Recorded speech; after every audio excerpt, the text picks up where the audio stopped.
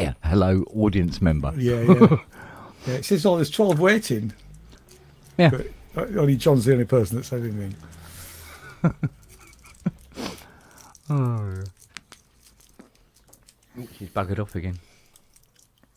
She realised she wasn't going to get any. Well, she might have done. Oh no, hang on, she's back. Hello, missus. What's this he saying about? Huskies. Mm.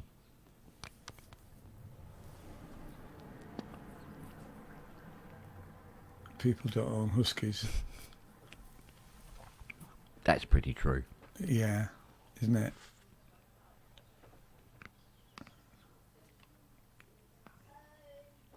Although, to be honest, I think Charlie's the exception to the rule. Charlie, because Charlie's so cool, he's asleep Yeah, most of the time. he's ridiculous, isn't he? Yeah, he's amazing. If he wants something, he goes, oh. You go, what do you want? Oh, But he took his time coming to meet me, didn't he? Yeah, Bless him. yeah. He's the most reserved dog I've ever known. Yeah. What are you doing? Lily? Lily, come out of there. She's already bitten through my headphone extension cable. Oh, nice one. I used to have a cat that would do that. It would sit. It would sit underneath the telly, right? Quiet as a mouse. The cat's quiet as a mouse.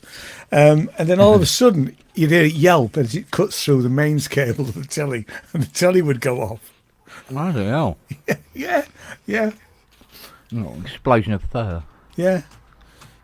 She did, so that was always. She did it 2 or 3 times. Not always with the telly. Once it was the video recorder. Oh, there's Matt. Ah, hi Matt. Lovely glasses. Can't read the chat. That's better. I still can't read the chat. Hey up, Dave. Hey, Hi, Tracker. White dude. We can't help it. Yeah, no. I'm a quarter Irish. Does that count? I'm half Irish, so yeah. So it There should we count, are, shouldn't it? Yeah, it should do. But we are still, let's face it, the elitist Oh God. mafia, synth mafia, aren't we? Yeah, synth mafia. Yeah.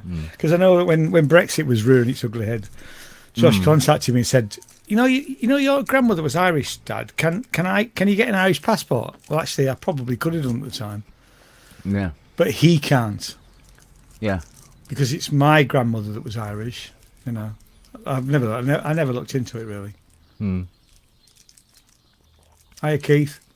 I'm Marky. Trouble is, it still doesn't get you free Guinness, so No, won't worry about it. no. I haven't drunk Guinness for years. Actually, last time I probably had Guinness. No, last time I had Guinness when I came back from Dublin. And went, what's this? What's this shite? This is what I've been drinking for the last 2 weeks. Doesn't taste anything like it.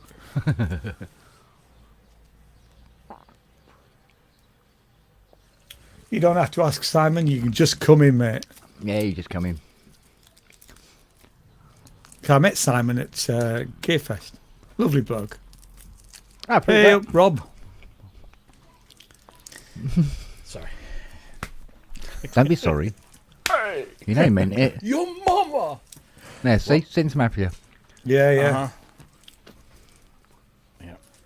I've already been compared to Joe Pesci today. So. Well, if the shoe fits. Why is he ugly as well then? Yeah. Oh. Very. Oh, I did mine yesterday. I'm supposed to be working. It's a big day tomorrow. Simon's naked. Yeah. No, we're all naked, mate. From the bottom Under our down. clothes. That's true. I'm almost quite literally naked, apart from this, which I've only just put on for you. It's warm, and I'm not complaining. I like Oh, it yeah. warm. I am. I'm very complaining. It wags. Got into a lot of trouble today. How's your Yeah, leg, look- Simon? By the way, sorry. No, I was talking to Simon. This one, know how his leg is. Wasn't pretty. Last time I saw it. Why does he normally have pretty legs? I don't know. The first time I saw it. The first time I met. Ah. This is Simon who donated monitors, stands. Simon. Yeah. Apparently had a, I think it was a motorbike accident, wasn't it? I was talking about that. Yes, I remember now. He was talking because we had a good old natter at Gearfest. And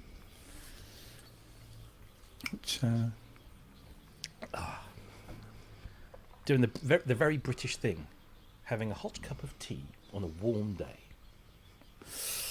why not? It's actually a very sensible thing. Cucumber to do. sandwiches? Yes. Yeah. Well, no, it makes you sweat, doesn't it? And that Yeah. cools you off.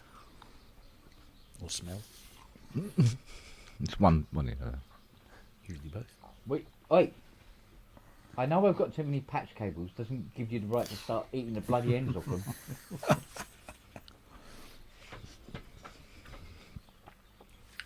This is a trend, I think, now. Yeah. I come upstairs and little one wants to come up with me. Oh, yeah. To be with Daddy. The big little one. The big little one. You want to come up and say hi? Do you? Come on. Come here. Come on, you know what that means. Come on. Come on. Come on. You know what to do. Come on then. You perform.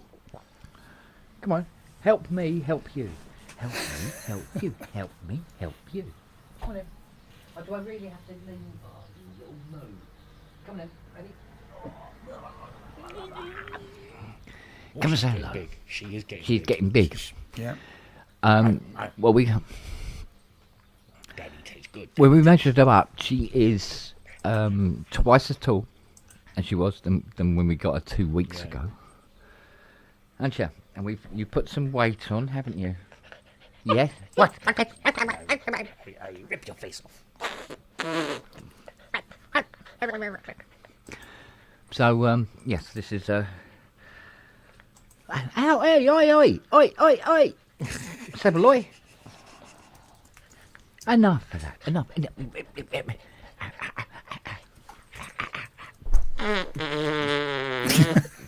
No wonder she Yeah. sounds like a duck.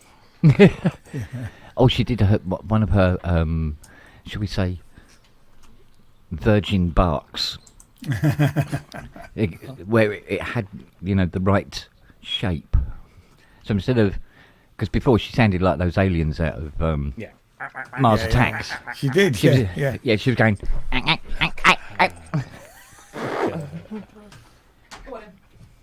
Cool.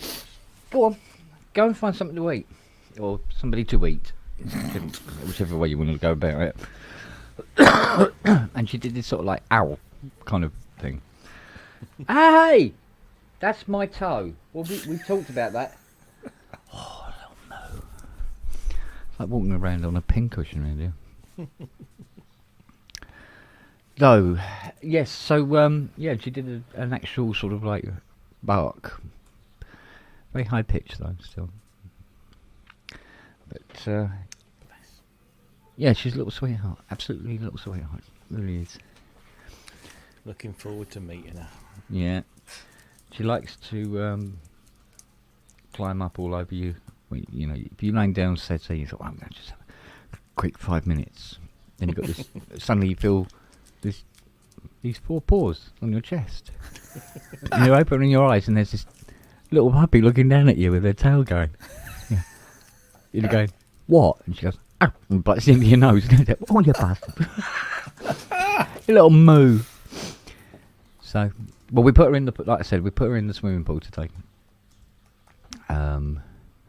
And taught her how to swim, which is quite easy actually. Got plop, and off she went.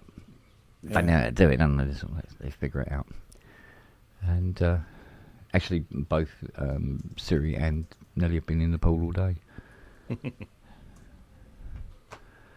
Oh man! It took, I think, 3 hours to set up that swimming pool. And then it was like, Fiona, what? Where's the big bag of glass filters? Oh, is it in the shed? No, I've looked in the shed. Garage. Yeah, maybe. Yeah. Is it under the stairs? I don't know. I'll have a look. Yeah, all right, got it. Where is the pump? Where's the pump? Oh, I don't know. Wasn't it with the pool? No, it wasn't with the pool. Otherwise, they wouldn't be asking where the fucking pump was, would I? Kind of scenario. And after 3 hours and several small skirmishes in the kitchen, we got it built. Except we couldn't remember how to put it back together. You know, sort of like, pole A goes into pole A, which goes into pole A, but pole C and D go on the ends. So, and I forgot to put little ring things in for the because instead of having just a leg in each corner, there's 2 legs either side in the centre as well. Because it's 10 by 6. Yeah. So most of the garden is now swimming pool for dogs. I haven't been in it myself yet. Does Matt know he's logged in under Hayley's account? Yeah. Yeah. Yeah, it's on Hayley's Lappy. Because I was thinking, hello, Totty, and then realised who it was. Well, you're going to brush your hair, haven't you? Yeah, I was going to make myself look a bit nice. Put more clothes on. Yeah. I phoned up Ty this morning and do the usual thing where I say to him, where I go, fuck's sake, sit down and have a coffee, right? Every time. And he goes, no, actually, he says, I'm out. I went, oh, okay. He says, I'll call you back in a little while. I went, yeah, okay, cool.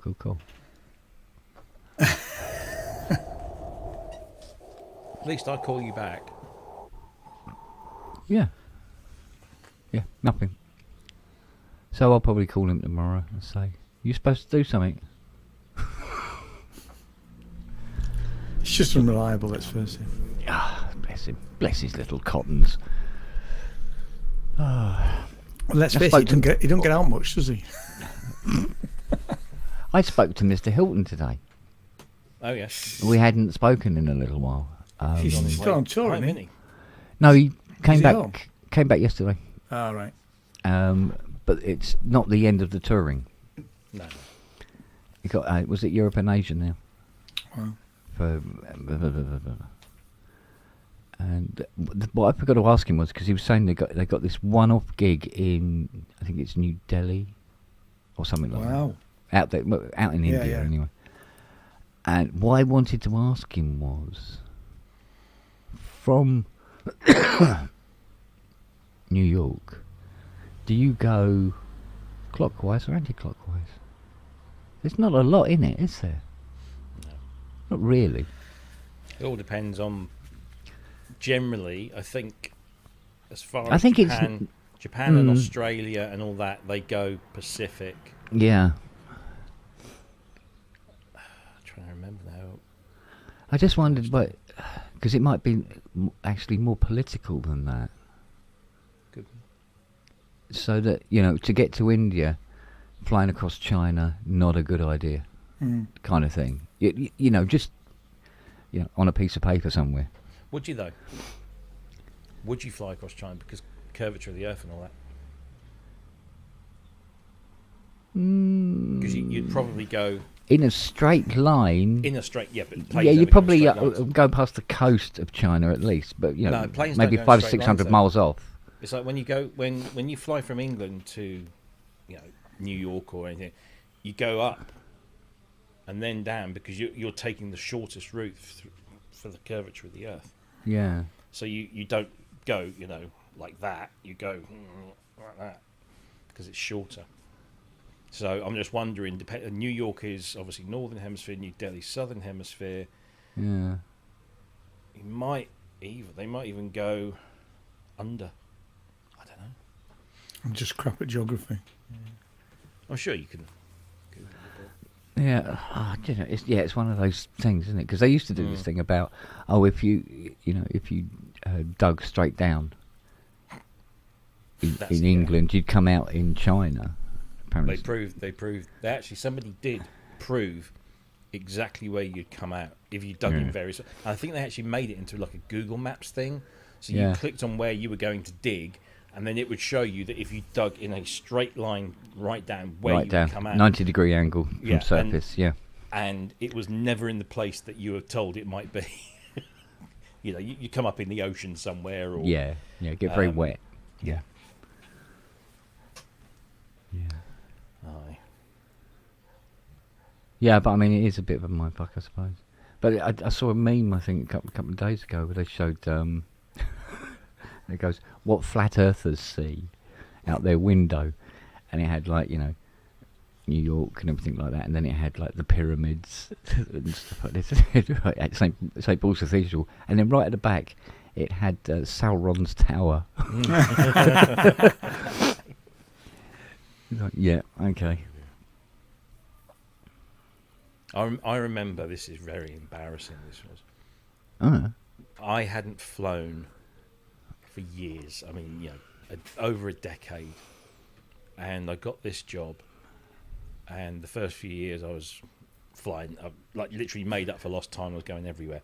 But my very first flight was to Bucharest. Okay. And I hadn't flown on a plane. I hadn't booked plane tickets. I think the last time I booked plane tickets, I had to do it by phone because the internet wasn't a thing for that kind of stuff at the time.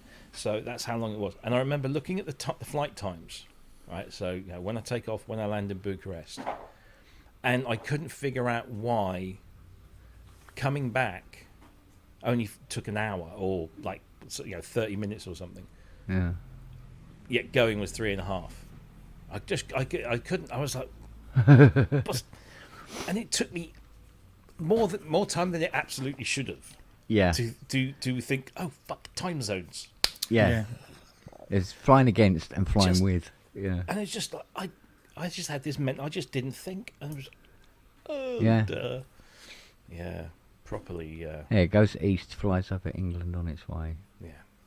Because they also like to do this thing, don't they, where the flight paths are over as much land as possible for emergency landings, just in case. I think it's like a 13-hour flight, I think Fiona said. She tends to know all this. She tends to know all this shit off by heart. What's New York to London? 8, you say? Yeah, it says 8 plus 6, I would have said. Yeah, it's about 13, 14. Yeah. Yeah.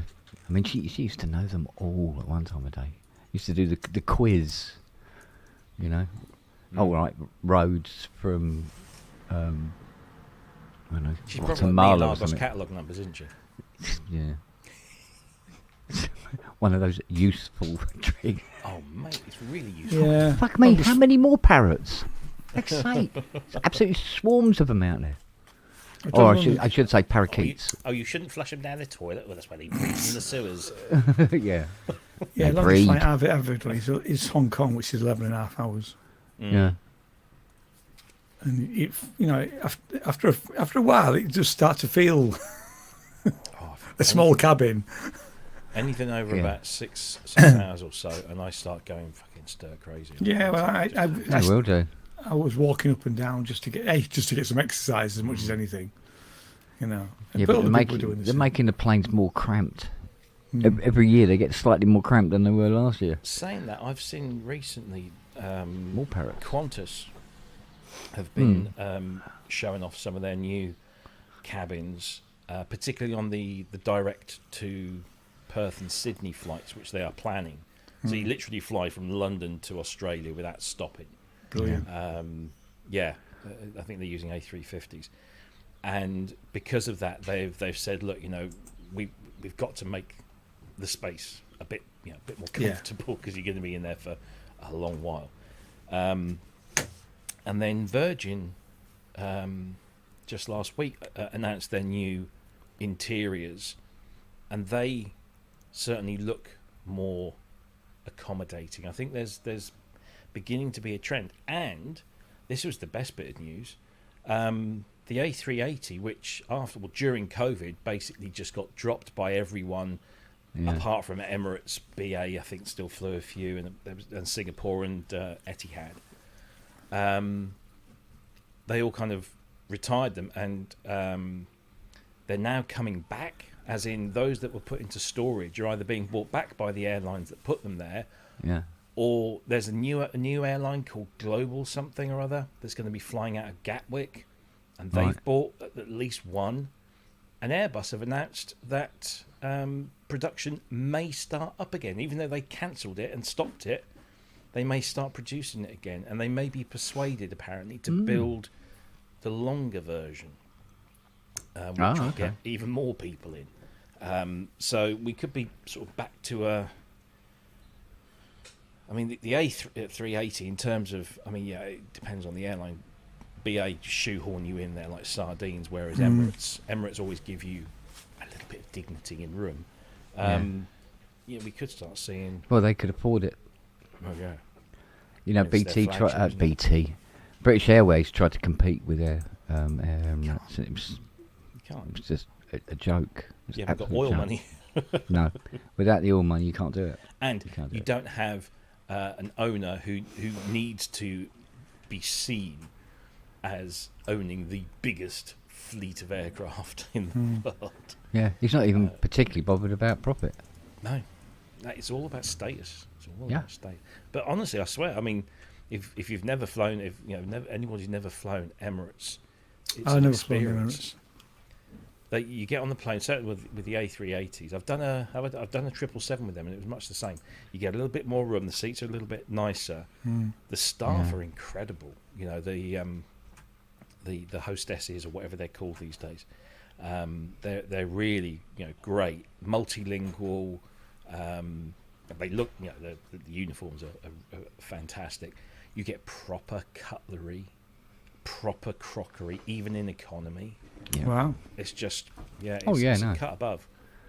Yeah, I've Hot flown towel, sir. Delta quite a few times, and there's I can't remember what the Dutch airline is that's really KLM. cheap. KLM. Oh, KLM, well, is it KLM, KLM? they're the flag carrier. the but flag they were carrier. really cheap. It might have been a derivative. Yeah. I mean, KLM has different brands. Like they have KLM City Hopper, KLM something or else. Yeah, it's coming back from. Was it? That might have been coming back from Hong Kong. Not Hong Kong. From New York. Yeah, I know it was a really cheap flight. Norwegian used to do. Norwegian. Sorry, I'm wrong. It's Norwegian. Yeah, they And do. because budget flights. there is nothing, you get nothing on the flight. So you take your water and you take your snacks with you.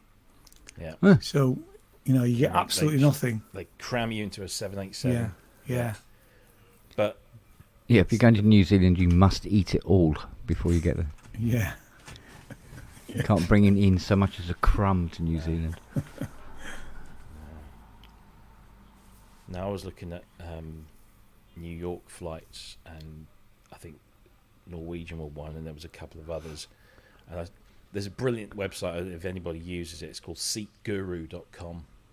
It's the best website in the world for air travelers because they have every flight, every airline, every flight, and every aircraft booked into the system. So all you have to do is put in the flight number or the airline and where you're going from, where you're going to, and when you're going, and they'll tell you exactly which aircraft. And obviously they can't get, it's not always spot on because No.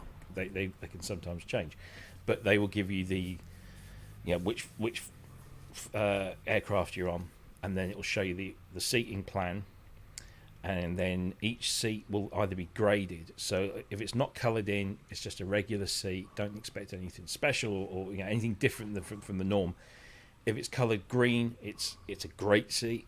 If it's coloured amber, it's going to be maybe restricted width or restricted legroom. If it's coloured red, then it's like avoid like the plague, and they're usually the ones right at the back where the seats don't recline, and it's right next to the toilets or something. Yeah. So I you was can see trying to get exactly. the seat by the door Yeah, it depends on the because plane. you got more leg room.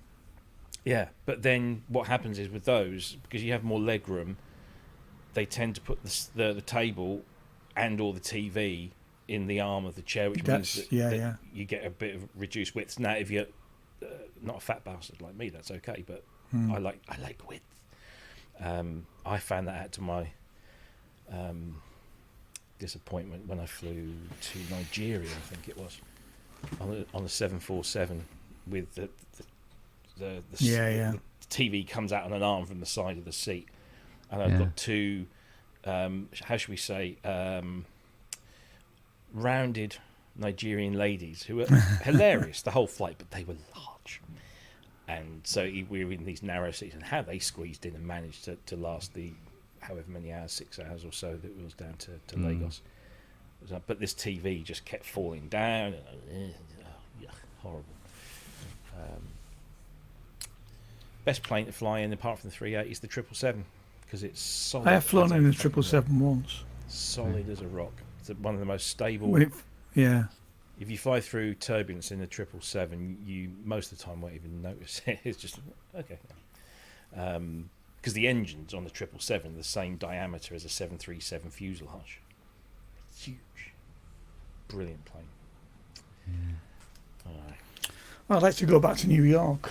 I'd like to Maybe go. depends who becomes president, I guess. I did say I wouldn't go back if Trump was president again. The last time I was there, Trump was there, and he didn't really.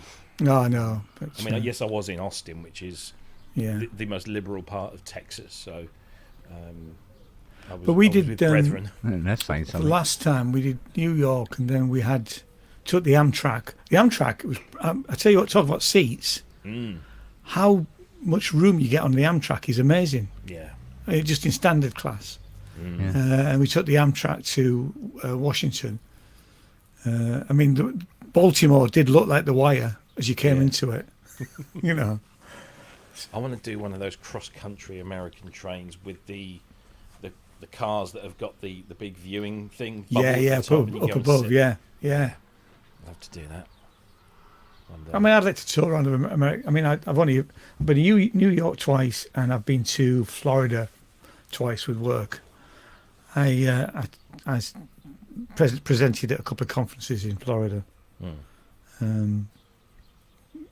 back in the day.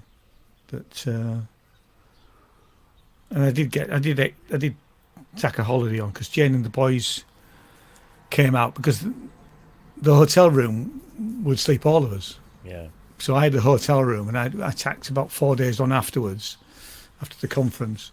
And it felt a bit, because when Jenny and the boys came out, it felt a bit crap me having to go to this conference about educational technology when they were by the pool or going off to Disneyland or whatever, you know. So, Yeah. yeah. Yeah, I wonder, you know where you got your Ian with a fringe on top? Yeah. Right. I'm thinking, right, obviously, you know, with the song Surrey with the fringe on top. It's just occurred to me, I wonder if they spell it the same way as the county I live in. No. My spelling is my strong point, being mildly dyslexic. Oh, yeah. But It's nobody's, don't worry. I don't know if it has the EY at the end or just Y. Well, I can tell you that Surrey Hills in Sydney is spelt without the E. I would have said it was IE. Because Surrey Hills here is, isn't it? Yeah, I guess. It's just whenever, because that's where Peter It's Surrey EY, apparently. Oh, so it is spelt the same. Yeah, song by Rodgers and Hammerstein. Yeah. Peter lives in Surrey Hills. Whenever I look at his address, I always look at it as Slurry Hills because there's no E. So my brain instantly reads it as Slurry. Yeah. Yes. Right, let's see if I can. Yeah, but I mean, America's hundreds of places named after places here, isn't it? I mean, Oh, God, yeah. Manchester, Liverpool, Yeah. Norwich, Norfolk even. I don't think they went as far as London. I don't think. Although I wouldn't be surprised if they're, up in the hills. I bet there is. Let's have a look. London, America. Yep. There City is. in Ohio Called London. called London. Well, I know that Wales ends in Yorkshire. Twinned with Coventry. Coventry. Oh, God, can you imagine? There's a London in Finland. There's a London on Christmas Island, and there's a London in Nigeria. We did get about. Got a minute. Yeah, New London,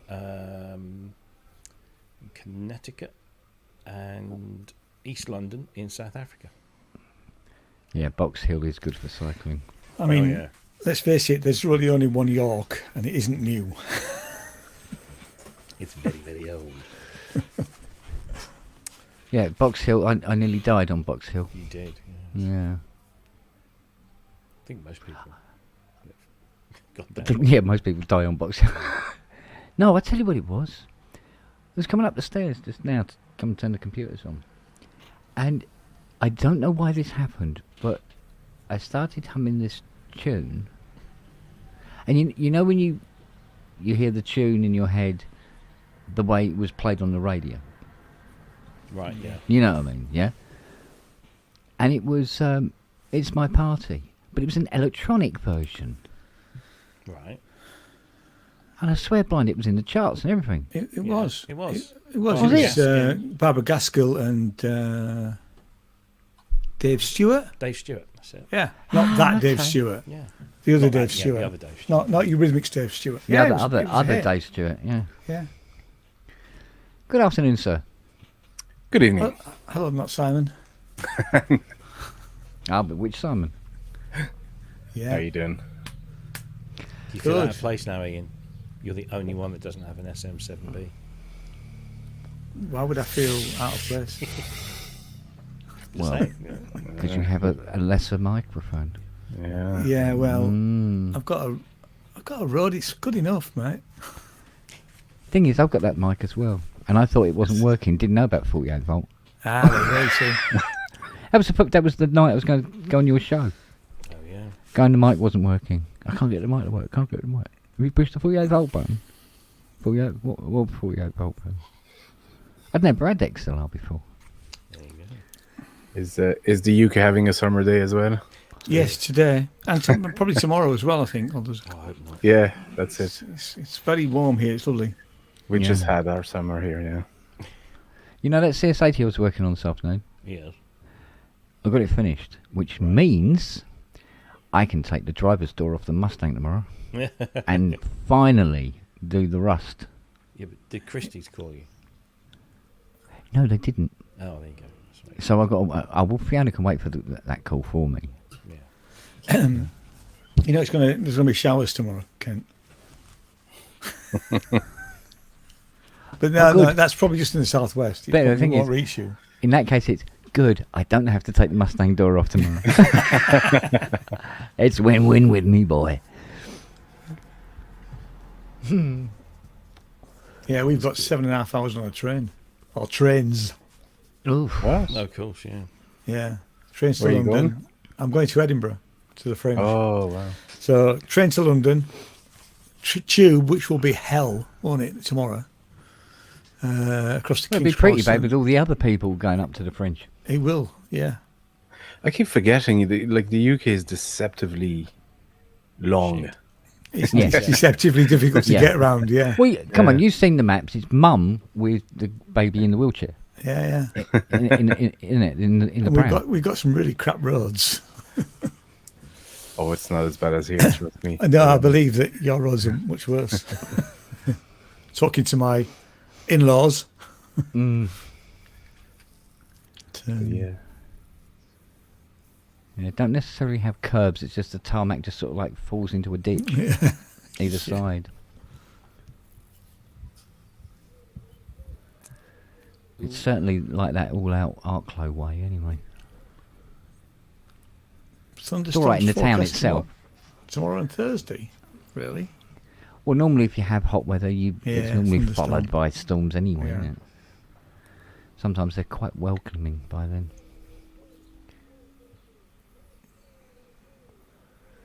Oh, Matt's home. Yes.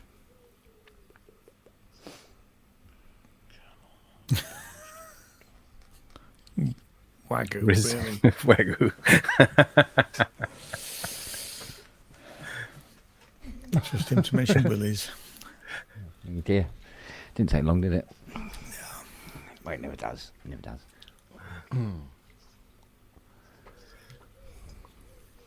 There's some sort of gesture or something I must do that turns that AI tracking on.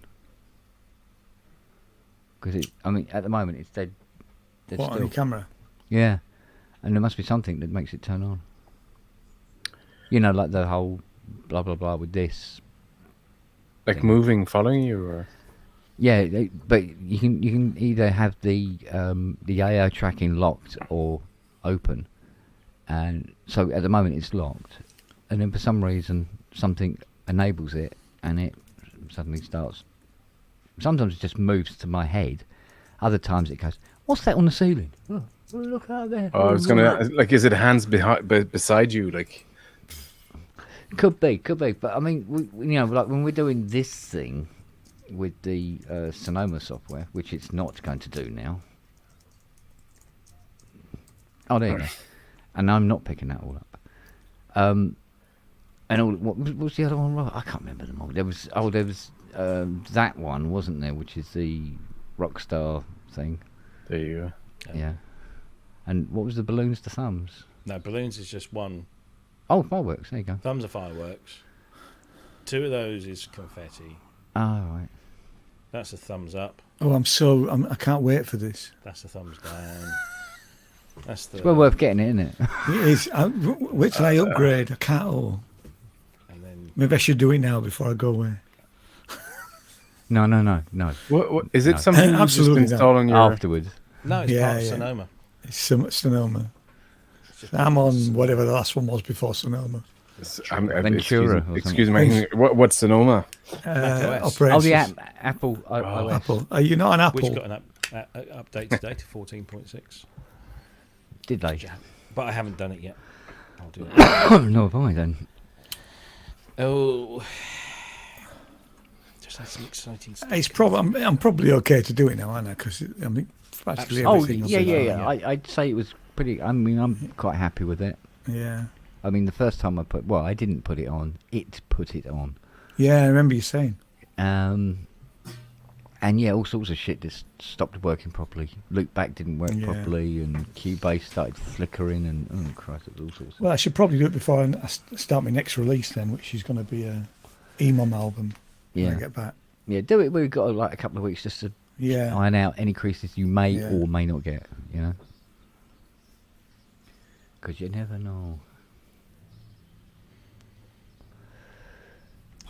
Right. What? Sorry. Did you get your security tag thingy done? Still wading through it. No, that won't be finished now. I've told myself that I will have it finished before I go on holiday. Okay. So I've got till the 24th or 23rd of August. So I've given myself plenty of time Right. to do that, and then I'll hand it over for them to review it, and I'll off for 2 weeks. Hey. So I'll have something to look forward to when I come back. No, it's at the moment I'm. Tomorrow's a big day, so I'm just making sure that everything's ready.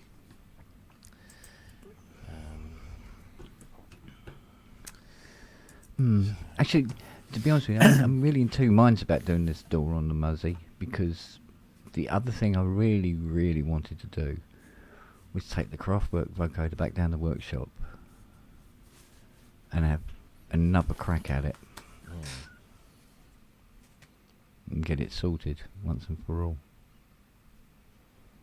That'd be cool.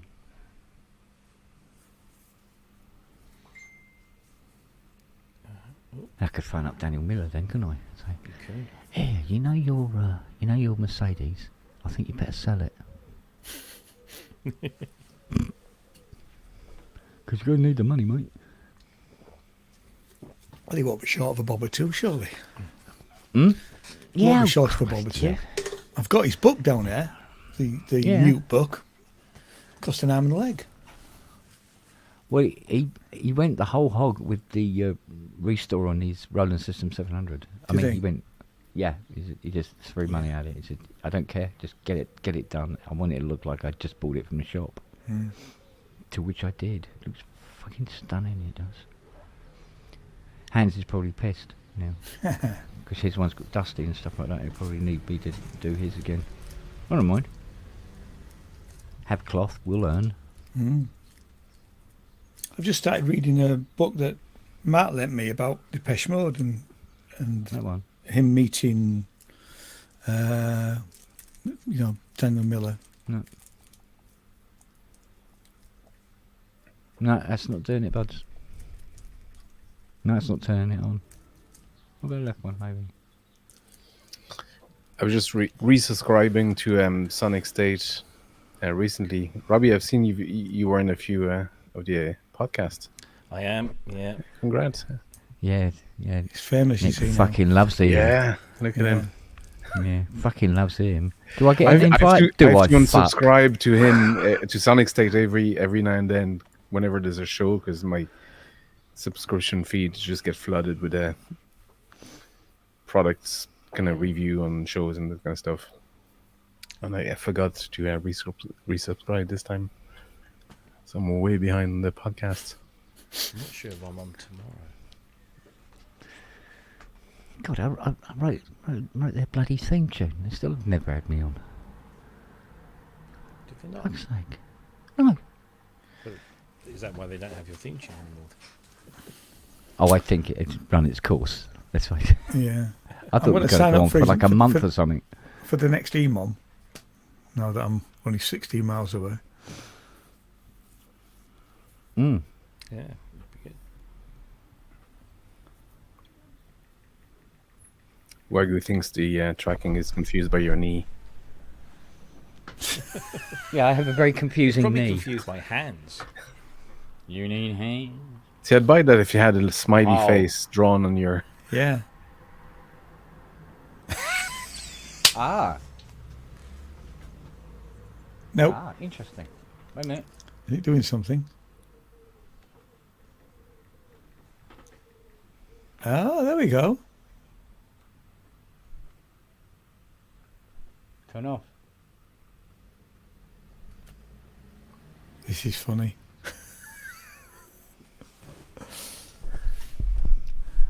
No.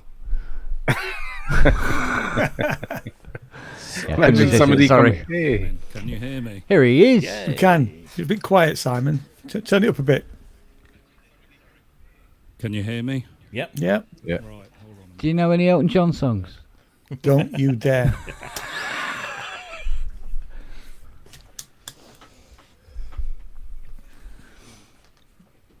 Right. Why can't I hear you guys? Good question. That's unfortunate. Or not. Yeah. Or not. Yeah, it did, Wags. There was something I did hear somewhere, and it Hear me came now? on. There you go. Yeah. We can Come still on with hear you, this Sam. hand. Yeah. I can't hear you. This hand. This hand does it. So therefore we can't tell you what to do. No. Strange. I But we can't hear can you. call you anything under the sun. Yeah. You know, the, I can. I've got you up on my phone now, but Audio. Don't talk That's about it. That'll be like 30 seconds delay. let's have a look. I've never seen more people having audio problems than audio people. This is I where know, people yeah. come to have Yeah, their I audio mean- problems. Yeah.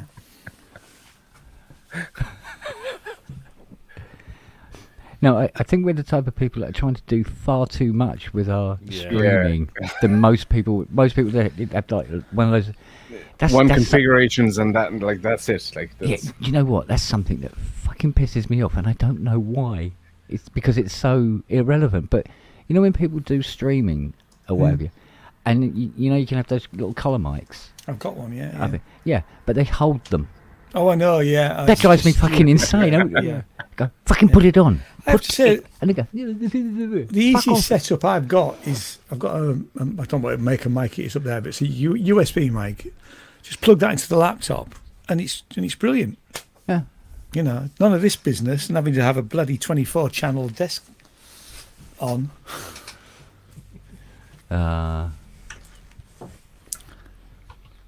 Yeah, imagine trying to get served in this pub. Yeah, we can never quite catch the barman's eye.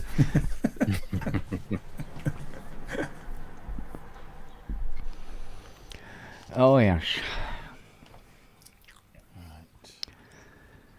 yeah, I get so much shit from my friends that are just like IT guys and whatever, like because their audio is set up for one thing, which is talking, and that's it. Yeah. Whenever I join a group chat with them, they always give me so much shit about being able to set up my audio because it's always wrong. Like there's always either the camera or I can't hear, or they can't hear me or something like that. Well, funny enough, one of the things that brought it up today was Fiona was watching the Olympics on BBC Two by about, I think, around about 4 o'clock or something like that. And the woman's sitting there in the plush room and everything like that. And she's got her little collar mic clipped on, but it wasn't turned on. And they were using a room mic. Oh yeah. God. And it was all echoey. And I was going, BBC, fucking hell, come on. Oh yeah. Well, you know when they're outside number 10 Downing Street, and there's something going on because if they've got some protesters down the end of the road blaring music, ITV have always got better mics than BBC. Yeah. So they're using proper close mics. It used to be the other way around. Mm. The BBC used to be the standard that people would actually try to aspire to. Now it's like, Yeah. oh no. Well, it's all these cuts, isn't it? Wow. Yeah, but can you imagine BBC with ads? Well, but we've already got BBC with ads. Yeah, I know, but I mean, I know they're in between programmes, but I'm sick to death of seeing BBC's own ads. yeah, You know. And let's not get onto the license fee thing because that's a debate in our house. I want to not pay it, and Jen insists on paying it. I still remember when it was 39 pence. Mm-hmm. And how much was a radio license? Oh God, my nan used to tell me that. Yeah, Nan told me I think it was a shilling. Wasn't very Shilling much a year was or it? something. Yeah. Yeah, it's better. Which was what, like 2.5p, 2.5p a year. And had some great programming for that 2.5p a year. There was a big scandal here in Ireland. I think it was last year because the salaries of some of the presenters was leaked out. Oh yeah. Public television, yeah, and Gary Lineker is the most expensive talent on the BBC, isn't he? He gets millions. Because there was something, because they brought the figures out, was it last week or week before? And was it 250,000 people have already stopped paying the licence fee? It might be 100,000, at least 100,000. But a massive amount of people in the last year have ditched it. Yeah. Right. It's funny because here I regularly get people calling over to collect or just inspect that we're paying the fee or whatever. Yeah. We don't have a TV, so every time we have to go to this whole charade of just telling them I don't have a TV. Like we don't watch it, we don't need to pay it. Once every 2 years that happens, and they can't understand why we don't have a TV. It's like the complete disbelief of just going, but what do you do? Yeah, there are other things. Yeah. There's times when I've not had a TV before I was married. Yeah. I have to say I didn't miss it when I didn't have one. Yeah. Now we've got a TV you can't miss. Mm. The lips are moving, Simon, but we hear nothing. Oh.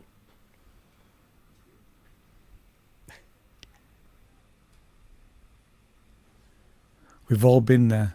Oh, he's muted at the moment. Oh, hang on. Yeah, hang on. Yeah. Hang on. What about now? There you Yeah, go. you're muted. Yay. At last. Can you hear us? Yeah, Well, I we've got can an hear you. echo. Oh, yeah. Echo. You've got Coming some, through, you must have some speakers on. no, that's internal echo. Oh, is it? Yeah. Book Club Man.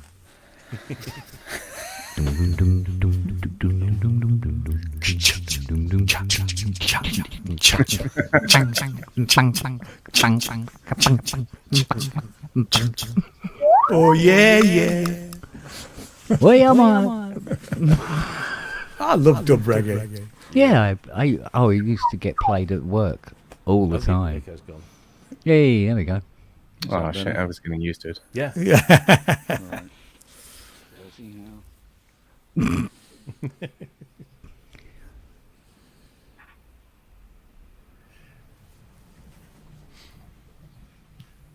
Don't touch anything.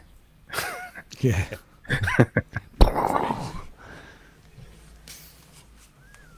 Excuse me.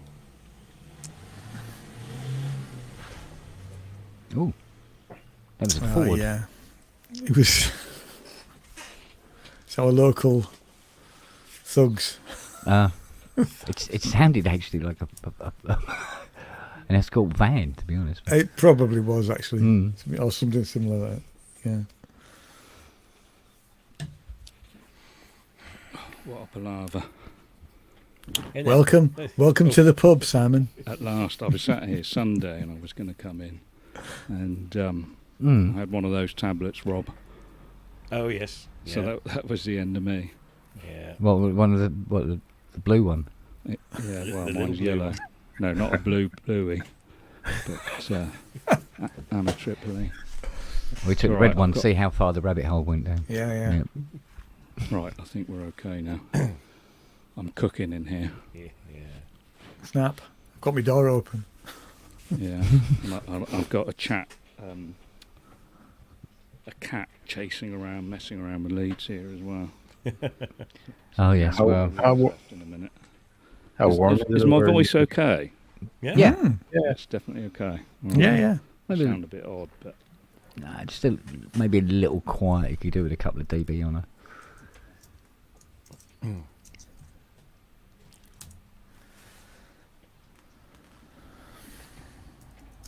I've got audio interfaces all over the place here, so it made life very difficult.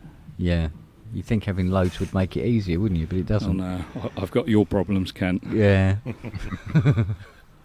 daren't Yeah. unplug anything. yeah. That'd be the last time I see it working. Yeah. Fantastic. So, how's the new Labour vote going for you now, Robbie? How's the what? Sorry. Just the GMC films. How's the new Labour vote going for you now, Robbie? How's the new Labour vote going for me now?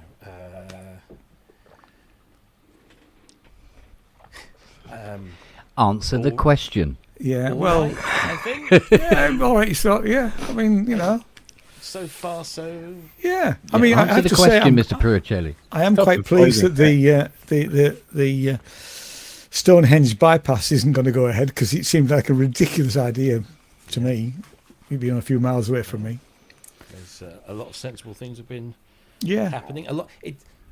One of the best things is seeing sensible people talking about these things in, at the dispatch box, shall we say, and just Yeah, yeah. hearing common sense for Yeah, once. I and completely not agree with you.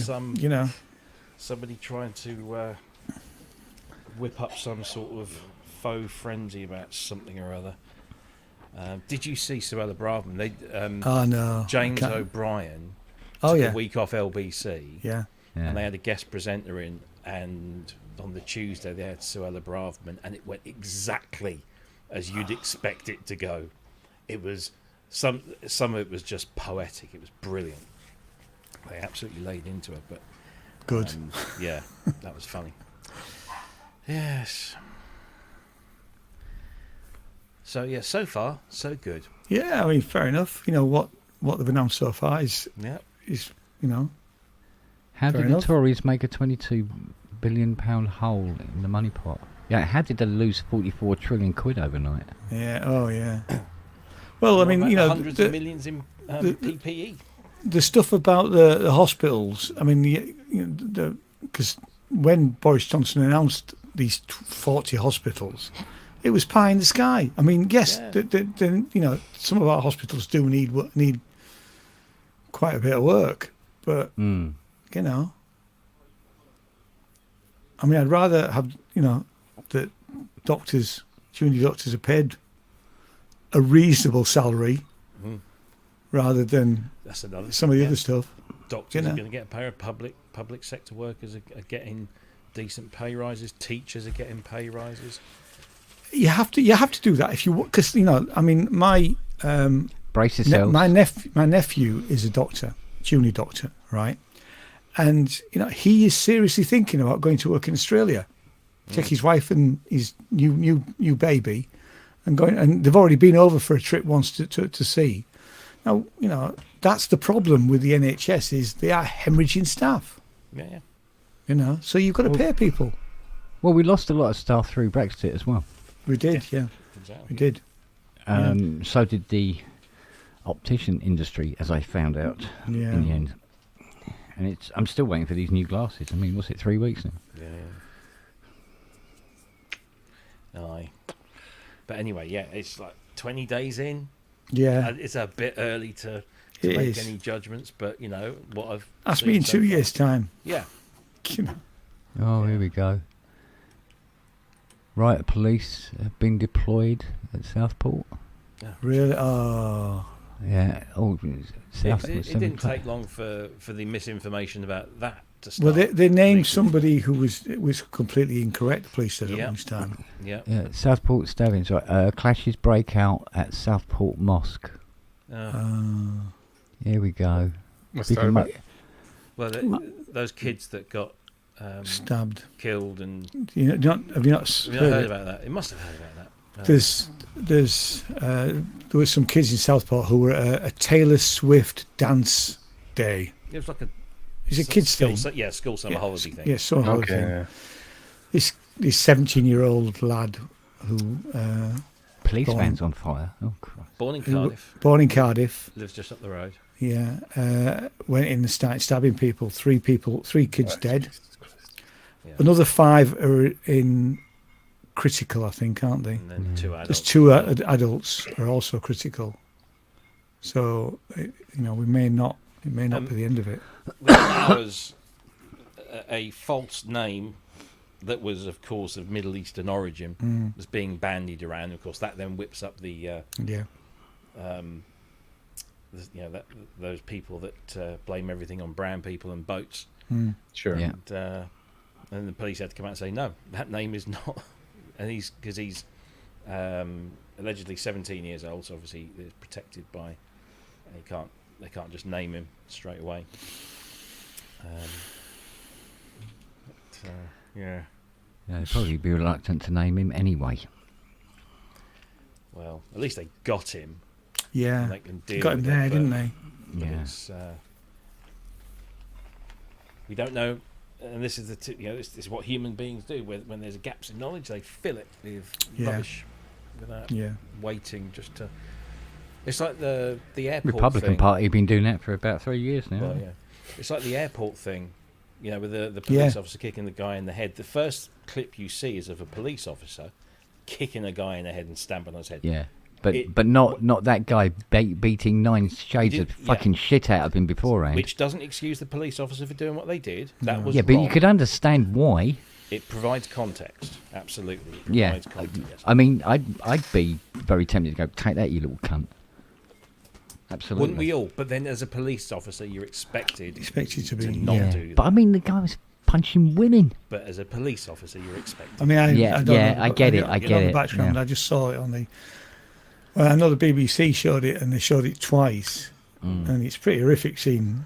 When I saw it later on the ITV, at least they blocked out the actual blow. Yeah. It's also easy to forget how much shit the police has to go through on a Yeah. daily basis. Absolutely. Well, they have to do their policing with their hands hands tied behind their back, don't they? They Yeah. do. They constantly got their hands tied behind their back. Yeah, You it's a know. tough one. Yeah. There was no good thing about that. No No, right no, thing no. about that situation whatsoever. On all sides, it was. Yeah, It shouldn't. It shouldn't have happened. And there are guilty parties on both sides. And Yeah. As Andy Burnham rightly said early on, he said, "We need to wait. We need to wait until we've got the whole picture. We need to let the investigations happen."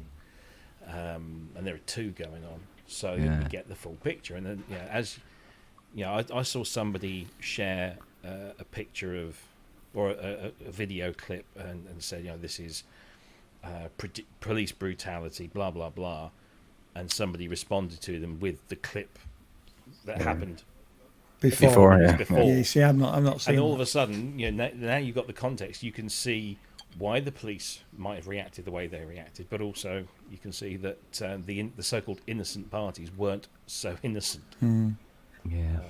Because their lawyer, who apparently is, I don't know what this is nowadays, a TikTok lawyer. Apparently he's very popular on TikTok with all of his stuff. He's a friend of mine. Yeah, he represents. Yeah, And here he is. you TikTok superstars. He, I know. he came out. He was A colleague. representing them. The day that clip came out of what happened before the bits we'd seen, he dropped the case like a lead weight. Yeah. He steps away from it. He came out with some reason that wasn't quite saying that it was because of that video, but it was obvious that what he'd been saying for the last 24, 48 hours was incorrect. You know, he was saying my clients are completely innocent. Well, I'm sorry, mate, they weren't. Not to excuse the actions of course not, police, no, which but were yeah, completely disproportionate, but understandable. Blah blah blah. Yes, winter fuel payments ended. No, winter fuel payments have been ended for certain pensioners who, in many If you get cases, pension credit, then you still get them. Yeah. exactly. Some pensioners have had their winter fuel payments stopped Me, because they can afford it. I can afford it. There you go. You know. And so there you go. Back to you, GMC Films, before you get your ass banned. Well, you don't want the Conservatives back in, do you? And can you stop shouting? Yeah. What? Writing capitals all the time. It's hard to reading capitals. Speak up, Ian. Can't hear you. There's a consequence of the Labour Sorry. government. Everybody's had the caps lock put on. Yeah. Oh dear. Fix your keyboard. Fix your keyboard. Good man, Matt. You tell him that. Or her. Booklet is a kind of alien technology to me. It is to me. I try. It's funny you should say that. Yeah. Was it a Apparently, booklet? Robert gave Brooksy a Booklet tutorial at Gearfest. I should have gone with him because I would have gone a Booklet. And Bukaki tour. I could have been. I couldn't make a noise out of the Booklet when I tried it at the London That's the Synth one show. thing it is easy to do on the Booklet is make a lot of noise. You just can't put music on You'd it. be surprised. You'd be surprised. I'm looking forward to trying out this this Booklet 700. Yes. Yeah, you're saying. I just sort of walked away and felt stupid. No, don't. No, don't. No, they are. They are. I know they are. And They I am were designed interested. by. They're mad keyboards that were literally designed by a guy who was really Off his tits. out there. Oh God, he was. Yeah, Don Buchler Oh was. yeah, he was Yeah, yeah, like, you know, I'm a bubble yeah. kind of thing, you know. But it's it was so it was weird because the guy contacted me and had asked me if I could look at something for him, and it was this Booklet 700.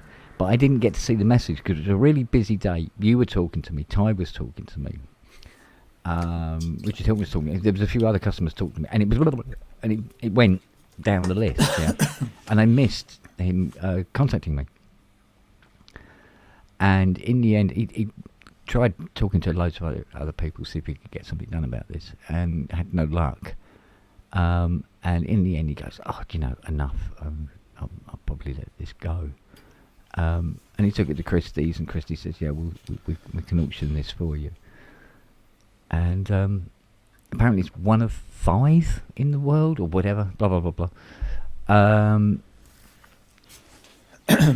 And it's got this little problem, and the woman at Christie's turned around and says, "Oh, have you tried Kent Spong?"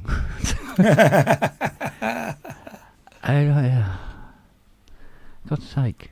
So that's probably because of that piano.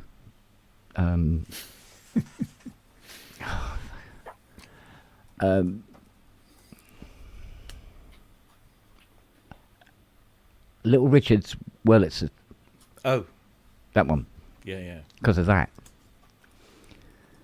and probably a couple of other things. Probably, I don't know, but anyway, so he contacted me again, but I saw the message this time because it wasn't a busy day. And he goes, "Yeah, it's a Booklet 700." And I'm going, Why me? What did I do wrong? Please tell me No, what it's did I what do you do wrong. right. Yeah, yeah. Do you know? I was been repairing this morning, right? Mm. A Novation K station. Oh Jesus! K station. Yeah, Bloody hell. yeah. And it had flickering display, wouldn't play any sounds, overheating. I've got to get a new slider for it. They're 5K sliders. I think we won't find one of them very easily. And bits and pieces like that.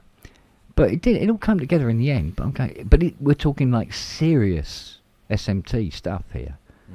Okay, I remember the day when I used to, we'd be repairing Moog C3s and 55s and System 700s. What happened? I'll tell you what happened. Fucking Brexit happened. Yeah. Fuckers. Let's leave the second biggest market on the planet. Yeah, that seems like a fucking good idea. Let's do that. What could possibly go wrong? Wanks. And I say it openly. Wanks. It's getting very political tonight, isn't it? Yeah, why not? Oh, no. Let's have something a bit more light-hearted. Somebody show their willy. Yeah. Now, I have a cousin called Willie. I'll have you know. I must admit, Ian did stand up very, very quickly then, didn't he? He's running. He's Gone to get his Willie. There was only about half a nanosecond between me saying E and him standing. What? Oh, opportunity. Oy vey. Oh, you got the K Station rack. Do you know what? I actually quite liked the sound of it. I thought it was really clever. Nice little sounding thing. Unfortunately, the really unfortunate thing about it is the volume doesn't work. It's on full blast and you can't do anything about it. So every time I'm trying to test it, it's sort of like everybody in the fucking road knows I'm testing it. It's like really, really, really loud.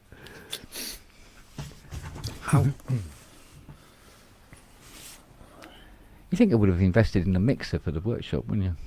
Instead of going directly into powered speakers. Yeah. It's just like direct into powered You JBLs. could buy a Behringer mixer for about 30 quid. How That'd do dare the you, job. sir? I've got one down here. How dare you, sir? No, I did have a little mixer knocking around. Actually, think of it. I've got two over there. I'm Why going to don't say, one of you them? must, I mean, could be in the garage, could be in the workshop, could definitely be in the attic. Yeah. What isn't in the attic, Ian? no, Come on. There's everything in your attic, matey. Yeah, we were rooting around, weren't we? And You were. I go, here, Ian. Yeah, do you want a desk stand that holds 3 monitors? No, I'm all right, mate. Well, what about one that holds 2? No, it's cool. Yeah. How about 12 WIDI buds? Yeah, all right. Yeah. There you And go. then I left him.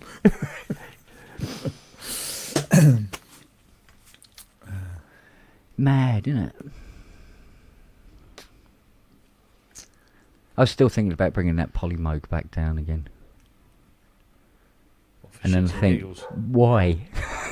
Why would I want to do that? Oh, God, Nellie's kicking off. So look, it's probably something like a bird is flying by. Yeah, absolutely fucking nothing out there at all. Is that the new pup? No, she goes, "Ang, ang." She's That's what like she a does. Martian. She's Yeah. a Sounds Martian. like Yeah. Mars attacks. In fact, was it yesterday morning? I come down, bless her little cottons, because she now knows there's sausage, little, pigs in blankets treats available in the mornings now. And I come down the stairs and she's all like, yeah. Like that. And she's in the kitchen and she's there and she went "Ah, ah," like that at me. Right, and I've gone, why can't we all just live together? Yeah. And she's there, but when she's learnt that to sit when I give her her treat, always sits first. Which she watches the others do it as well. It does help, let's face it. But Yeah. but I mean, she's what? Was she 11, 12 weeks now? Something like that, yeah. Suddenly, she's not exactly old. Our dog, after she's 2 now, Yeah. just over 2, and for some reason now she's barking at every noise she hears. I don't know why. Like she's got a very she's sort of a dog. anxious about noises. Yeah. Yeah. No, she was fine before, but now like anything she literally run behind me or Fiona and just start barking. Yeah.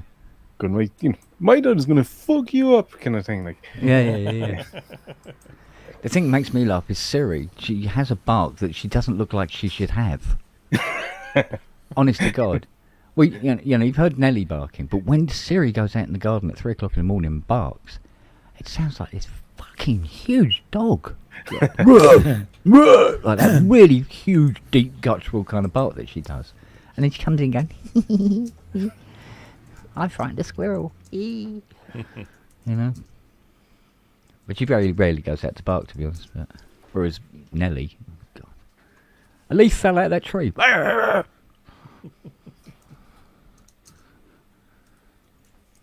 Hello, we were just talking about you, darling. Come here. Hello, my lovey. How are you? Hello, my baby girl. Have you brought? Oh, you brought your friend with you. Hello, little one. Come on, come say hi again.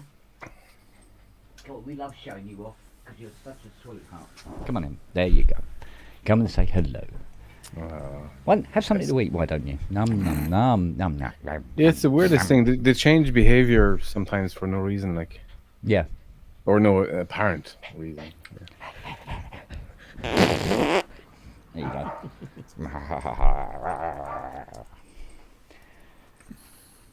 There's barking going on down there. Do you want to go and find out? Okay. Nice landing.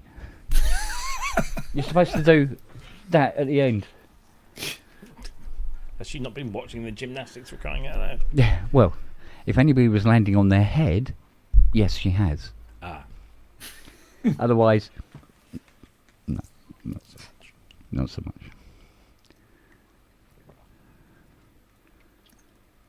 No, I think what was Fiona was watching these gymnastics, like, it just made me laugh. The where they're doing all these incredibles, like on the bar, doing these rolls, and then there's this thing where they stand on one foot, stick one leg out, and then spin round 3 times. They've got perfect balance and all this, but it's all this transitions. yeah, all this business in between, and go, no, just concentrate on what you're fucking doing, woman. What's all this bollocks? But Mental. yeah, no, it was good. It was good. Did you see? It was the Chinese men's gymnastic team. Where they do rotations, so they do different. Yeah. There's one person does asymmetrical bars or whatever they call these. Another one does the pommel horse and the Chinese. I can't remember what. I think he was doing one of the bars, and he messed up bad. I mean, it's horrible to see anyway, but what was really horrible to see was when he came away from, he finished his routine. It was horrible. It had gone so wrong. All of his teammates basically shunned him. What? Wow. Yeah. That's a bit iffy, isn't it? It was just like you've lost us the gold medal, or more to the point, probably more accurate. Lads, next week we're in the salt mines because we failed. Yeah. Our supreme leader. Disgrace to our country. Yeah. Great So, bunch of lads. Yeah. Yeah. It was horrible. Really horrible. Yeah. It's like that little video clip I put up on my Facebook, wasn't it, of the guy running at the horse. Do you remember that one? Where it's But then that bloke's just running at this bolting horse, full tilt, and just straight into the front of it. I thought you meant a horse, as in Oh, with as four a- legs as a- and goes As a nay, nay, and thrice nay. and thrice. Yeah. Although they don't say that. I don't watch the Olympics. Although I may watch the Paralympics. I watched the BMXing, freestyle BMXing. Where Is that really an Olympic sport though? it is? Oh It is yeah, now. since the Tokyo Olympics, I think. Oh, I know it is. I'm just being Yeah, provocative. I know what you mean. We're running out of sports. What else have we Yeah, got? yeah. Yeah. Skateboarding. Penny rolling. Yeah. How come- Surfing is. Yeah. Surfing, yeah. I watched the Is squashing yet? Because for a long time, squash wasn't a sport in the Olympics, which always seemed daft to me. Free running would be interesting. Yes, was it yesterday? The skateboarding was on, and I was expecting to watch the contestants or the competitors or whatever you want to call them going around a proper skateboard course with all the different things, or even just in a half pipe doing all the stuff. No, they were just going off very casually and then just doing one trick, and that was it. So it's a bit like the Wii then, when you go on a skateboard on the Wii. Yeah, it was just like, I'll do this 720 ollie or whatever they're called. I don't know. Sorry, Ollie. But I do this thing, and I was like, oh, okay, well, that's impressive in its own way. But it was like 3-4 seconds of. I want more. I felt very, very undersold. Well, apparently Britain have qualified first place in the BMX freestyling. Oh yeah, if it's the women's, she's no, the men's. Men's. Well, I say men's, but most of them look like kids. Honest to God. The girl that won it last time at Tokyo. She was British, wasn't she? Yeah, she's British. English. And she was completely unfunded. She had to fund herself entirely, and she won it. And now, of course, good on her. She's got the sponsorships and stuff. Yeah, so, typical. Yeah, innit? Yeah, comes from Britain. Got to sponsor herself. But I mean, at the women's gymnastics tonight, though, it was almost, does Paris have a Little America in it? There were loads of Americans there cheering them on. Probably a lot from the bases. Yeah, maybe. Or because the French hadn't qualified, they sort of like, we'll cheer the Americans on. Okay. Not the English. Or the German. It's a bit of a non-goal when there's so much pollution in the Seine that you can't actually. Yeah, they couldn't do it, could they? No. Too much shit in the water. There was so much shit in the water, but they were able to have a horse run up it. That was painful. That was painfully slow. It was just like, Do you know what I was waiting for? 20 seconds. I tell you what, I'm such a naughty boy. I was waiting for one of those legs to fail, just be dragging like this, just swinging like this while the other three were still going. Did you see there was some bits, some windows in buildings with Marie Antoinette, and the head was here under the arm, and she was singing, and there was a massive. Well, I say massive. There was a little sort of Twitter storm apparently. Of all of the these people that are saying, I told you the Satanists are in charge. They're having headless people singing. Did you not read history? Oh no, you're in America. You don't have history books in your classes anymore. But they thought it was a headless person singing. But they thought it was symbolic of Satanism. For fuck's sake! It was somebody was ranting on Twitter about, not on Twitter, on Facebook, I think it was. About I never watched the opening ceremony. Jane watched it, but apparently there was some DJ decks at some point that weren't plugged in. Oh, almost certainly, yeah. They never are. Apparently, I think I've said this before. There was Fatboy Slim got called out recently for doing something, and they checked and the stuff wasn't plugged in. Wasn't plugged in. Or certainly audio cables weren't plugged in, and they said it's absolutely commonplace because you can't sync the lights and the pyros and everything to what's being. You have to have a pre. So it's just karaoke then. So it is. It's essentially. It's not even that. It's just like press play and off you go. Yeah. But it's the only way that you can accurately sync. And then, But how is that a surprise? It's not a surprise. Exactly. But people were, shocked. There you go. That's your head. Most YouTubers have better equipment than the BBC. We do. Yeah, I'd get gold. I'd get gold at that. Motor industry, mate. I've had all the training I need. I really should be doing this when I talk to you guys. Because I'll end up doing something really bad. I'll end up making putting in something somebody has said into the text. Yeah. Or pressing the wrong button and leaking something. Yeah. Again. All right. All right. Again. Go Everyone on, has- Rob. You can everyone's tell us. permitted Nobody's one leak. watching. Yeah. Dear oh dear. Set features. Lovely job. So I've just got a picture of Alicia Keys on my desktop at the moment, and it's very nice Why? because What sort of doors does it open? there's a new contact library called Alicia's Electric Keys, which is the follow-up to the equally stunningly titled Alicia's Keys, because her name is Alicia Keys. Yeah. It's a lovely piano, mate.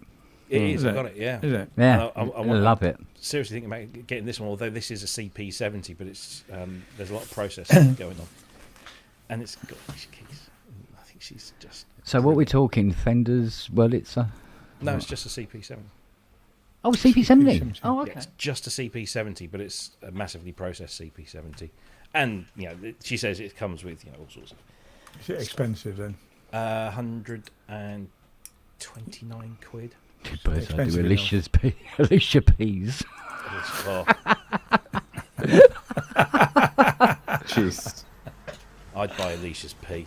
Oh, peas. Sorry. Robbie, Oh, Robbie, Behave. Robbie. Do you know what? It's sort of like, I'm going in. You can't help yourself, mate, can you?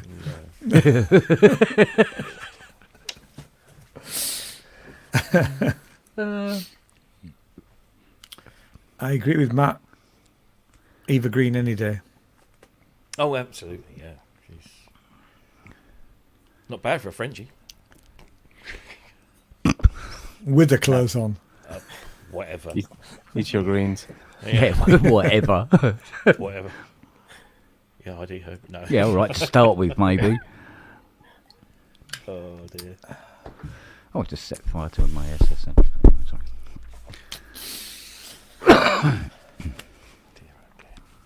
I watched Bullet Train last night. Good, man. Is it first time you've seen Any it? good? Yeah, it is. It is good. I've Yeah. been meaning to Stupidly watch it good. for ages, yeah.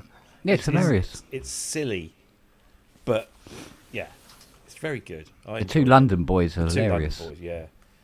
Aaron Taylor Green and I forget the name of the other guy. But yeah, even Brad Pitt is quite good in it. Okay, I need Yeah, to but watch it. I see, have that check queued in out- to watch with Fiona, but yeah. Yeah, but check out that Boy Kills World.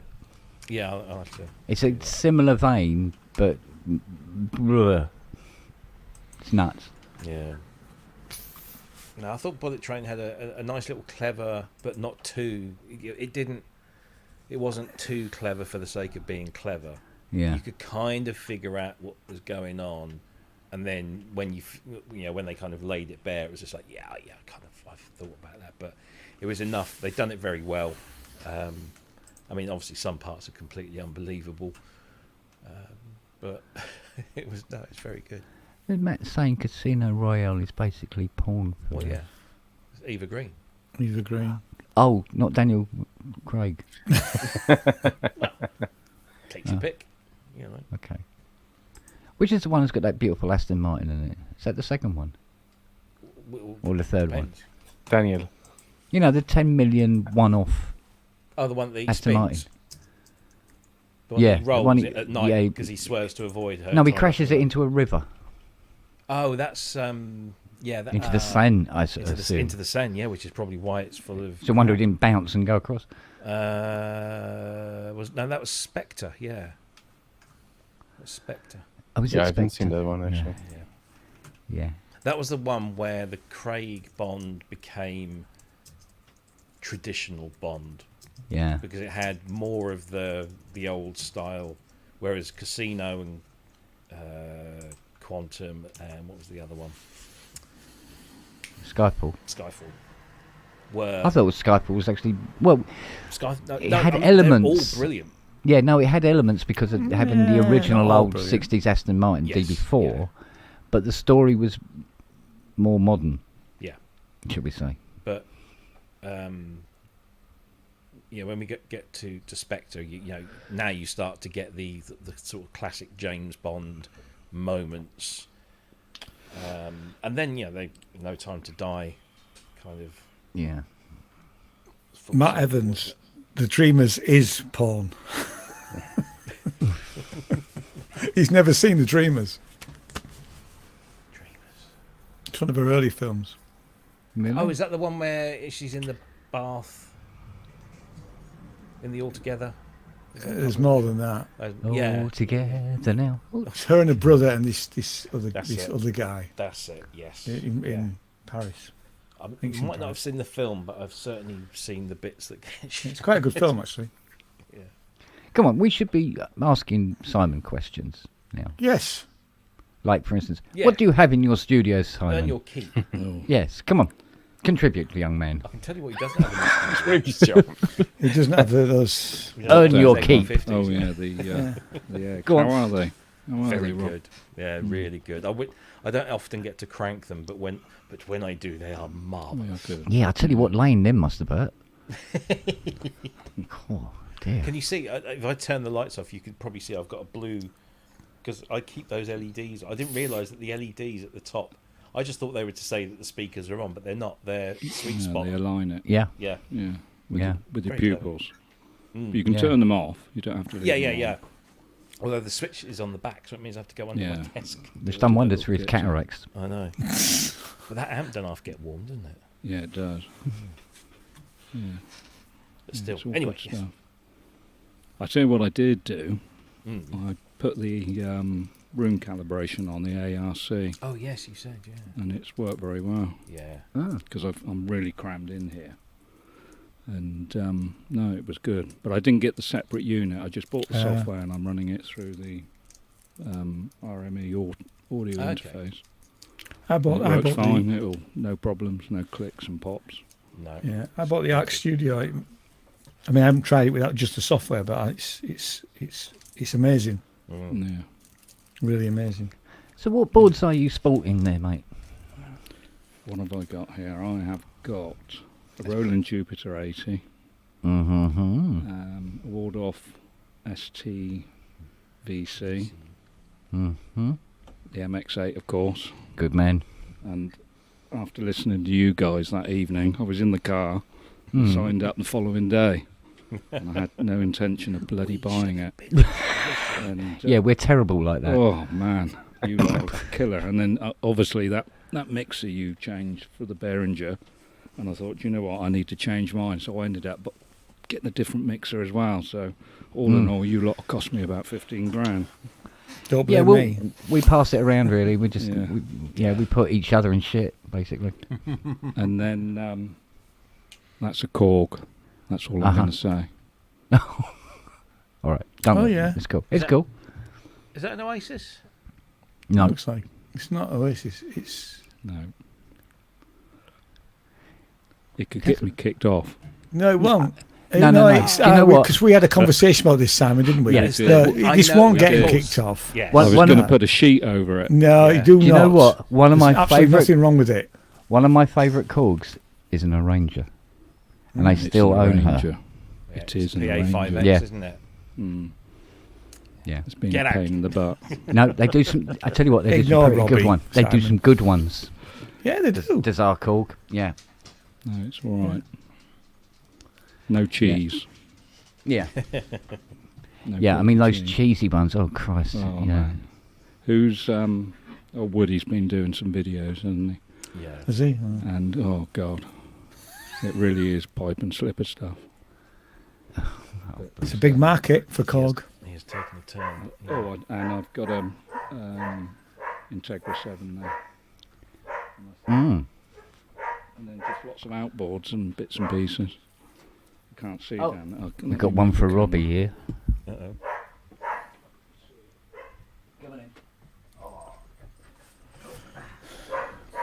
Here we go. Oh wow! Go full screen, Rob, on Simon. Yeah. hang on. Yeah. Ooh. Preamplifier, Drama, multi-band compressor, Nice. Clash Audio, SPL, big knob. Uh huh.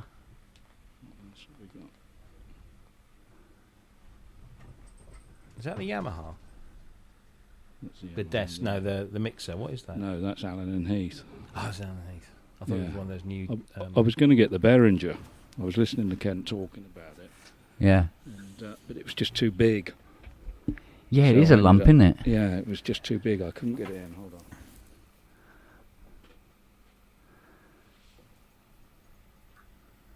Oh, wrong one. So I've had lots of the little Z range. I had a couple of them daisy chained together, and a chap I knew asked me to be in a magazine, and it was a home keyboard magazine. It's not my scene at all, but I said to the fella I'd do it, and I had a lot of trouble recording stuff, and I changed the mixer out, and it sorted everything out. So that was it, really. So our little It's a fella good-looking here. room, though, Simon. Looks good. Yeah, It is. It's beautiful. it's my man Beautiful cave. setup. Yeah, it's nicely Man set cave. up. But this is like a temporary thing, though, isn't it, for you? Well, yes. Ish. It'll be a long temporary thing, I think, Yeah, for yeah, a bit. So Yeah. I put some floorboards down, some soundproofing, which makes no difference. Yeah. Got Airbnb next door, Oh God. and you can Oh. imagine some of the wild parties. Yeah. So if we get a noisy lot, and then they're all sleeping it off in the morning, about 2,000 watts go off in here. Good man. Good man. Yeah. Good stuff. Hey Rob, our little man had a visit to the vet this Oh morning. yes. Seen by a new vet from South Africa, and he agrees. He said, yeah, Noah's a lot older than you think he is. I said, no, we think he's a lot older than we were told he was. Yeah. And so he's had that cortisone injection. All right. Is he Um, happy as a pig and proverbial now? yeah. He goes, oh, I'm not using the steps to get off the settee. Boing! That is right. I don't give a shit. My legs don't hurt anymore. Oh, bless him. So, but he said, he agrees that he can't have them regularly because it just won't be good for him. But he's given us an alternative to work with that apparently works better than the alternative that the other vet had given us. So, Okay. yeah, basically just put them on casters. Yeah. Roller skates. Yeah, you go, oh, that's great. I can just lay down and go anywhere I want. It's cool. But yeah, it's some powdery thing. Apparently, you can give him. Okay. And they weighed him, and they said, yeah, he's a good weight. He could probably lose another. What did they say? About another 15 grams. Wait, 15 grams? Have a You shit. can there just you go out in the garden and have a shit and do that. Yeah. So, and does most mornings. But they said, oh, he doesn't seem to drink enough. I said, tell us about it. Getting him to drink is...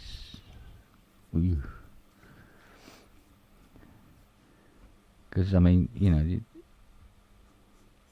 you can always tell his little craps out in the back garden. Because it looked like somebody's broken a mug. No, honestly, tiny little, really hard lumps. They look like pebbles, and about as bleeding hard. He's so dried out.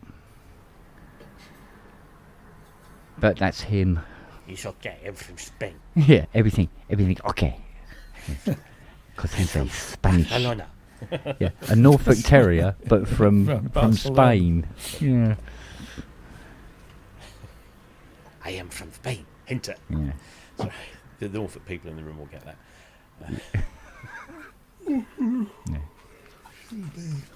No, he hamster. No.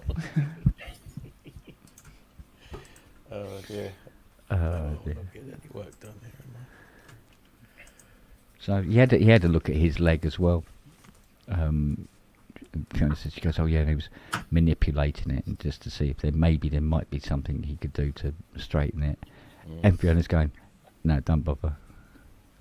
Says, many vets have looked at his front leg. There is nothing that can be done. It's set at that angle. Makes you a lot, mate. It doesn't bother him in the least. Arthritis, is it, or? No, he broke when he was running free up in the mountains in Spain. He broke his leg, and then it kind of set again in this weird, contorted way, Yeah. and that's how he always was. So, and they said, oh, they'd have to like break the bone in like several places again and reconstruct and pin and everything like that. And we're going, nah. Because what he does is he just like with one leg up in the air, gets around no problem, and he doesn't give him monkeys. Yeah, Is he it doesn't the give him back leg? monkeys. Back leg No, or front. Front. Yeah, it's his front one. Yeah, and he can run on it, but he can only run on it. He can't walk on it. Yeah. And he finds it easier just to hold it up and just hop along. So Yeah, our old dog was like that. He could run on it, one of his legs, but not walk on it. yeah. It was just less weight. But it's like I said to Fiona this morning. I said, I said, how much is the vet going to cost? You reckon? She goes, this visit probably come to about 250 quid, I suppose. Yeah, okay. It's whatever, innit? But I said to her, yeah, don't go mad though. I said, because I checked the bank. There was 3.5k in there 2 weeks ago, and Lily has resulted in there being 300 quid left in there. So, happy birthday, Fiona. So, they are expensive, aren't they? Vets and dentists. Don't talk to me about dentists. Yeah, they'll spend Yeah. a pension money. We got a cat that's lost its back leg, and that cost me over £1,000 in the end. Oof. Yeah. And I looked at his car and I thought, I see why now. Bloody great Range Rover parked out there. Yeah. You know. Thing is, if you get a good vet, it's like, if you find a good mechanic, you Yeah. Yeah. keep them. It's worth paying. The vets we have were just absolutely brilliant. Yeah, that's right, Matt. It's worth every penny. Trouble is, your pet's one of the family, Yeah. you know. Yeah. And you've got to do it. Yeah. Can't not do it. It's like, you know these little videos that you see sometimes that come up, the YouTube shorts and stuff, and a woman finds a puppy in a bag in a river and stuff like that. Oh yeah, I'm addicted to these. Yeah, and it's all ribs and it's shaky and all this shit. And she brings it back to full health, and you see him happily bounding around in the field playing with his ball and everything like that. And it's a feel good. And I said to Fiona, I said, no. I said, it's not quite feel good. What would really make that video feel good is if then you see two large gentlemen with fence posts go round to the guy who dumped it in the river and beat the living fuck out of him. That would be better. Because saying, how can we fight animal cruelty? Oh, I know how you can fight animal cruelty. You make people frightened of doing animal cruelty. It's very simple. There's no punishment for it, is there, my little friend? That's the problem. Those videos don't show you the $5,000 medical. Yeah. That's right. Yeah. It's like, all that money we were trying to raise for like the children's hospitals and stuff like that with on Dom's show and stuff.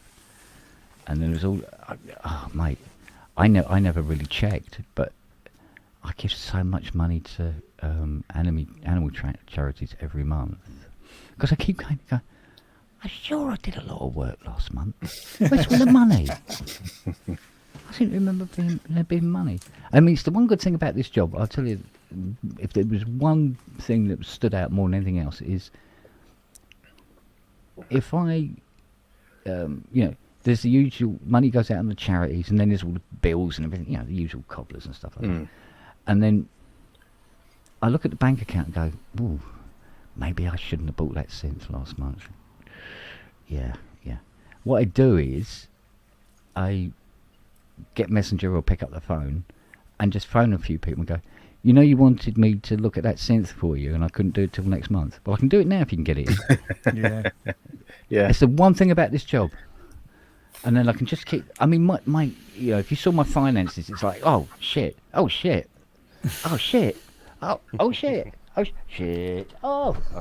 that. I can't see the point of having money in the bank. Could be dead tomorrow. Fuck it, enjoy it. I'll just keep phoning up customers. Said, yeah, no, bring it in. I'll do it. I've said to my lads that they'll get a house, but the money will be gone. Yeah, and Yeah. for quite a long time. It'll Yeah. be ages and ages before they can go out and sort of like buy a can of beans without having to think about it. Mm. Everything's going to have to be budgeted forever and ever. How do kids even get onto the property ladder? now? Well, I It's mean, ridiculous. luckily we were able to help our two, but Yeah. And honestly, it's just criminal, how families country- can't, The country needs a reset, It does. literally. Yeah. Just like stop and let's have it. Was it that tin of Heinz ravioli was £2.50 from Yeah, Tesco's. yeah, you said. I mean, it's I just. said, the fucking what? With the coupons? Are you fucking joking? How can that be? And then you see in the news, they go, food inflation has dropped again for the second time in 2 months. Yes, it has. The inflation has slowed down, but the prices haven't gone down. No. And the prices of everything hasn't gone down. Well, They're like ratchets. It always like click. It never goes the other way. Click, click. yeah. But it never comes fucking back I down mean, again. the downside of living in Frome after living in Yorkshire is that these are almost London prices here. So a Yeah. coffee is, Well, you coffee say and a that. You bu- want to coffee see and a- London prices now. coffee in a bun is, coffee in a bun is Yeah.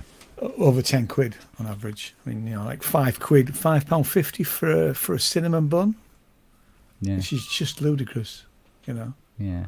But when you look at it, it isn't, because all their expenses have gone up. Yeah. It's like that, And those there will videos be- they show us all these shopping centres that are closed, but the council won't bring down the rents No, of the shops, the rents. I mean, there is so quite they a few stay empty. Yeah, you there's know? quite a few empty shops in everywhere. I mean, Yeah. every Yeah. village and every town's got empty shops, doesn't it? Yeah. So But From's- got these From's got beautiful. its fair share. There was this one in it was up your way, I think, but it was huge, glass domed roof thing. It had escalators. It was lovely. It looked lovely inside. It could do with a clean up now and a bit of a polish, and it's completely devoid of any businesses at all. It's Yeah. completely closed. There's something I saw. It might have been Stroud actually, but somewhere close to here, or reasonably close to here, within an hour, there's a supermarket, one of the big supermarkets that's been empty a long time, and they are actually going to turn it into a sort of community-based place. Yeah. So they're going to have some businesses in there. They're going to try and turn parts of it into flats. So they're going to redevelop the whole this plot. They're not knocking Yeah. it down. They're keeping the building. Mm. But and they need to do that. I mean, I remember because our office is in Yorkshire, we're in Market Wheaton, which is a small town, and there's a really big supermarket. And for the 5-6 years that we had offices there, that supermarket was empty, and it was still empty when we left. And it'll still be empty. For And it'll years still be to come. empty. Yeah. Yeah. Yeah. And rather than take reduced rents, Yeah. they'd rather not. I Exactly. don't Yeah. get it. It's ridiculous. Don't get it. No. Look, it's not just the UK. It's the same here Oh, in I'm Ireland. sure. Same in France. It's Yeah, same yeah. everywhere. Oh yeah. No, it's quite a global thing, but nobody seems to be really trying to address it. It's it's sort of treated as well, it's the way things are. Move on and look elsewhere.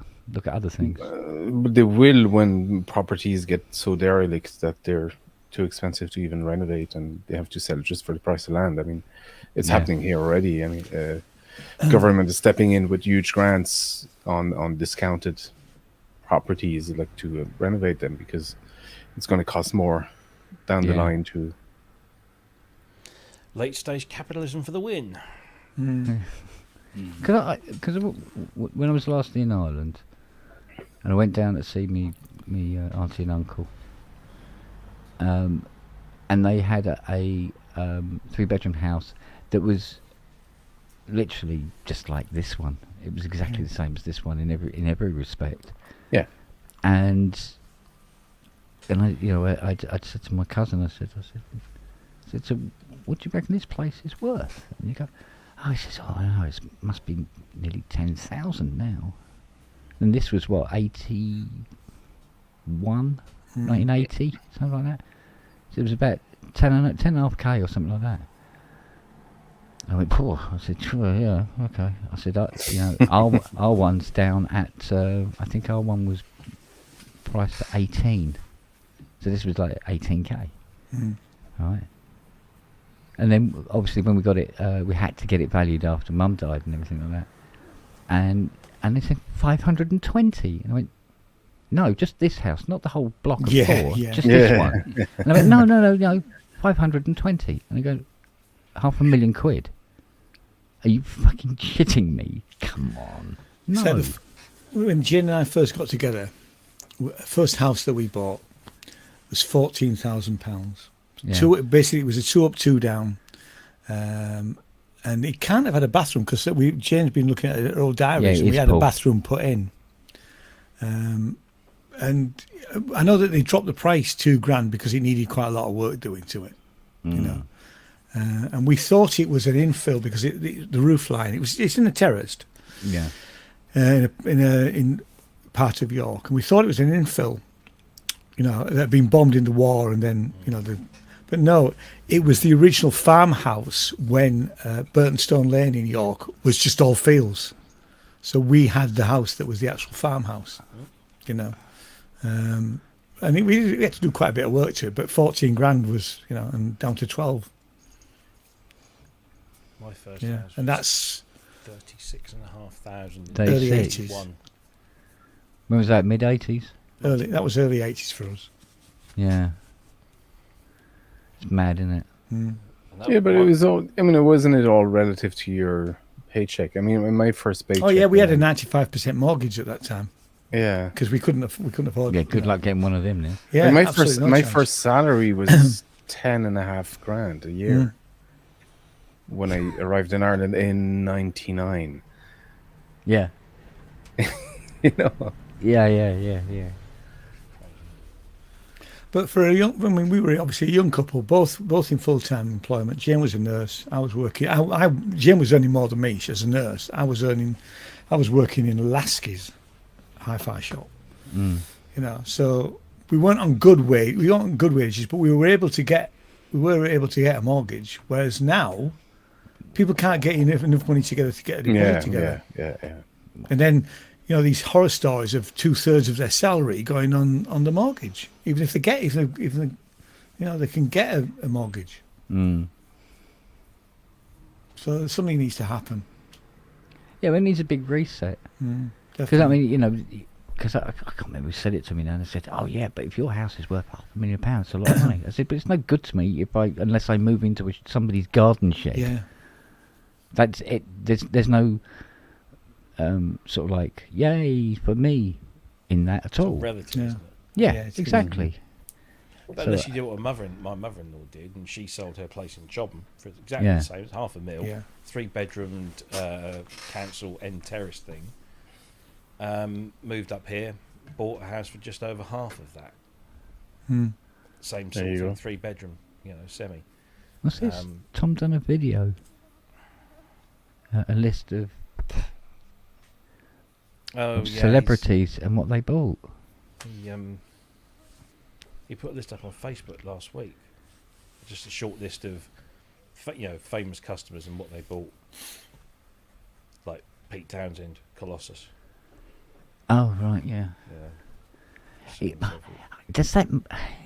I think I know why he's done it, but I'm not quite sure whether that works. Because sort of, I must buy a Maximus because Hans Zimmer bought one. Yeah. It doesn't really work like that. Although I can see where Tom's coming from with that. Tom does what Tom does. Tom does what Tom does. Tom seems to know. He always seems to land on his feet somehow. He does. He's a lot smarter than he lets on, I think. rookie first salary, 450 a year. What was mine? My first salary was about £2,000 a year, 40 quid a week. Mm. That was mine. I was Yeah, 40 quid a week. 40 quid a week was my first my, salary. my first paper. was First proper 35 salary. 35 a week. Mm. My salary for because it was 5 days and a Saturday, so it was 44-hour week, was £17.50 a Wow. week, There you go. Mm. but that was also an apprenticeship. Right. I just don't suppose they do that anymore. I now, forgot do about they? my apprenticeship before that, actually. And apprenticeship money, as we know, is shite. Oh, God. I mean, it was probably half that then. Probably like you, 16, 17 But they had quid. me welding the entire front on Jaguar XJXs for my for Yeah, my I had £17.50 a week. So like, Yeah, I had a year as an apprentice painter and decorator, so I'll have been on 15, 16 quid a week. Maybe Yeah. not much Yeah. more than that. yeah, it was pretty. I think actually for a while there was a point where I could actually get more money if I went on a dole than Yeah. work. That sounds Yeah, about right. There was a point, Yeah. I think around about 81, Mm. where the dole went up and my wages fucking didn't. So, what age were you when you got your first wages then? I was actually 15 Yeah. Oh, because I left school at 14 because my Yeah. birthday was in the summer holidays. So yeah, they and it was the year before you had to stay until you were 16. So I left school at 14. Started my first they job for a start couple young of up weeks. north. You see, Yeah. that's it. Down I was pit. 15. Like Yeah. down pit at 12. Aye. Yeah. Yeah. With my flat Luxury. cap- With my flat cap. Lick road before going to work. Yeah. Running around on my moped. Aye. 26 quid a week. YTS I started. Oh, I remember the Oh, YTS. the YTS. I used to my employ God, from yeah. YTS. Yeah. Yeah. Did about 3 months of that, and then they offered me an apprenticeship. Yeah. So it was a way in, you know. Mind The same you, industry. I you're tried to in get now. on a YTS scheme at one point. Mm. you know, I say that, you know, it's a 44-hour week. It's really, really heavy work, and it's, you know, and it's only £17 for. But I got to drive Lotus Esprits without a driving license. Hello. All the blokes. Yeah. Yeah.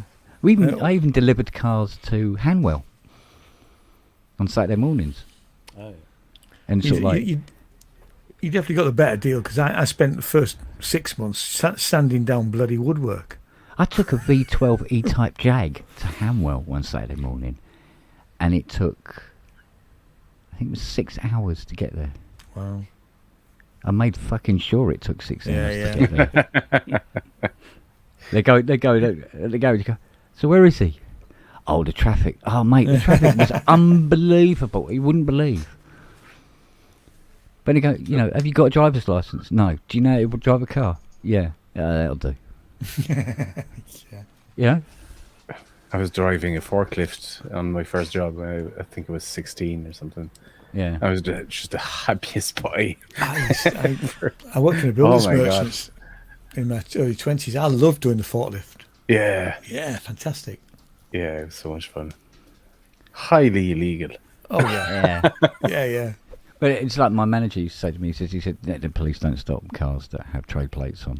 I go, depends on where you're driving, doesn't it? Mm. How fast and which side of the road you're on.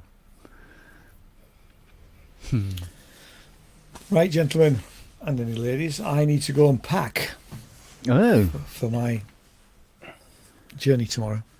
So it's a kilt, caber, So it's a kilt, yeah, exactly. Stylophone. No underwear. lollipops, raincoat.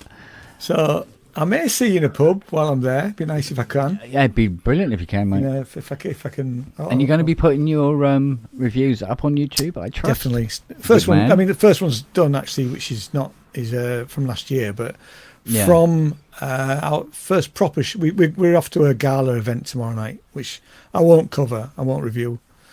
But the first shows we've seen is 11 o'clock on what day are we now? Tuesday, Wednesday, Thursday. And out So- of them all, what is the most quirky one you're looking forward to seeing? Let me just 'Cause I think consult my diary. last time wasn't it Bletchley Park the Bletchley musical? Park was certainly one of the weirdest ones. I'm hoping to go and see a guy who's going to make an album in an hour. Okay. That sounds quite interesting. A content creator. is Yeah, it? and apparently you can join in. So I'm taking me up. He won. What have we got?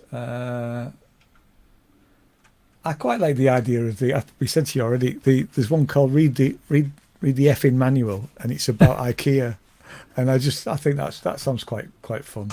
Well, that could be I am going to interesting, go and see. I haven't got tickets for the history of electronic music yet, so. Oh, you got to get that, man. Well, if we're not, we'll pay for it. Yeah. You know. That's meant to be Thursday. So if I don't hear by Thursday, we'll go another night. I have got tickets for the Sex Lives of Puppets, which Simon will be interested in. Sex like a puppet. What else have we got going on? Not you, Simon. No, Simon. I know he said Simon the puppet. He's not a puppet, is he? He's a real person. I'm going to see Mark Thomas because I'm a big fan of Mark Thomas, but we're having to buy Jane a ticket because he won't give 2 tickets. So, which is fine. Yeah, Hugh Davis, the album for my ancestors, it's called, is the one where the guy wants to make an album. Oh, okay. So, I mean, we've got there's something called Radium Really Girl. impressive. Be really impressive if it's available in the foyer on the way Exactly, it would be, wouldn't it? Yeah. I mean, I have to say, James picked a load of sort of usual stuff. There's the thing called Radium Girls. I have no idea what that's about. You know. So a thing about surviving Glow on in a the dark boat, mud wrestlers. trawled, the adventure, when adventure becomes survival. That sounds a bit heavy.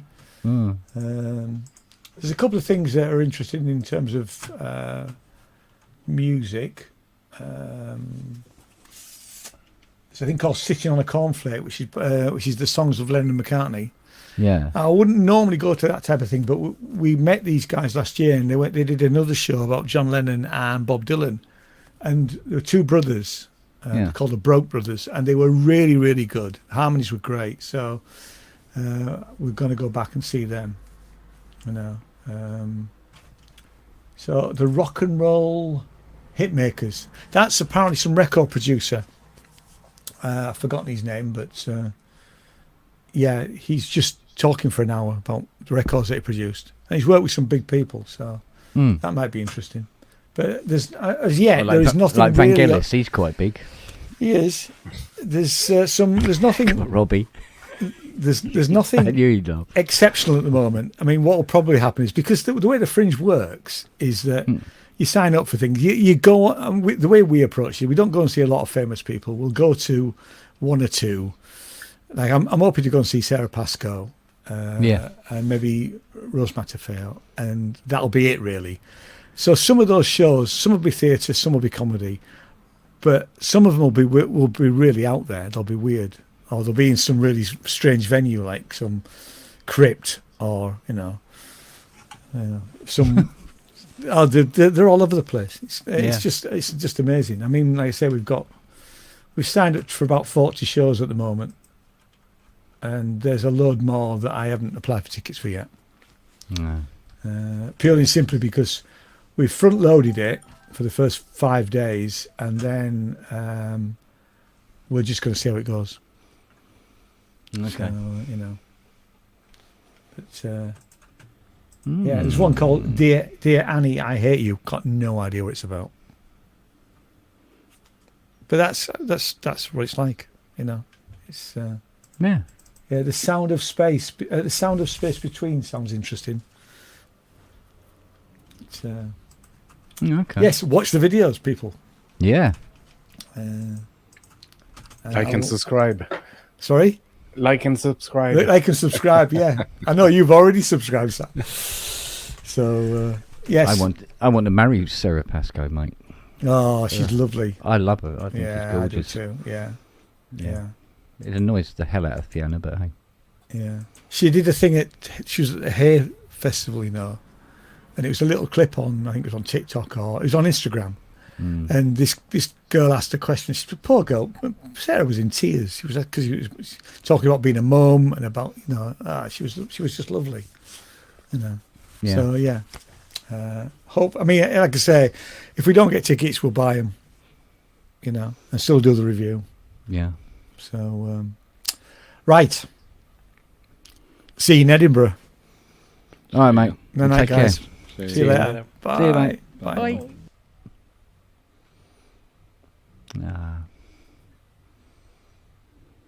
I like it when Jane does some of the reviews as well. Mm. She does a good review, does Jane?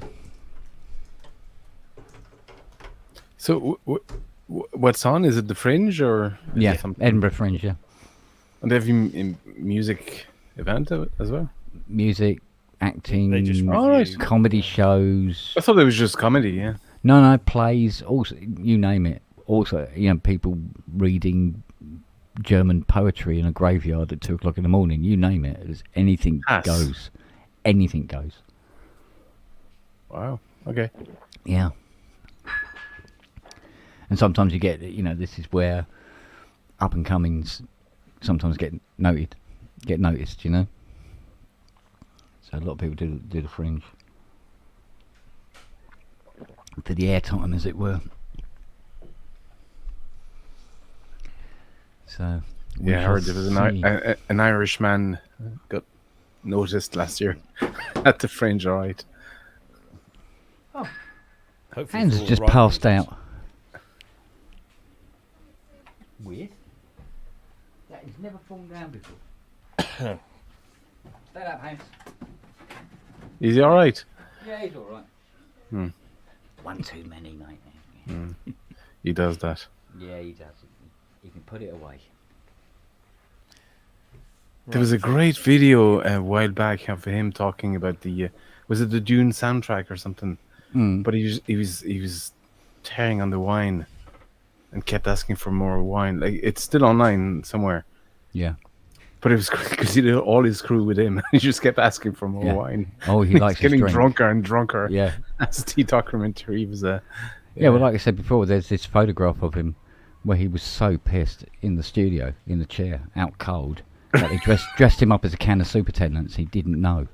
really. Yeah, he was just gone. But hey, get inspiration where you can. Hans Beans. Yeah.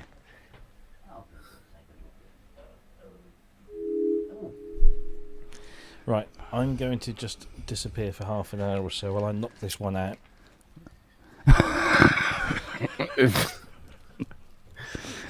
Come again? Yeah. Well, it will be. Yeah. Yeah. I shall too, actually, very soon. I'd be back. I can't. Well, if you both go, that means Can't Simon's write got to with start people playing talking. bloody Elton John songs. Oh God. So, give me half an hour. I'll be back. All right, darling. I'll leave the thing on. But Yeah. I will leave that to Justin. Yeah. Where's all right. Where's Andy these days? Synth addict. Haven't seen him in a while. I think he was on the Sunday one. He showed up, but Okay. right at the end, he was driving to or from somewhere, and his reception was not wonderful. And he dropped out again. Fair enough.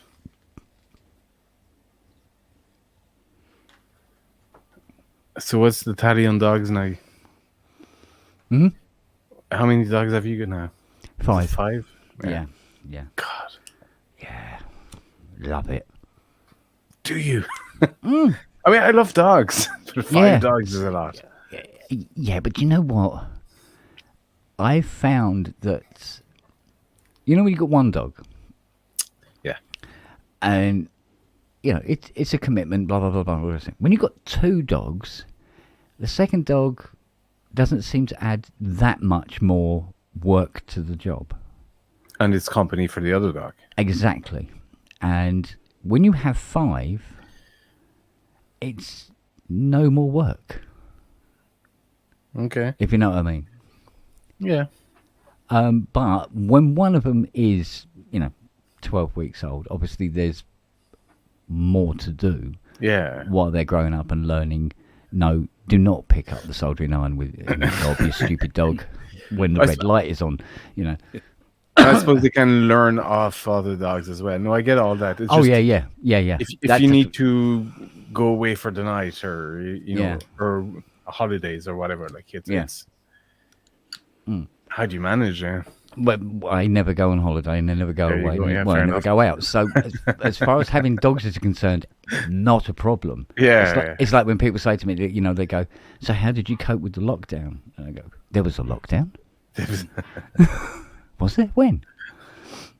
So, Yeah, fair enough.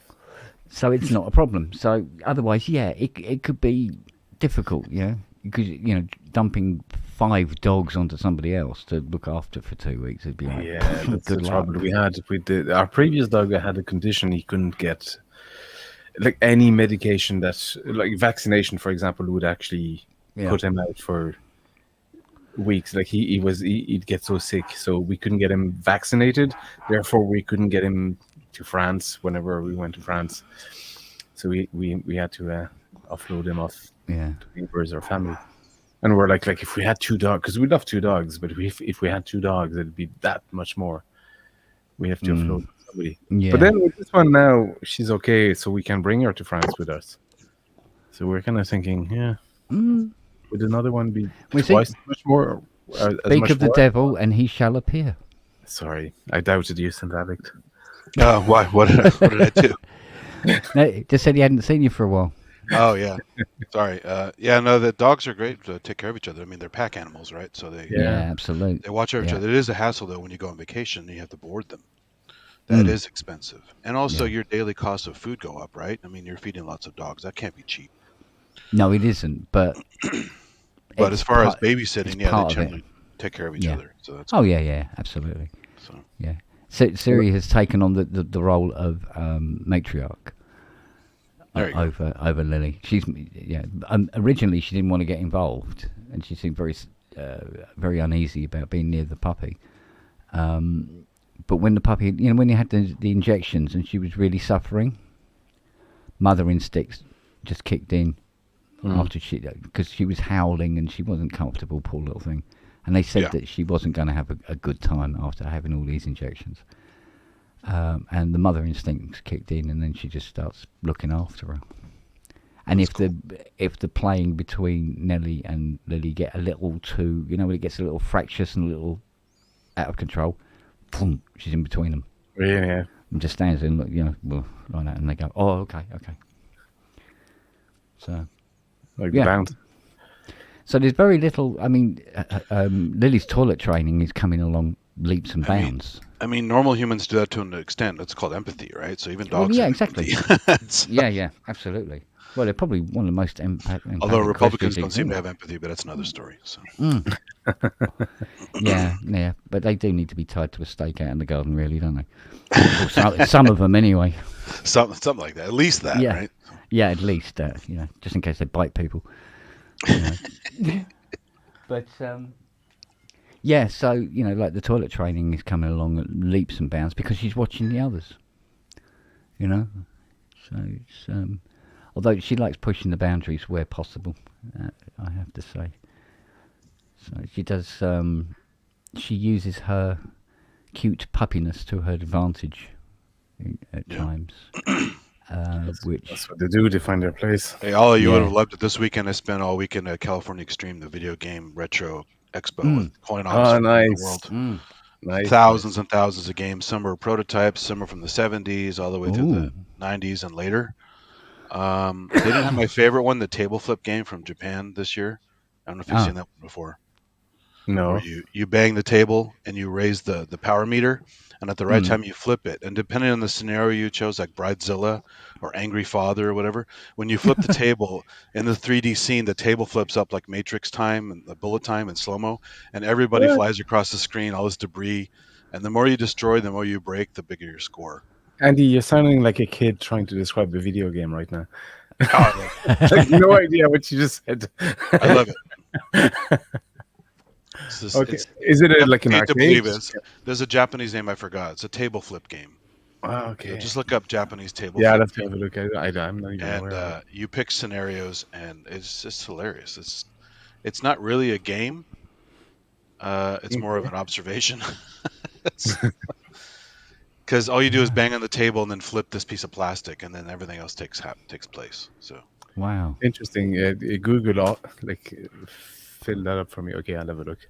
it's really funny, and they're different scenarios. But they had the standard like rhythm games. They didn't have the taiko drum game this year.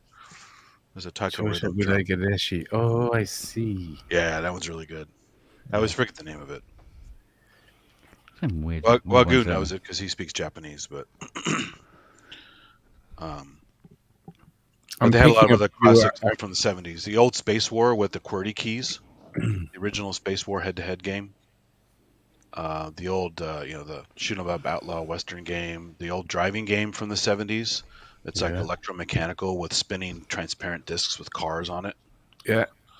And one of my favorites as a kid, the firefighter game as a kid. It's like it's a duo game. If you have a friend to play, one drives the back of the fire truck, one drives the front, and you have to coordinate so you don't crash the thing. And so, I mean, I played that when I was in 5th grade. Yeah, I love that game. So I'm going to put a video up shortly. You can. It's just a pass through of all the shit that was there. I didn't linger too long in any game, just to show all the stuff that was there. And then I did a couple 3D, a couple panorama videos walking through the whole place, so you can zoom in on what you like. So I'm picking up a new game in in a couple of weeks. An arcade game. Well, it's not new. It's an old game, but it's Operation Wolf. Oh yeah. Yeah. It's a submarine game, right? No. Operation Wolf was a sort of shooting game. So you had like an Uzi type of stuff, and then you shot. Oh, okay. I'm thinking of what was essentially Saddam Hussein kind of renderings on screen. Oh, God. Well, they had Cabal. You ever play that one? That was a lot of fun. Yeah. Something like that. Yeah. Yeah. But they had like a whole vector section. So like Red Baron, Battlezone. Red Baron, super rare. Oh, Battlezone. Battlezone, yeah. I loved Gravatar was really hard. It was like Lunar Lander mixed with asteroids, mixed with whatever. Gravatar is really fun, but it's tough. I have an asteroid here. Yeah, Asteroid's classic. I love vector games. The vector monitors are tough to maintain. They just like to break down. And the problem is a lot of them got actually, away, right? correct, So nobody maintained them. They just threw them They're out. easy to maintain because there's so few parts, but they just like to break down. Yeah. But they eventually burn out, right? No, so it depends. A lot of the Atari vector games would have what's called a spot killer. So if there was any issue with the board, the monitor wouldn't engage because if there's an issue with the vector kind of circuit, it would actually just direct a spot to the middle of the screen. Yeah. So you'd see that in a lot of non-Atari vector games. There's a burned spot right on the middle of the screen. So Atari was clever, or some of the Electro, can't remember the brand that they use. But if they didn't receive an input from the main board, they'd actually just shut down the monitor altogether to prevent that. Yeah. That's cool. Yes. Well, back it's fun. Monitors were expensive. Yeah. I like Battlezone 2 as well. Yeah. That was a good one with the recyclers. And Battlezone was cool with the head tingling and that was great. Yeah. Red Baron's the same kind of thing. You have to use a little face piece to put your eyes up to it. Yeah. But yeah, a whole bunch of vector games, and then some modern games too. There's like these giant games they make now, which is like modern copies of Joust, modern copies of Pac-Man, Frogger, and they're like brand new graphics. They're in a totally different vendor, totally different design. They're usually 4-player, and so they're good for pubs. They actually have cup holders in them because they're designed to go into bars and pubs. And stuff. Yeah. So you get drunk and play with your friends. Yeah. But it's like I said Sunday. I mean, when me and Robbie fired up the Gran Turismo with the new patch that they've put on it, and now when you stamp on the accelerator, the arse will come out. You've got to be very, very, very careful now. Whereas before, it didn't. It's sort of like it sort of like had a wider arc in the bend if you Yeah. were going fast. Now when you stamp on it, it's like. So have you, sm- have you got a wheel? Yeah. I've got the G29 wheel and pedals, the VR headset, Yeah. and then we're talking to each other as well via the thingy, so I can say, "Get out of the way, you lazy So bastard." it's just endless cunt. Yeah. you go, you go, you go. I'm doing quite well. Where are you? I'm in a tree. Oh, okay, all right. And we had like because Bobby started one of the rooms he started. It wasn't a private room; it was an open room, and 2 other people came in, and it was this. So there was the guy in 2 like Formula One cars this is at Spa, and I can't remember what Robbie was in. Some GT anyway. I was in a Audi A8. But it was this guy on the track. It looked like it was like a Toyota Yaris, essentially. Wow. So I just stuck to his bump and just followed him in this dirty, great big R8 GT, just sitting behind him the whole way around the track for 3 whole laps. And it was, and it's all like, and it was really doing his head in. There you go. Why when he passed me, his car is much faster. I'm just like, no, I'm in no rush, mate. Because by that point, I mean, the F1 cars, they're gone. You know, they're sort of like, yeah, I'm not going to bother racing F1 cars in a GT. Do I look stupid? And, yeah. So are you playing that on PC or? No, it's on PlayStation. Oh, PlayStation, okay. Yeah, it's on the PS5. Yeah, Oh, I so got a PSVR 2 as well. I should get a wheel. I think I have a wheel somewhere. The show's fun too. It's nuts, mate. It is just so mad. I'll tell you how crazy it was, how engaging it is. Is that I'm driving along. You know, you look to your left and you've got like the fire extinguisher. You've got the car's black box and everything, and you got a crash met here. And for all the details, you're actually looking at the display on the dashboard I know. to check your speeds and everything like that, right? And tire pressures and all that sort of thing. And I'm going around. And the puppy must have jumped up on the settee, and he's on my lap and fiddling about. And instead of going, like, just let go of the steering wheel and go, put the puppy to one side, I've got my hands on the steering wheel. I'm looking down at my virtual leg, going, where is she? looking around the pedals. Yeah. And it was too long before I went, oh no, hang on, I'm not in an Audi R8 actually. Is the VR2 you have or? Yeah, VR2. I have, that's the one I have. It's amazing. Yeah, it's incredible. It's amazing. I initially I did kind of buy it for myself to do Gran Turismo with Robbie, but we were hoping Ty was going to join us as well because he'd got it, but you know, he's busy with his dinosaur thing at the moment. But I did say to Fiona, I said, look, I'm going to buy you a game for you to play using this VR headset.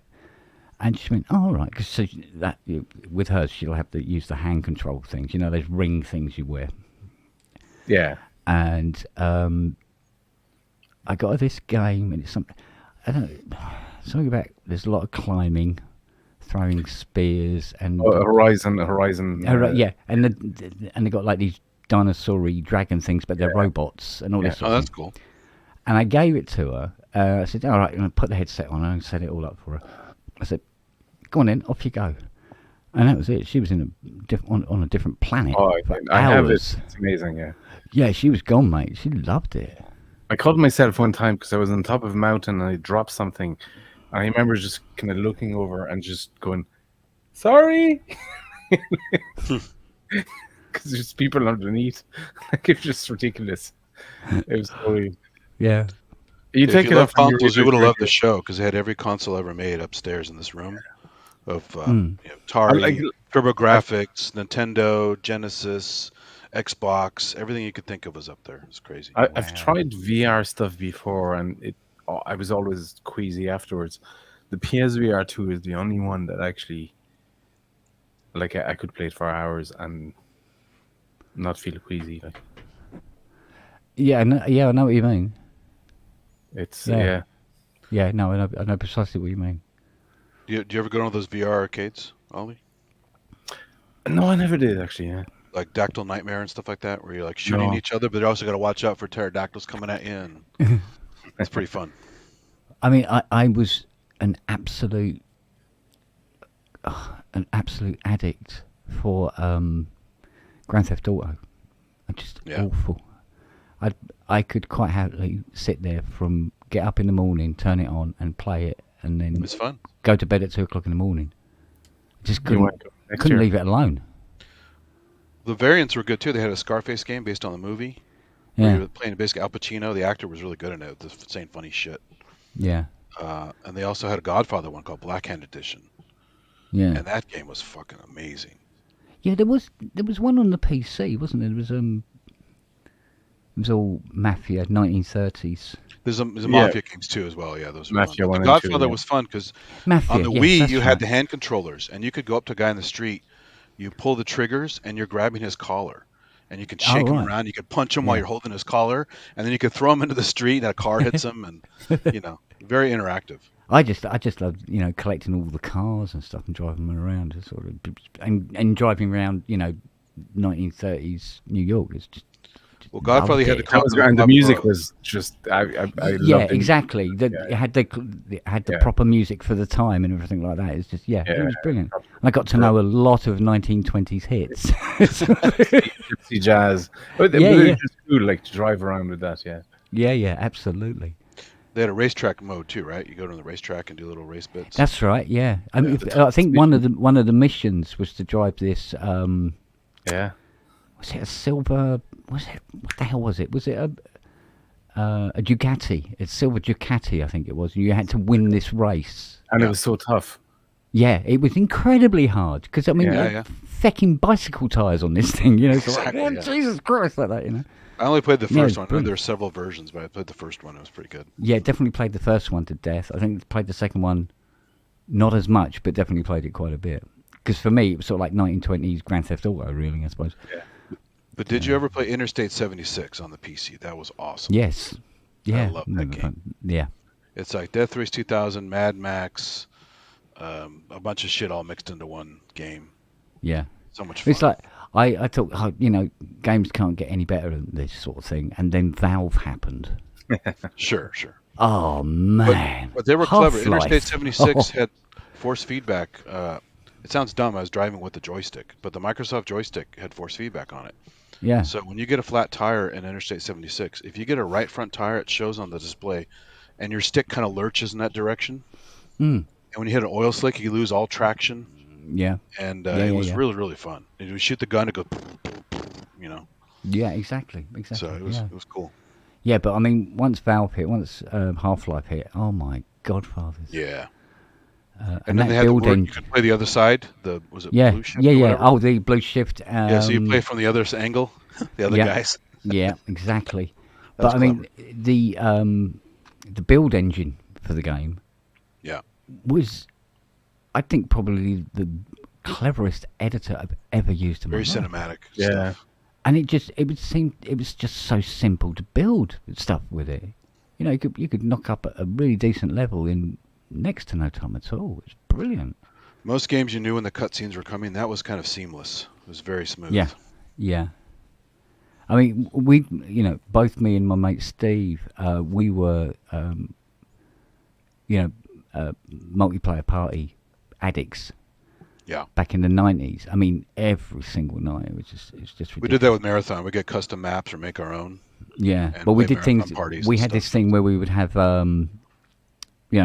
just have the network parties where we'd have things like Unreal Tournament and stuff like that. Yeah. And we play online. And there was one which is the instant, because you had the that laser. It was a kind of a plasma blaster, but it'd been updated that it's one hit kill. Into the drive. Yeah. Regardless, it didn't matter like what a you were railgun wearing. kind of thing, or is it a- Yeah, the railgun. Yeah, and it was just like, bah! And you use the spring boots and jump up in the air and be shooting people. We got so much fun, so good at it, Yeah. And it just They had a level on hours Quake and hours. called Ziggurat Vertigo. It's these pyramids in low gravity. And Yeah. everyone has rocket launchers, and you're just like jumping in slow motion and shooting each other with rocket launchers. And Yeah, so yeah, much yeah. fun. Yeah. Yeah. But we also, Back in 98, I was working in a company called Symantec, Norton Antivirus. Oh yeah, right down the road Yeah. from me. Yeah, in California, exactly. And we'd remade the entire office as a level, but Yeah. but we were like miniature characters. Like, so we Yeah, we yeah, used yeah. to would stay late at night and just do entire competitions. Someone in made a the Doom office. mod of our building at work, and then not long after, they had the Columbine guys making a level of their street and practicing killing people. So Oh, people jeez. kind of stopped doing it at that point. So, Yeah, see, like Culture's saying, I mean, we waited with bated breath for Half-Life 2 to happen, and then it happened, and we thought, yeah, is it going to be as good as Half-Life 1? And go, no, it's better. It's fantastic, you know? And it was just... But what we were waiting for, more than anything else, was the new Duke Nukem. We thought, oh, when the new Duke Nukem comes yeah, that out. took forever. And engine changes and all that shit. But then when it happened, it was like... Nobody Nah, cared. it was too late. There was something... Yeah, but there was also something missing from the game. Didn't have the attitude. The The original was fun. The original Plus, you had was like fun. a shrink ray, you had the freeze ray, you had like the little Yes, you could stamp on But people. they yeah. missed the boat. I mean, the Hollow yeah. Duke. We used Yeah. to play network games a lot at work after hours, so Quake and Duke Nukem, and Yeah. it was great because you could get the Hollow Duke, and the guy, you're sitting in a window, and the guy thinks it's you, and he's shooting at that, but you're right behind him, Yeah. and you Yeah. take him out, or you get the shrink ray, and you know when you have the shrink ray, you could just be stepped on, right? Yeah. Well, the Yeah, guy yeah. had a jetpack when he got shrunk, and he like a little fly taking off, little mini guy took off. You Yeah. could get- Yeah, you sort of like at him with the machine gun. You just can't hit the bugger. But Yeah. I used to be a bastard with the pipe bomb. I'd throw a pipe bomb into a toilet cubicle or something like that, and just Yeah. hunch up behind a skip and wait. And sort of But it was weird because you go to the Hear strip the club, door you shoot go and women, go, they turn into money, right? yeah, It had these weird visuals in there. It's like, what is this supposed to tell people? You know? yeah, exactly. So, So Andy, Yeah. you're near Santa Monica, then. no, I'm in Bay Area. Oh, okay. So that's why I said Oh, Semantics are yeah, down the road from Semantic. His office is there as well. Yeah. Yeah, Yeah, they took over the old Netscape buildings from a long Yeah. time ago. So, yeah. Yeah, but this we, is, we also used to play NASCAR, the Papyrus one, the Papyrus NASCAR racing, know because there about was a it. I've tried NASCAR it. heat, but it was a bit more easy. Well, it was easy, you know. Whereas Papyrus's NASCAR racing, it was all about shock amounts and tire pressures and everything to get the best times around the tracks and stuff.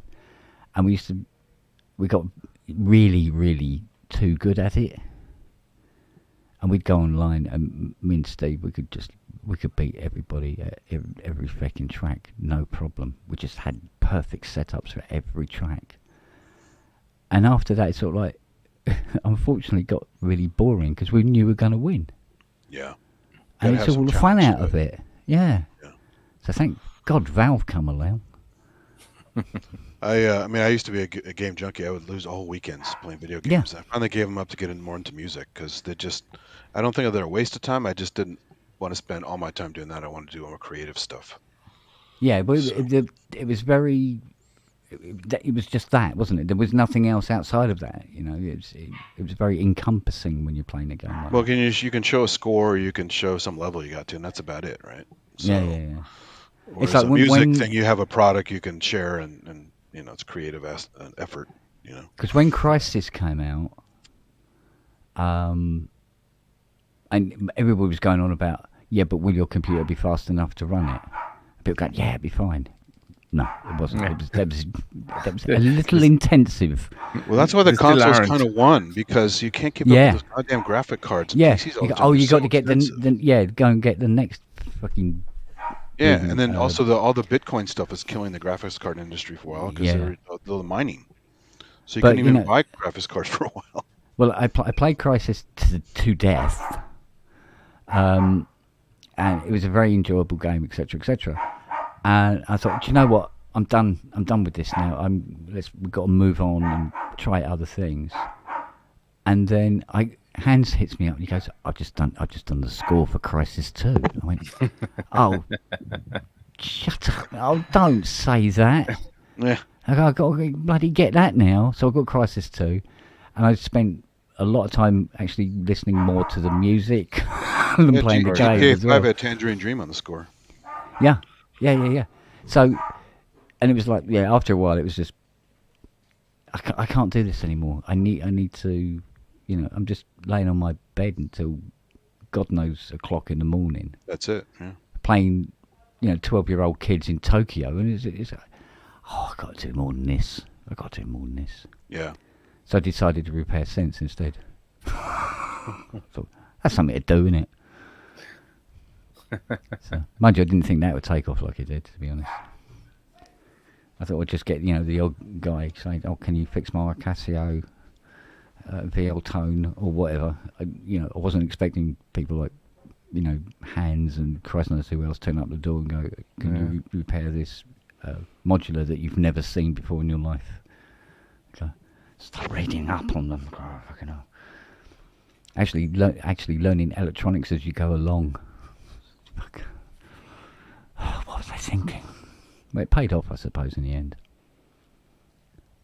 I knew what a transistor looked like, but I didn't know what it did. Put it that way. That's the level of electronics experience I had when I started repairing vintage synths. Isn't that the best way to learn? Like, if you have a hobby or an interest in something else, and then you learn it. Well, I mean, skill to it. What happened in the end really was that, the learning curve just basically curled back on itself. Yeah. Well, you can build kits and never know what the damn things do. You just put a kit exactly, together, yeah. So. You go, the black three-legged thing goes there, and it faces that way. Match the pictures cool. and the shapes, and make sure you get your joints correct, and you're done. Yeah. So, but the funny thing was that while I did it, and learning what various ICs did, and eventually knowing things like 4016 is a four channel switch and all this sort of thing. 4051 is a 8 channel demux, blah blah blah blah blah blah. It's still at that point going, I know it's a 8 channel demux. What's a demux? What does a demux do exactly? That kind of thing. But I know it goes there, it faces that way, and it makes that shit over there work. Cool. All right, and it goes. And I think it was the CS80s that really put me on the road. Yeah. Because of you can have all the electronics in the CS80 working, and for some reason, it still sounds like it's underwater. It's like there was a lot more to this. So thank God I started talking to Dusty, and he sort of like became my mentor really, and showed me all the ins and outs of them. And then that just once you got an 80 sorted, all the other keyboards were like variants of that design, because they are all similar. Let's face it, deep down, they're at least the analog stuff is, right? Well, their design philosophy is pretty much not really changed since early 70s. But do you understand all the logic stuff, like using logic probes and what all that shit means and stuff? That gets all crazy. Up to a point, but what... I never got that far at all. This is too much. Well, the thing was, nobody really wanted me to do repairs at component level. Yeah. They wanted restores and said, there's so many things not working in this. I said, right, well, let's take out all of the old CMOS logic, because it's getting a bit dodgy now, and we'll put new in. And you could literally feel the machine lift and become brighter, and it didn't get quite so hot as it used to, and all this sort of thing. And it was just, everything seemed to be fresher from replacing all this electronics, and replacing caps and Christ knows what else in power supplies, and putting new bridge rectifiers in and all this sort of thing. And it just sort of like picked it up, and it just felt weirdly more alive, felt better, felt newer. So it's like with Mark Knopfler with this GS1. When he got it back, he's going, "My God, it's never sounded like this." Now, I repaired all the stuff. I replaced a lot of things that it desperately needed doing. But he said, "No, it's just brighter and springier, and it's just vibrant. How wild is that GS1 internally compared to like a CS80? It's just really tame. No, it's fucking insane. Really? Yeah, where a CS80 has, let's see, 1, 2, 3, 4 of these custom 40-leg gold-plated ceramic ICs. You know, one's a key assigner, one's an octave assigner, and then there are two which are octave assigners, but one is assigned to brightness, one is assigned to loudness across the keyboard. And you know, rare as rocking horse shit. When you lift the lid on the GS1 and you drop the big tray that has all the main boards in it, there's 60 of these 40-leg ICs sitting in there. Wow, Jesus. Hi. If we break, you're fucked. Yeah. Kind of scenario. And then you had the CPU board, which was it 6808? Do you know what? I can't remember now. But it wasn't a Zilog, put it that way. And then lots of TTL and CMOS logic on this board. And a lot of it looked a bit worn out, to say the least. And it had touts in it. I go, well, they've got to go. Which, actually, I was quite surprised that it had touts in it. It's a bit late to be still fitting touts into a... You mean tantalums? Yeah, sorry, yeah, tantalums into a unit like that. I go, come on, move on, mate. You know, because by then... I see them all over the place, though. So they just... Why did they choose those over other ones? They were dead cheap, and they seemed to work extremely well. Nobody knew that they had this annoying habit of when they pop, they go short rather than go open. Okay. Like an electrolytic. Oh, weird. Test. So if there's one on the, say, the -15 line on one board, you know, 8 miles away from the power supply, and it goes bink and it pops. Zap. The -15 volt line throughout the entire machine goes deck. So nothing works. So when it comes to finding out what the problem is, nothing's working. So you have to start pulling power plugs on boards until with a probe in the -15 on the power supply until it goes bink, hello, I'm back. And then by reconnecting and disconnecting, you eventually locate which board is causing the problem, and you go and look, and there's a tout. It looks like all the other touts had not necessarily any mark on it, but it's gone short, and it's killed the entire sense down. Okay, shorts are the most annoying things to diagnose. I remember from arcade boards. Yeah, I had to buy myself like a super expensive ohm meter unit, like that was about that big, just to find where the least resistance was, like between the short points, to actually find that little area on the board where the short could happen, and then. Well, in the end, it got to the point because it was occurring so often, especially on Prophet 5s. They had these touts on the power supply for each power rail, and they were buggers for popping. And if the 5-volt one went, you turn it on, the light comes on the on switch, and you normally have to wait a little while for it to. It does. Nothing lights up. It's completely dead while it does its auto tune, and then it pops to life. But so there's no indication that it's working yet. So turn it on, and these people are there going, after 15 minutes, go, I think there's something wrong. Instead, turn it off again, try again. Another 15 minutes goes by. No, this ain't working. And it'll just be this tiny, tiny little bead capacitor that's gone pop. So what do you do? Like, do you just shotgun the entire capacitor out? You open up. A classic example is ARP Quadron.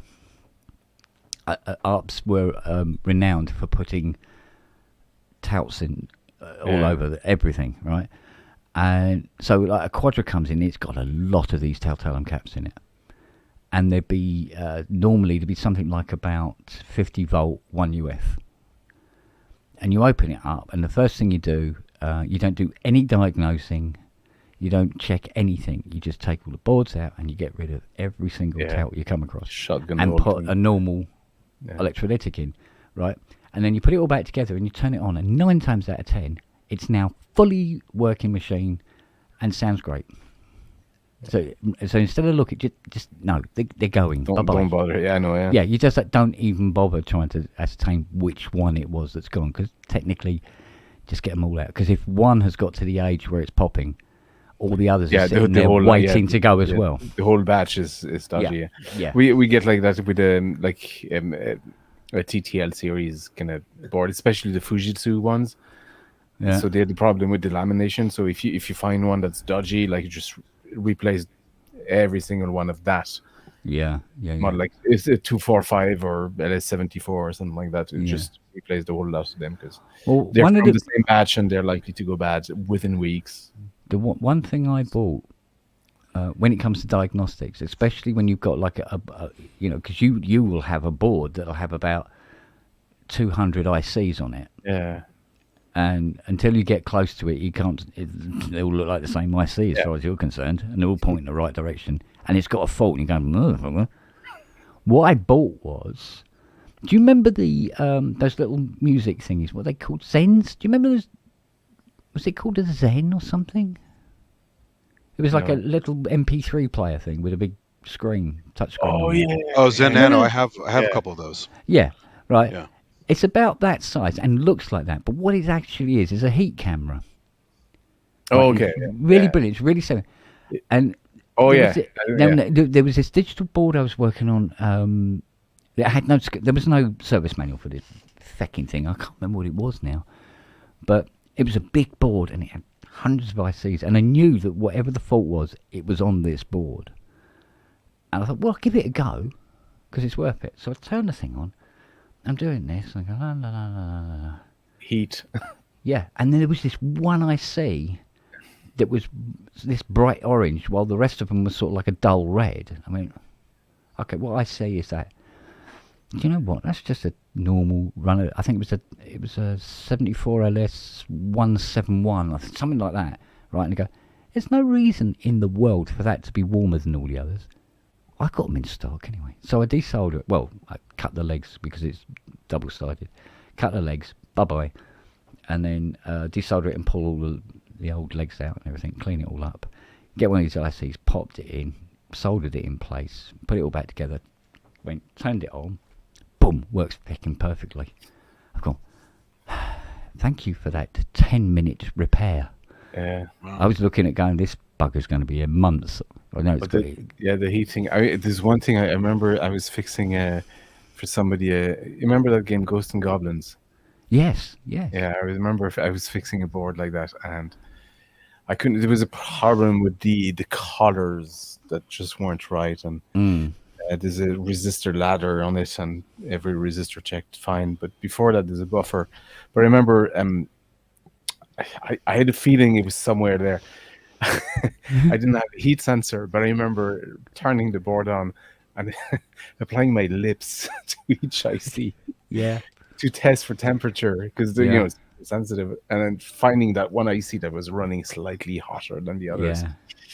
The only problem with that is that when you start checking things like 4558 dual op amps, and you find the one that's at 930,000 degrees, and you go, "Oh, that's the one!" Oh, you bastard! Kind of thing. Not only that, but someone walks in and you think you're getting a little close to your work. So. Because the classic way of finding a fault, especially an audio fault, and I can't remember who told me this one. Just use the back of your finger. There's a sensitive then. Wet it, but some ICs wet it, and stick it on the IC. Yeah. And if the problem suddenly, like, especially when you got a machine, you turn it on, and after about say 10-15 minutes, it starts going like this. And you go, oh, it's a cap. And do you know what? It's hardly ever a cap. Really? It's actually an IC. I was told it's a cap always. So. Yeah, exactly. And it can be, but 9 times out of 10 it isn't the cap. It's really weird. ICs can produce exactly the same effect, especially amplifier ICs. And what you do, you wet your finger like that, and you go on the back of the various op amps on the back, and then you'll find one where the crackling suddenly vanishes.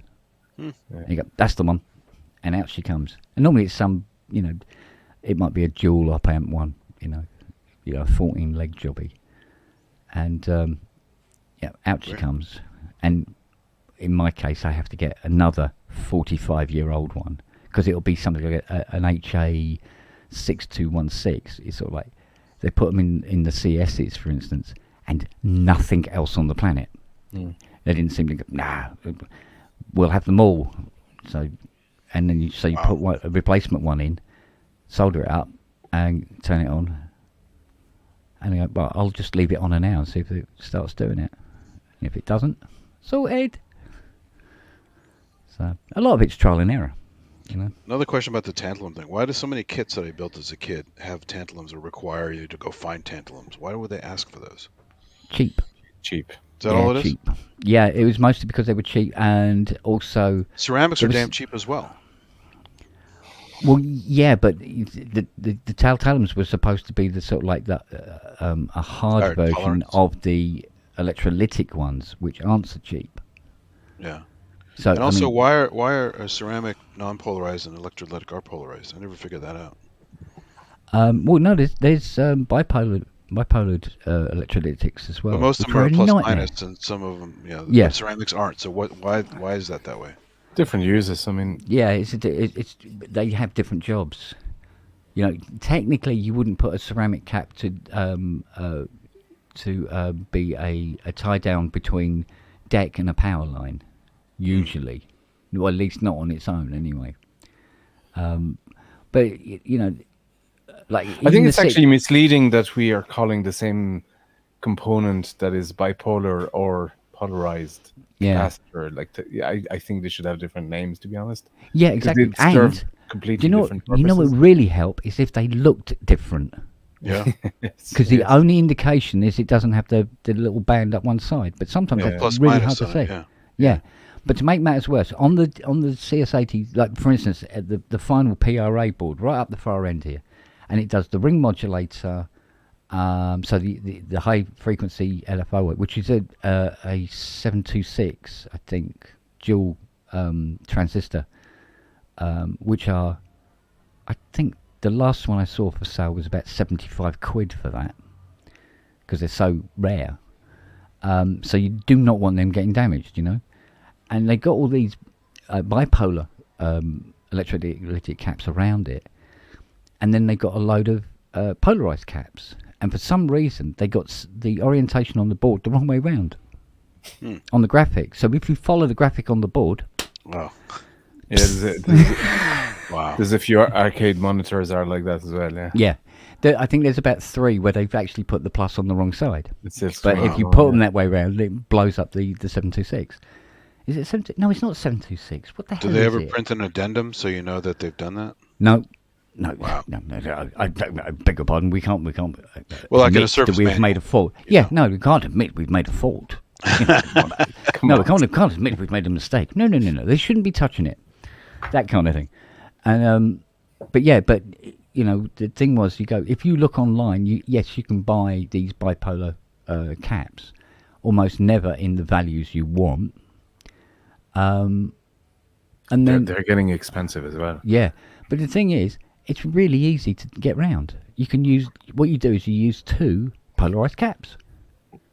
You tie the 2 minuses together, put it in. It's now a bipolar cap. So if it's something like 16 volt 10 UF, I mean they're dirt cheap anyway. But if you want the bipolar ones, they're bloody fortune if you can find them. So you just tie 2 of them together. So solder the center pins together, cut them, and then just put it in. 1 plus in one hole, 1 plus in the other. Solder that up, and that is now a bipolar cap at that value. Simple. So I mean, I've had customers go, "Why did you put 2 caps in where there used to be 1?" I was gonna ask how much shit do you get for doing stuff like that or telling people. Do you know what? Most people seem to be, "Oh, that's interesting, cool." But Okay, fair enough. what they love is they go, "So that's why the repair bill isn't massive." I go, "Yeah, if you want, yeah, Yeah. okay, all right, cool." That's, at the end of the day, it's all they care. And it'll Does it last just work? as long Yes. as the part you're I suppose, Oh yes. yeah, you've literally made that's all a bipolar cap is. Yeah. Essentially, is 2, almost inside is 2 caps. Yeah. So it's exactly the same thing. And yeah, I mean, like I say, at the end of the day, people go, "Does it work? Yeah. Is it reliable? It is now. Then I am a happy bunny." Yeah. That's all that matters, right? That it works. Yeah, exactly. Yeah. That it still works when they get it home. Yeah, well, exactly so. Especially if it's an 80, and it's getting shipped back to Los Angeles. You Yeah. can fucking make sure it works when it gets there. I tell you. Can you even get tantalums now? Yeah, no, they're still available, Still? but they're not popular. Yeah. They're not popular, and because of that, are pricey. So, because they do have their uses, let's face it, but they do have a shelf life. That's the problem. Really? That was always but there again, so do the oil-filled muddy electrolytics. They have a shelf life. Oh, it's ceramic. But They have a shelf but life. they don't explode and shut down the entire fucking machine, do they? Or They sort of stink like to just hell, go, right? "Oh, I'm not going to work anymore," and sort of like just not work as efficiently. Mm. When those electrolytic ones burn, man, they Or stink leak. so bad. Ceramics are, I mean, technically everything has a shelf life, but ceramics seems to last Yeah, pretty much forever. And, I mean, yeah, so unless there's some real bad fault on the board, and they Yeah, do that. you fry Like and, that, yeah, that's it. whatever. Yeah, 'Cause I always hear about recapping just for electrolytics, so you can do it for other ones, I guess, right? you can if you so wish, but I mean, But you don't need most, even the like the polystyrene ones and the polypropylene ones and stuff, you can replace them, but you don't really need to No. unless it's actually failed. Like you see, And and it's usually electrolytic will start to bulge a little bit, and then Yeah, exactly. and yeah. ceramics failing. It's usually like resistors. It's usually a symptom of something else on yours. Exactly, yeah. And so you touch it and it's like really, really hot. And you go, Yeah. 9 times out of 10, something is making it do that. Yeah. And it's not doing it itself. Yeah. Hmm. But I mean, half the problems I have now with it is trying to get hold of various sliders or potentiometers, Oh yeah, sliding knobs, slider caps. It's like, aye. That's a never-ending story. It really is. But it's weird. It's harder to get these components for 90s machines than it is for something made in 1959. It's ridiculous. Don't know why, but there you go. Have a good night, folks. You off, buddy? I'm off. Yeah. All right, then, mate. You look good to see after it. Cheers. I've got to do the same as well, so nice seeing you fellas, Hello, mate. and Right. see you again. Yeah, Cheers. come in again. Ta-da. Okay. Take care, bud. All right, up close and personal. Now we're alone. Shh! Don't tell anybody. There's something down here moving. Who is it? Puppy. No, it's Siri. All right, darling. Oh. Yeah, Siri's curled up at my feet. So puppy's still sleeping most of the day.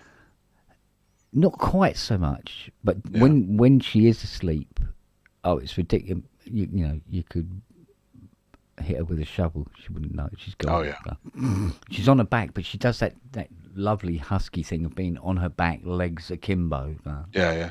like this. Absolutely gone. You see her chasing rabbits in her sleep. They're running.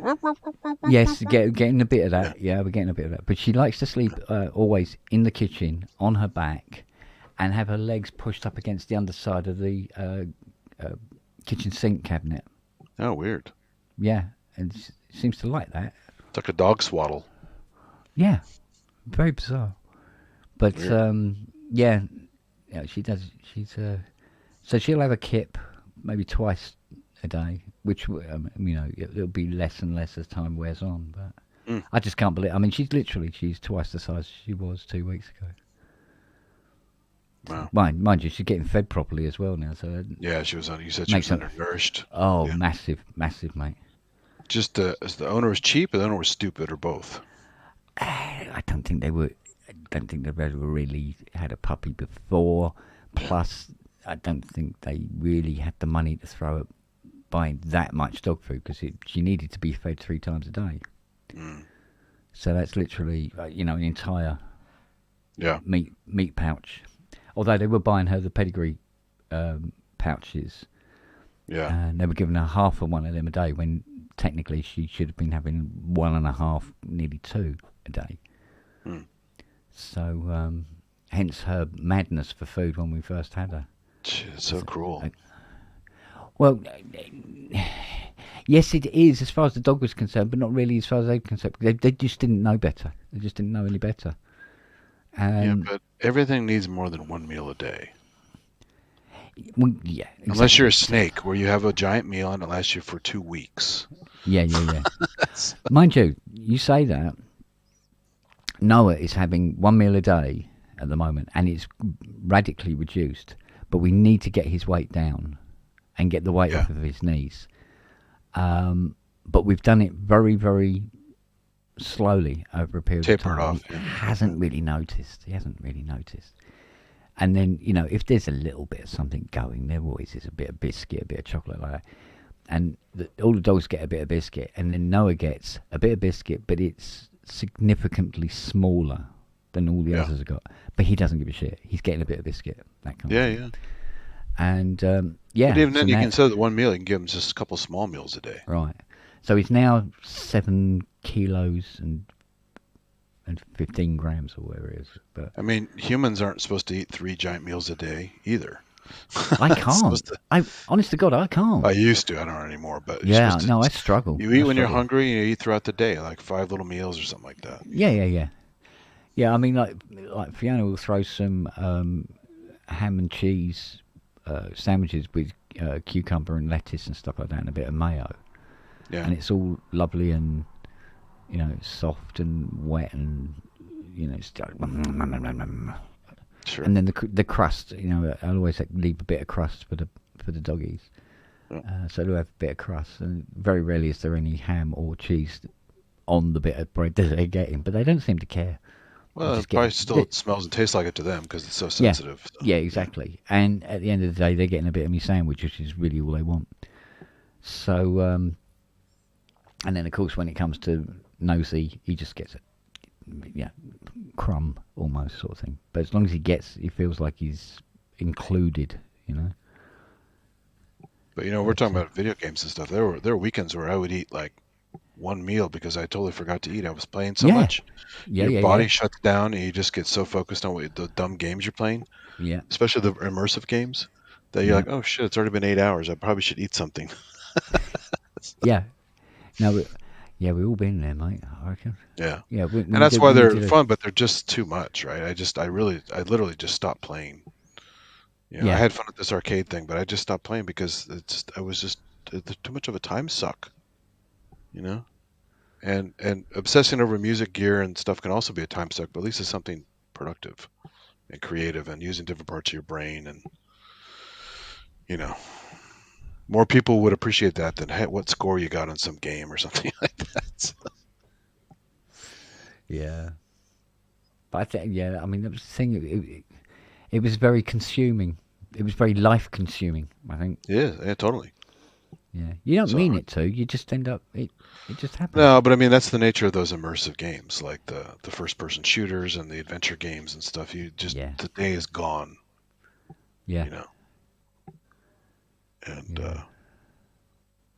luckily I got ribbed enough on my parents that I had a little bit of a wake up call. I'm like, yeah, this is kind of loser behavior. Better stop doing this so much. I must admit, I liked getting when I got my first TFT screen, as opposed to my I can't. Do you know what? I can't remember what it was, but it was sort of the Rolls Royce of the CRT monitors. Oh Christ! It was a massive thing as well. It was a 17-inch. What was it?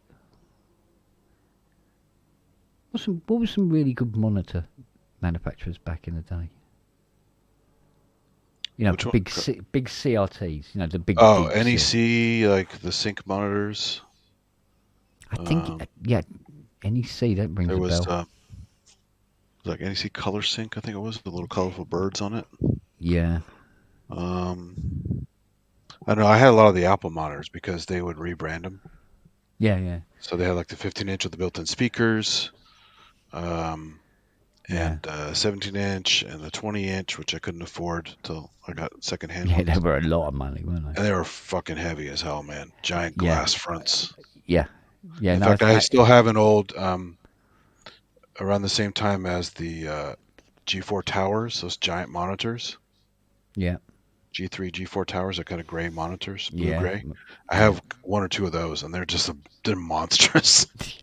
They have this like spider stand you put them on yeah, with like a cup, and you kind of seat the monitor in there, yeah, and it's yeah. I think it was an NEC 17-inch high color bloody blah thing. It was capable of doing 1600 by 12 or whatever it was. Um, and and still got dreadful migraines because I'd be playing yeah. games on it until dawn till sometimes birds twittering. You go, Oh ooh, yeah, oh, and the sky's starting to get light again. Playing yeah. these bloody Kind of like some of network. the pubs where we're chatting for hours. And Well, yeah, the lights it's go. literally the same kind of thing. Yeah, Like it sort of native yes is replaced like, it. hey, I've got light in my window. What's going on here? Yeah, what the hell? So, and yeah, and but yeah, so when the TFTs came about, it's sort of like, oh man, this is something else because somehow it wasn't so many photons hitting you in the bloody face, Yeah. as compared to the CRT ones, and they were getting cheaper as well. So, because I think Yeah, and my just fixed NEC, focus that long, even though technically you're looking at things that are, yeah, different sizes on the screen, you're still a fixed focus. yeah. So that's not good for your eyes for long periods of time. But I mean, back in the day, that NEC 17-inch monitor was probably it was about the same price, and equivalent price of what the that Sony Bravia 85-inch downstairs was to buy. It's ridiculous money Yeah. for these things. I remember when they finally got the flat panels figured out for the G4s, Yeah, and Samsung was like exclusively making it for Apple. yeah, And they were crazy expensive, like $2,000 or something like that, just for I think it was a 17-inch monitor. Wasn't yeah. even, maybe it was a 20. It might have been a 20. And it was like, that's a lot of damn money for a monitor. Yeah. Now, see, like with Wags, he's got a 48-inch screen. He's about arm's length away. I mean, this thing goes halfway across the room. It's Yeah. it's freaking huge. It really is. But after a while, it looks the same as Yeah. when I had just the Raven, which is there now. I still like the Raven. I mean, the newer monitors you could use for games and regular computer use, but remember when the people used to try to put their computer through regular TV and use it as a monitor? The resolution just sucked. Oh mate, did it? Oh. It was terrible. Yeah. Yeah, it was pretty shite, but it was a could much do it, bigger but it wasn't. screen. And go, yay! But it's like, nah, Yeah. no, it's not really working for me. Because I used to, before I could afford a DVD console that I liked, my first DVD player was a DVD drive on my PC that I built from scratch, Yeah, and I'd run a wire from that to the TV yeah, in the other room. So I didn't have to use a remote. I didn't care. I was mostly just watching movies straight through yeah, by that point, and so I didn't care. That was the control was in the other room, but the picture quality was good enough, but it wasn't. It's much better to have it on a proper Yeah. monitor if you can. yeah. But the thing was, I mean, if you wanted a proper DVD player that went under your TV back in the day, I mean, they Yeah. weren't cheap. No, and they all. also didn't last very long. I went through a couple of them. I had a really nice Sony one. Yeah, that they did actually kind had, of eat themselves, didn't they? Well, I wanted one that had. Remember when VCRs had jog shuttle, right? And I wanted a DVD player that kind of could at least approximate that, if not have the control directly. And getting a player like that was expensive, Yeah, because most people were just doing no frills players. yeah. And then I had this nice player, and then the damn thing only lasted a few years anyway. We spent all that damn money on it, and it didn't last. Yeah, Native's got it right there. Yeah, the PlayStation 2 became our DVD player in the end Yeah. as well. And Well, especially the later one, you get a Blu-ray player out of it. So yeah, but it was really reliable. like Xbox whatever became Blu-ray player for some Yeah. people. Because I mean, 9 times out of 10, you get a DVD player would pack up, and it would be the drawer wouldn't come out anymore, Yeah. and something like you push the button. Oh, that's the nothing cup holder. happens. You're supposed to put the cup. Yeah. Or it'll do that really annoying thing where it goes and go back again. Like, Gets confused. Yeah. Or gets part way and then it goes. yeah. Yeah, the bad old days. Yeah. But yeah, we enjoyed it while they lasted, I guess. Just Yeah. you made do with what you had. I've still got that. I must admit, yeah, I think it was probably the best CD player I ever owned, especially from a sound point of view. Is that Bose Wave? Oh, bet. It's lovely. I never tried. I've tried the Wave Radio, but never tried their CD stuff. Yeah, that's great. But I mean, it's just the way they had that thing set up. It was just. Yeah. It didn't matter what room you put it in. Somehow it was great, whatever room it was in. So I have kept it. So I was thinking about taking it down in the workshop. We had they had the Bose stuff for a while. There was this company Cambridge Soundworks made a lot of stuff that people went nuts for. I never bought any of it, but some people swore by it. Yeah. Then you had, of course, Bose had the satellite system too, right? Those little cubes you put all around your room to give surround sound. Yeah. And yeah, they had a subwoofer in there, but those little cubes sounded kind of tinny. Yeah, So it didn't quite work as well as it was similar. You remember the Sound Blaster one? Yeah. The 5.1 surround Sound Blaster one. Yeah. For that game I experience. didn't have it, but I know about it. No, we had it, and we were still waiting for a game that properly supported it. Actually, one of those stupid game chairs for a while, where the speakers are behind you here and here. Oh yeah. There's a rumble in the seat, so while you're playing, you're actually in the scene. Yeah, I'm with you.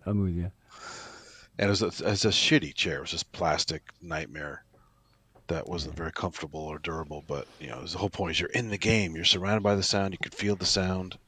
Yeah, it turned out to not really be enough to do. No, it's like full range drivers in there. They're not great speakers. Yeah. And it's just not. It's not quite there. No. But hello. Bonjour, monsieur. He's got an Atari shirt on. Speaking of games. Yeah. I've been sort of vaguely listening in, but see you later, Matt. Not to. Bye, Matt. Bye, Matt. Matt, what have you done? Do you know what? I can feel the heat coming off this bugger. I can feel the heat coming off everything in here at the moment. Yeah. Even me. I had to get dressed again. Oh God. You guys have a hot day there again? Yeah. Yeah. Kind of mellow here. I can actually have the window open. It's pretty good. But usually it's hot as hell right now. Yeah. Been a bit, isn't it? The weather's really schizophrenic. It's been a couple cold nights and then a couple really hot nights and then some blazing hot days and then up and down. So yeah, so weird. Seems to reflect the weather around the planet. Really, it's all a bit screwed up. It's all a bit fucked. But we have nothing to do with it. It's all just normal, right? Yeah. It's the position of the stars. It's causing it. It's the disc, because our flat Earth disc is just off a little bit. It's yeah. And so you also like to blame HARP. HARP. You heard about that? The U.S. military thing up in Alaska called HARP. They claim it changes weather patterns. It does all kinds of wacky stuff. All these conspiracy people out there. Oh God. Allegedly. Yeah. Mind you, old Mr.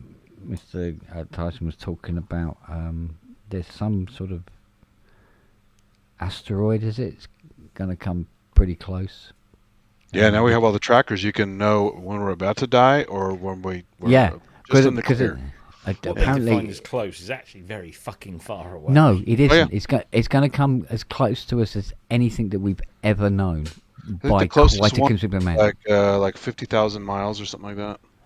Yeah, it comes between us and the moon. Yeah.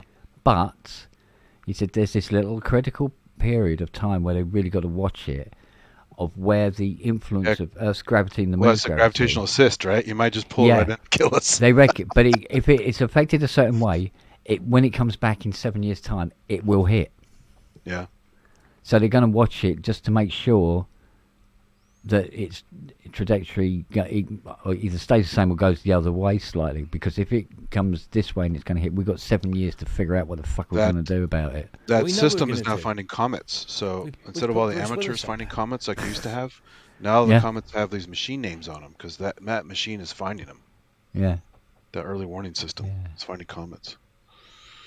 But Yeah, we've got 7 years, but it'll be 6.5 years of debate. well, we may not make it 7 years. And where's the anyway, right? funding coming from? We might blow each Yeah. other up in 7 years. So there you go. Yeah.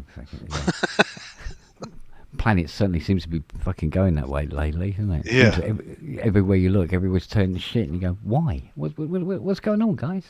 But I remember Uh-huh. when they turned on that warning system and they said, "Oh shit, we just had a couple go by that probably could have almost killed us, but now we know about it afterward, right?" Yeah. Well, not knowing is always a good thing. Exactly. Yeah. Yeah, smoke 'em if you got 'em. Yeah. There's a great Far Side, the Gary Larson Far Side Yeah. scientific cartoons, little single pane cartoons, Yeah. and it shows dinosaurs looking up at some like comets and stuff in the sky or some fireballs or whatever, and they're like, "Oh, that's probably nothing," It's like- Yeah. Yeah. What could that possibly do to us? Yeah. Yeah. Well, shit happens. We like to think we're pretty well prepared and very, very smart, but you see these volcanoes kicking off, and people going, "Well, I didn't know it was going to do. Did you know it was going to do that?" Yeah.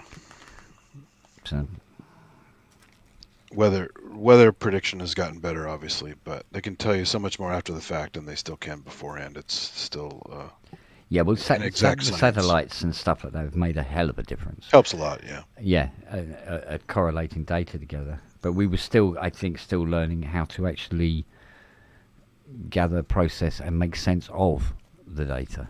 They're trying to get better earthquake prediction as well, but that's not working because every time we get one here, whatever it Yeah. is, I go look it up, and you can find all kinds of information about it, what it was and where it was and stuff like that. But they're not sensitive enough yet to do early warning.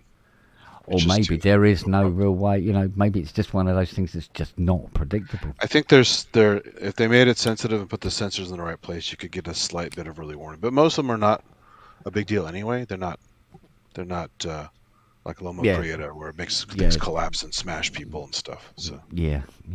As long as they sort of like just little tremors here and there, it's not. I mean, they had the famous one in Alaska in the 70s. It was like over 4 minutes. Can you imagine constant shaking for 4 fucking minutes? Yeah. Imagine for about a minute and a half, and then she Okay. goes to sleep. Yeah. You go, Yeah. Waitress, another bowl of soup, please. Yeah. 4 minutes and you have no fucking soup left. Look at that. Yeah. Well, it's like our pool, Loma Prieta earthquake. There's so much sloshing in the pool. Mm. Like almost like at least a quarter of our water was out of the pool, if not closer to half. Well, All the to sloshing. be honest with you, for somebody like, say, me or Robbie, we'd probably shit ourselves if we were in Oh, Los yeah, you have to Angeles be used and to we it. had one of them kick off and go, what the I fuck actually is going on I here? find them entertaining. I don't get scared by them, but Yeah. some people haven't been with their. Yeah, but when you have to live with them, it's like, okay, it's we'll like live Japan. with They this. get way more than we do, and they're totally Yeah. used to it. Right? I think the worst we get here is somebody shouting loudly. Yeah. Danger Mike.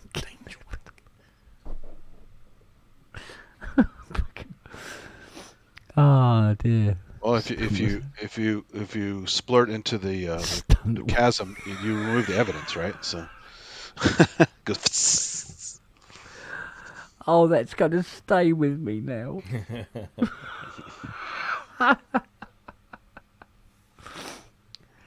And now the great Mysterio will now perform a stunt wank. Oh, you must have seen Orgasmo. Oh yeah. And the stunt cock. Yes, that's true enough. He always smacks his ass. Cock. Yeah. Oh, die Yeah, I saw that. It had like a 1 week run when it first came out in Palo Alto. It Didn't never, I last don't very think long. it ever made the cinemas here. It just went straight to DVD. Yeah. And I tell you, we fucking rented the shit out of that at the store.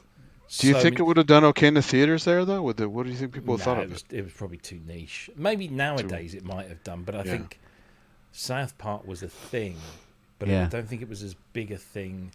Yeah. And because it was live action, South Park the movie did huge business. Like you guys got the original Spirit of Christmas thing that went viral before they started the show, right? The original animation called Spirit of Christmas. Jesus fighting Santa Claus. Go look it up. It's hilarious. Yeah. It was done. Sounds like something cut to out do the with. classic old way. I remember we had Cannibal the Musical. Yeah. And we had that, and that only rented out to the students because it was only like the film students that knew about that. Yeah.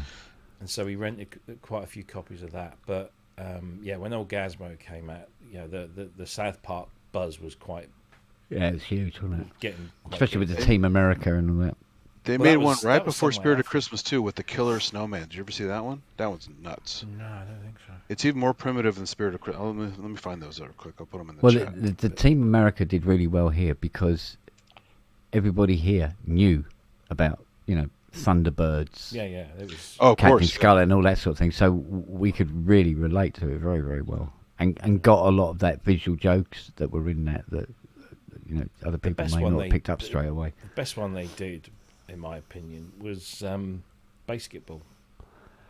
Yeah. Which was, South Park and Airplane. It was just perfect. It was that.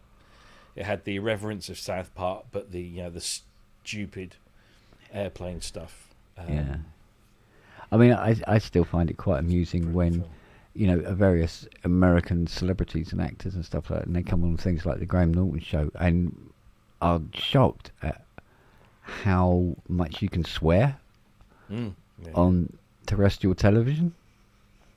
Yeah. All right, here's the very first one they ever did with the snowman. And then the one that most people knew of much later that was an internet phenomenon was Spirit of Christmas. That one got on the show, the actual South Park show. This one was more... I saw this afterward. This is way more obscure. You can see the drawing is very primitive. Where did I put the other one here?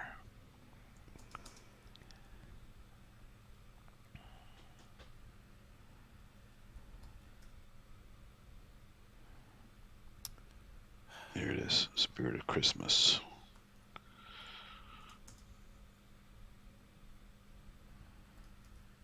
So they repackaged this one for South Park. Made a cleaner version. Yeah.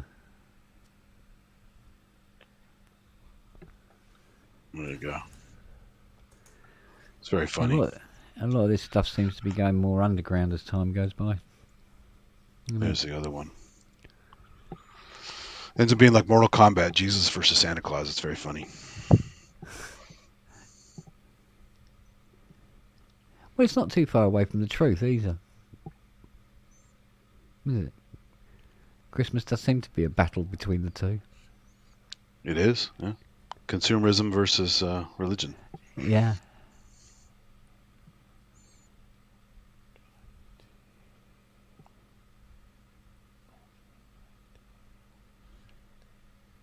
Wow. Go on. No. I'm just adding up my my invoice this month. It's been a good month. Oh, okay then. Been a good month. So you can buy me a Polybrick 12 then. Oh, it's not that good month. Oh. Really? Well, you're easily pleased. I know. No, it's good enough for me to now seriously get down and buy the furniture I need for this room and pull my fucking finger out and More sort furniture? shelves and shit. Oh. And I'm going to invest in keyboard covers. I've had enough. They're all getting. They do, don't they? I told you, I've been using those for years. I hate dust. And it's just... Yeah. You Oh, never gotta mind dust. The M8X looks like it's actually a derivative of the Husky family. Well, hair, dust, everything, right? Oh, God, yeah. Well, Lint. the thing about a lot of these keyboards is that they're sort of like they're hair magnets. Yeah. Literally. You know, it's Especially just, Rolly. Oh, you got hair. Come on then. Yeah, Rolly. Oh man. Or if you have the original Mini Brute with the sticky sides, things are just going Yeah. to stick to that. Yeah. Yeah. Tell me about it. I have a nightmare in the workshop sometimes. Yeah.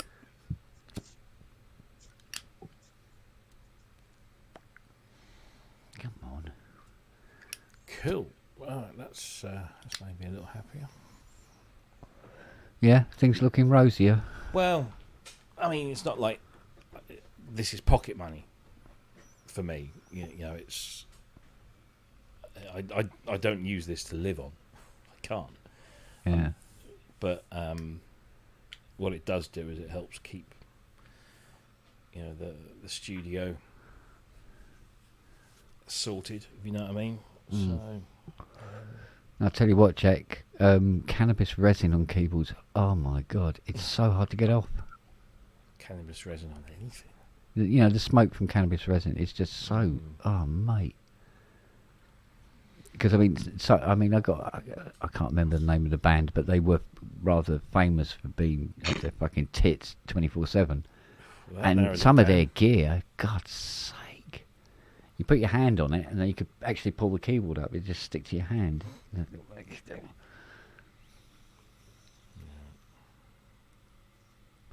All the pots were welded in one position, sort of thing. You know, it's fucking everywhere. Very, very icky, sticky. Yeah. But then I found fabric foam. Don't know, works a treat on that, I tell you. Leave it on there for a little while, and it just wipes clean off. Because I used to try using thinners, but it's not always a good thing to put on a front panel. You never know how the paint's going to react. So, Yeah, and Or acetone, plastic. forget it. yeah. Don't put acetone anywhere near your keyboards, ever. Yeah, that's. Oh, Ooh. there you go. I'll tell you what acetone is good for though. Getting Hi. yeah, top of the pops duct tape off the nameplates of Yeah. synthesizers. Oh, Remember that back reminds me, I in need some duct tape. late 80s when they started putting duct tape over the names? Yeah. Yeah. I have these machines come in and they still got the bloody duct tape over the names. Or the residue. Oh, you take the tape off and there's just this white stuff on it, like this cement, and it won't come off. Yeah. So, and you sort of like, you have to do a test piece because you don't want to, you don't want to rub Roland, the big Roland, off the back of a JP8. It doesn't go down well. And you have to do a test piece and go, yeah, no, it's all right. So, mind you, the name is still very, very white because of it, but I don't recommend it.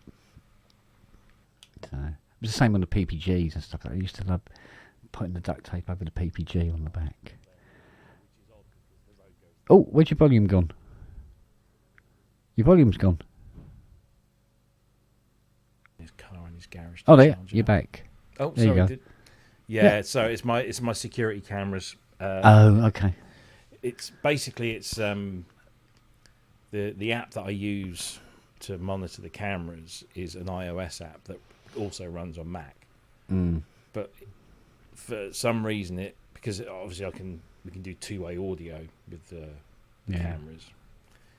It decides it's going to hog the audio completely every time. Can I make an observation? When did we get a patterned background? Oh, about an hour or two ago. I was bored. Oh. I thought that background looks decidedly black. Yeah, so- it is very sort of like pale.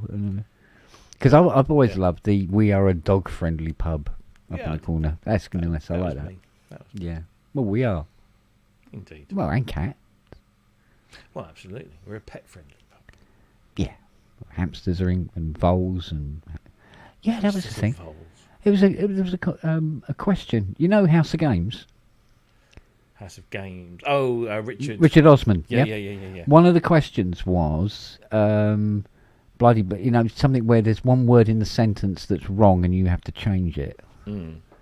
And basically, what it was they were talking about Danger Mouse, and then they said that Penfold was a Cunt. yeah. No, Penfold was a mouse, right? No, he wasn't though. But he wasn't. What was he? Oh, fuck. I know he wasn't a mouse. It was, and it's not an obvious, it's not a gerbil, is it? No, bearing in mind it was what was his name? Terry Scott. Terry Scott, and he wore and the character wore big thick glasses, Yeah. and he had a long pointy nose. He's a mole. Thank you. I would say it was a mole. No, apparently hamster. Okay. I'm going, no, I can test that. I don't care what anybody says.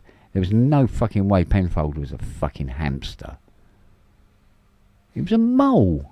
My landlord looks like Penfold. No, does he? Yeah. He came round today. All right. What? So- Come out of the garden. Come out the lawn. Oh, look at my lawn. No, he. So we rented this initially through a letting agency, Yeah. who I thought were actually quite good. Yeah, they were doing a pretty good Yeah. job and what have you. And then we had a drain blockage couple of months ago. So, as is the protocol, I phoned up the letting agent, and the letting agent said, "Oh yes, we'll have somebody out to you." And so they obviously call the landlord and say, "There's a drain blockage. We're sending somebody out." Yeah. So this guy comes out. He's fucking useless. Oh, I don't know what that is. Oh, I said, yeah, I'm gonna have to go away, and I'll have to come back again. But I'll have to charge for this initial call. I said, "Mate, I'm just a tenant. You charge it's nothing to do with me." So he goes away, and then the next thing I know, I've got a different drain blocking unblocking company come round, and he says, he's there 5 minutes, opens the things up, he says, "Oh yeah, I see what that is." 10 minutes later, there you go, mate, all sorted. Yeah. Job done. Brilliant. Yeah. I'm happy. Steve Elbows is saying he is actually a hamster. Yeah. It's the worst drawn hamster I've ever seen. Yeah. He even looked like a mole. Better Oh, than well. a gerbil. You know what happens to gerbils. So Well, yeah. Yeah. Well, if Steve you're from Richard Richard Gere. Gere. Yeah. Yeah. So anyway, my Yeah. landlord, this all happens and what have you, and we had a conversation. And he moaned about the letting agent saying that they'd sent a guy and he was not very good, and so anyway, Yeah. the next thing I know, my landlord has emailed me and said, "I'm going to be getting rid of the letting agency, and I'm just going to deal with you direct. Is that okay?" And I'm like, "Well, what choice have I got? If it's not okay, I'll have to move again." But I mean, I've Can't dealt see with it being a landlords- problem. No, I've dealt with landlords direct before, and I've never Yeah. had a problem. Touch wood. And he's a really nice guy. I've got to give him that. He's a really nice guy, and he Yeah, gets cool. things done and sorted. Yeah. I think he's like a maintenance guy at Cambridge University, so he's got all the gear and does a lot of this stuff himself. He's a little odd, but he's sound. So I said, "Yeah, all right, fine, no problem." And Yeah, I'd be Yeah. more worried if he was cool and slick as shit, well, yeah, to be honest. Yeah, exactly. And he lives like 5 minutes from here, and he came round. Until we had a patio laid. So when we moved in the house, at the back of the house there was some decking, and the decking had been there since the house has been here. So it's probably about 20 years at least. And the decking hadn't been stained or treated; it had just gone dark brown, and it was covered in that sort of invisible sheen of algae, because it didn't get the sun on it all the time, so it was very slippery when wet. Yeah. That sounds like a good album title. And so we pointed it out when we moved in. We said, it's a little bit creaky and bouncy, and the landlord straight away said, "Oh no, I know, I'm gonna have it sorted out in the spring." And absolutely to his word, this spring he got a new thing laid, but he saved a bit of money by buying the materials himself Oh yeah, you said yeah. and then having them delivered not here, but to his place. Yeah. And he then had to do like half a dozen trips on his little trailer, getting all the the paving slabs and everything in, with his mum and dad, who are pensioners clearly, and it was very and he also then removed all the decking himself. So he did about half a dozen trips with the masonry, Yeah. and then about another half a dozen trips taking all the wood away, to save himself a few bob, I'm sure. And then the other guys came in and the professionals came in and did the thing, and it was brilliant, and Yeah. we were very happy with it and everything. But I don't see the saving of not getting it delivered from Wix No. or wherever No, straight to you exactly. over Just don't- getting it delivered to him, I have no idea. So anyway, because it's but he's- normally free delivery anyway. Well, Normally. surely that's his what's- time and his gas and everything else cost, something. I don't know. I don't know. But Hmm. and he came. So he said that I'm going to can we deal direct with each other? And I'm like, fine. He'd give me all his contact details, and he's always willing to help and very keen. And I think that the moment I knew that I got a good one was when he came over one day and doing something, and I said to him, "Oh, by the way, we're thinking about putting some shelves up, into the wall, in the lounge. Would that be okay?" And he said, "Do what you want. This is your house." And like he was like genuine. I was like, "Oh, Wow. okay." Because a lot of landlords or letting agencies, you've got to phone them up if you want to hang a picture with a tiny little picture up. Yeah. He said, "No, you do what this is your home. You make it your home. Obviously, the letting agreement states that you've got to leave it in a suitable condition when you go. But he said, Yeah. no, this is your house. You do do with it what you will," which I thought that's not bad. Wow. Yeah. So, but he came over today to sign Well, the new tenancy. mate, you're lucky agreement. than some. I know. Some I have been. some most landlords of- are right fuckers. Oh yeah, my first ever landlord. I think I told you the other day. He lived on a cruise ship. Yeah. That was his thing. He came back on shore for about 4 weeks a year, and he was always on a cruise ship going around the world. So I had a letting agent who was absolutely. Did he have a hook for a hand? Yeah.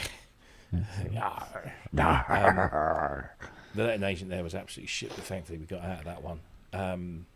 I had one landlord who was I dealt direct with, and he was brilliant. I'd love to still be his tenant. He was a complete stoner, and he was just whatever, like, man. So, yeah. It was just like, and he phoned me up one day and he said, "Can you pop over? I want to have a chat." And I'm like, "Oh shit, what have we done? Or are we getting evicted?" Or all this? So I went over to his house, and he invited me in. You could smell the fucking weed. It was like really potent. But yeah, he sort of sat down there. We had a little drink, a little beer, and he says, "Yeah, I'm thinking about selling your house." And I was like, "Oh god." But he said, No, don't worry." He said, "I'm telling you now to give you as much time as you need to find somewhere else, and I won't sell until you've gone. So the minute you tell me you're leaving, that's when I'll start the process. But there's no rush. I just want to, cash in." I'm like, okay. So we found somewhere, and we took our time, and he was absolutely fine. He didn't hassle us once. He didn't say, "Are you going? Have you?" Not at all. And as soon as I, gave him the written notice, he said, "Oh man, that's great. Is it a good place?" I said, "Yeah, it's pretty nice." And he said, "Excellent, okay." And then as we were moving out, he was just showing people around to buy the place. It was brilliant. It was really, really cool. But then the last place we had before this one, we went through a letting agent, and not only was the letting agent an absolute cunt, so was the landlord. So it was double bubble. So you got shafted from both directions. Couldn't fucking get anything done. I mean, I said to my landlord today, I said, the last place we had water coming through the ceiling around the electrics. Nice.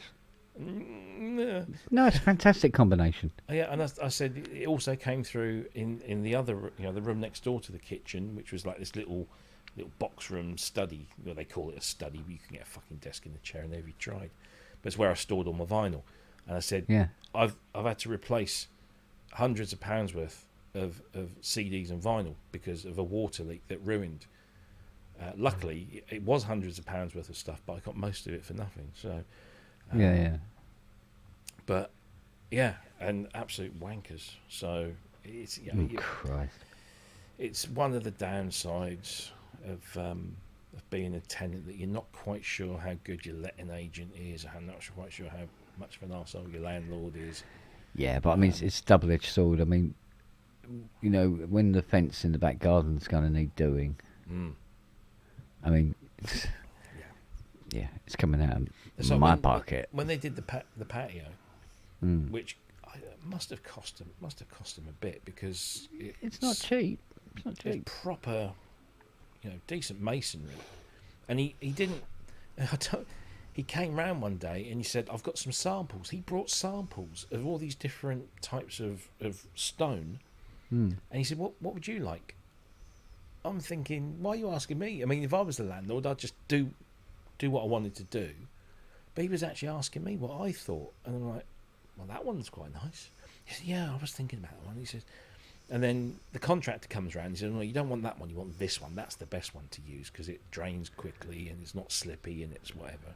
Yeah. So that's the one we went with. And when they were laying it, the guys that were laying it was a really, really good company, a local place. And he'd noticed that the guttering at the back of the house had started to, sprout, vegetation. Yeah, which it does, yeah. Yeah. And he said, "Well, you want to get that looked at, mate, because if that overflows onto this, then you'll get all sorts of fucking crap."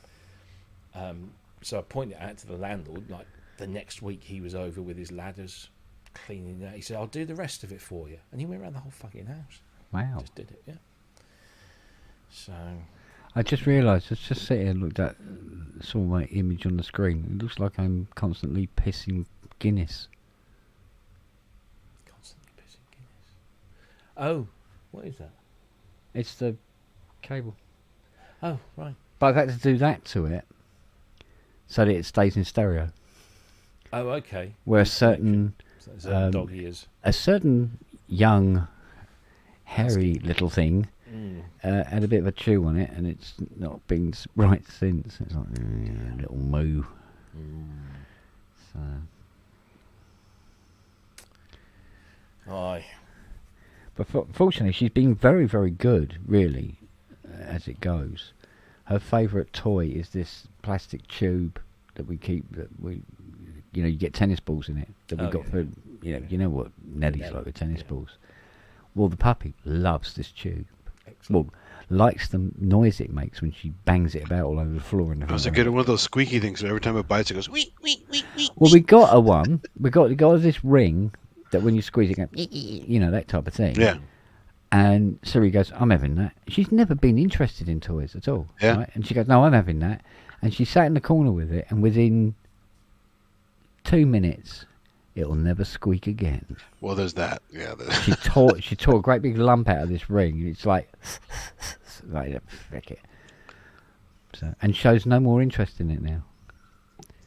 So I'm just wondering, did she just deliberately just kill it so it wouldn't squeak? It might be. You get one of those it's like a fake hamburger that squeaks. They're very durable. Yeah. And those are hard to tear apart. So, and Nellie doesn't give a shit. She just wants her tennis balls. That's all she cares about. But next door was saying, he says, "Oh, we looked out our bedroom window. You got a tennis ball out on your front porch." I went, "Yeah." And he goes, "Oh, was that from over the school?" He goes, "It can't be from over the school, can it?" I said, "No, it was Nellie." It was Nellie? I said, "Yeah." She punted it clean over the feckin' house. Yeah. She was down the bottom of the garden. I threw the ball up in the air. She come lunging at it, leapt in the air, punted it, and it cleared the feckin' roof. Wow. You got to send her to Wimbledon one year. You might win yourself something. Mate. Well, I mean, if she'd punted that on a normal tennis court, that would have been in the crowd. Yeah. She really, really My chocolate lab adored tennis balls. He could get like 3 in his mouth at once. He'd go swimming for them. Yeah. And then he would always chew them so they would puncture. And then he would like a little squishy noise with it. Yeah. And then I discovered I could sink them and teach him how to dive for him in the pool. Yeah. And I got him And to go she on likes to steps. take the fur off them. Yeah. But the one I love is when she's got one tennis ball that she's really is her current favourite ball for whatever reason it is, and then there'll be a new one because she likes the new ones as well, but she can't pick up both. So what she does is she keeps one in her mouth and then she kicks the other one up the garden with her front leg, with her front paws, so that I will throw it for her. And then she goes after it, but won't put the other ball down. Yeah, they want And to then keep it. and then kicks it back up the garden to me. My dog always wanted the ball you had. It could have 3 in its mouth, but it wanted the one you had. Yeah, the one you got. Yeah. So Yeah. Know that one very well. Yeah. Nellie's like that. She'll have like 13 tennis because she keeps them in the front room. She puts them under the that is like this little metal rack thing that Fiona's got all her tools and bits and pieces on in the front room. And Nellie puts her balls under there. So there'd be about 14, 15 tennis balls under there. And then there's other tennis balls around the house everywhere else. But, you know, and if, say, Lily picks up a tennis ball, suddenly that's the one she wants. Yep. She may have to wade through 20 tennis balls. That's why I would to take get like to 2 it. or 3 balls, throw them in the pool. The dog would get all of them, and then I'd throw like 5 more in the pool at once. And it has to drop all those and go after all the other ones. Yeah. Yeah, exactly. Yes, it's a little move for that. She goes, no, that's the ball I wanted. No, it isn't. Yes, it is. So obvious. funny. Yeah. So, and of course, Charlie going, oh, don't give a shit, mate. Not bothered. Don't. And they only care. fall for the fake out throw a few times, and they finally catch on. So Yeah. But it's like, you know, that automatic ball firing machine we had in the back garden. She even knows when that's going to go now. And she's sort of like, she starts to go just before it fires. have they ever caught it directly from the machine? It's pretty hard. Oh, Christ, right? yeah. all the She's time, very yeah. good. Yeah, when she'll do a leap and a perfect catch, but she actually deliberately punts them Nice. with her nose and see how Yeah. far they get. She loves punting them into next door's garden here. So, of course, I mean, it's a lovely guy who lives next door with his missus and that, but he can't speak a single word of English. And he come out and he go, I'm sorry, like that, and he'd wave at me, sort of indicate, and he'd bend down, pick up, and start throwing like 12 fucking tennis balls out of his garden into ours, and Nellie's running around trying to catch them all. And he does that most mornings, bless him. You ever do frisbee with the dogs? Yeah, That's always fun. yeah, she just ate it. Yeah, they will. If you Yeah, leave it yeah, with them, she- they'll destroy it. You have to Yeah, take it it's away. it just had a huge semicircle chewed out of it. And it's sort of like, all right, we're not doing that one again. So, but she's playing in the pool at the moment with the pump. So I put a special where the pump pumps the water in. I put in it was actually a stop, but what I've done, I've cut like a star in it, so it fires this jet of water, and she'll just sit in there grabbing at that jet of water all day long. With the mouth, right? Yeah, with Siri, and they're in the pool all day long playing with that. They love it. Lily's not keen, but she's getting to like it, but she's not massively keen on it. But she made the mistake of getting into the shower with Fiona this morning, so she had a shower. Uh-oh. Yeah, but she seemed to like that, so I go, well, cool. If we can get, because none of the dogs like the shower. Yeah. If you try to get Nellie into the shower, she puts her paws up like that, and you go, no, come on, in the shower. No, I'm not going in there. Anything but go in there. So, and Siri's just, oh, you know Siri, she's fucking frightened of everything, to be honest. My lab used the pool more than we did, so it was always clean. Yeah. It's like, there's this, it's a red plastic coat hanger, and Siri is terrified of it. If she sees it in the bedroom, Fiona's got it out on the bed or something like that, she won't come in. We'd occasionally have a Zeppelin going overhead for certain reasons, and my dog would see that and just freak. It would just stare up at the sky and shrivel. Yeah, nothing should be going across the sky that slowly. Yeah, the Why isn't golden it falling? retriever was afraid of everything. It would just like I was Yeah. outside one time and it looked up and froze. I go, "What are aliens landing?" And I looked up. Oh, it's just a Zeppelin. You know? Yeah. To be honest with you, I've known people to be frightened of Zeppelins. Yeah. Yeah. So like, Well, they no, saw I the don't movie The like Hindenburg too much. Particularly in so, 1915, yeah. yeah. it. Well, yeah, exactly. I remember going to see that movie in the theater Oh, with the my huge parents, manatee. and the I was happy when the dog survived. There was one dog in the Hindenburg that survived. So Yeah, no, it's very unfortunate. Of course, they're much safer now. well, they're using hydrogen. Yeah. Might have been an idea back then. I don't What know. a terrible idea that was, right? Yeah, well. Oh, I don't know. Is that Goodyear blimp still going? They're around for sporting events and stuff, advertising stuff. But Yeah. there was at Moffett Field here before they decommissioned it further. Yeah. At the old Zeppelin hangar, the kind of it had plates covering it forever. Now it's a skeleton. It's been a skeleton for years. They took all the plates off for some reason. And there was an airship company locally Yeah. that was selling rides. Save up to go, but it was kind of expensive to go, right? But he took some aerial photos going around the Bay Area with it. It was really fun, actually. They did it for about 2 years.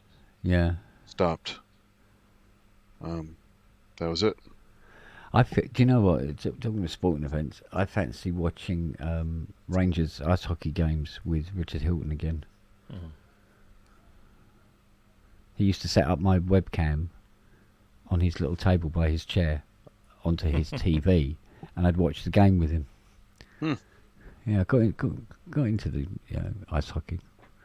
So I ended up supporting Rangers. That's why I go, what? You don't live anywhere near New York. What is the matter with you? You know?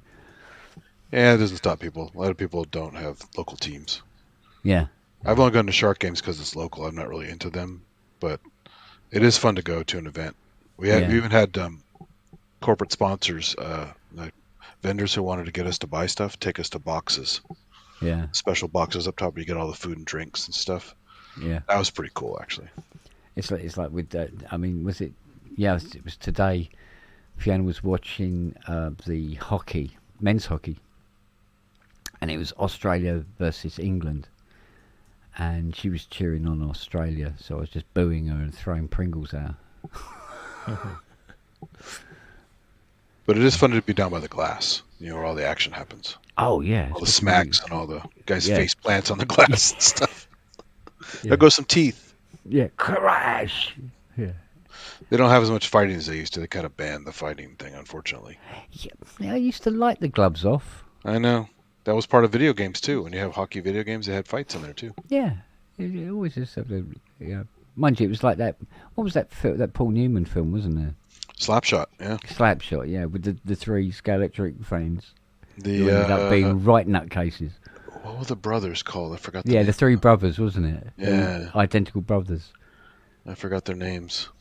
Yeah, I can't remember. It was funny. It was just gloves off and just started punching the shit out of everybody. Oh yeah. And then it got to the point, didn't they, with that game where they blew the whistle to start a game and they just threw their gloves off and just started smacking her, beating the rest of the team up. Yeah, it's fun. Just Good like, old days. smack like that. Oh dear. I don't know. But then you get rollerball, and that was not so happy. Yeah, well, that's sort of like dystopian kind of Yeah, ice exactly. hockey, really. Isn't That's it? sport. Yeah. Yeah. Anybody notice the Behringer UBXA has been discounted at Thomann?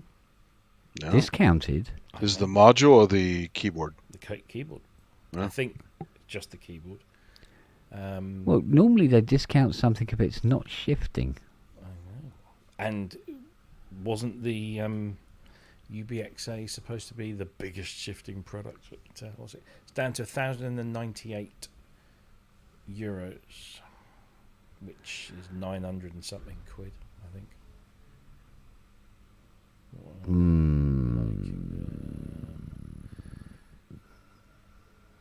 Yeah, I remember Speedball. 939.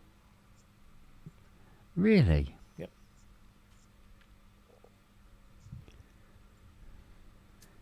Is it actually any cop?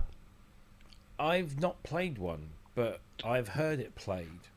Yeah. Talk to Manny because he has one and did some videos on it. There, it's Manny decent, but it's not really a clone. Yeah, So.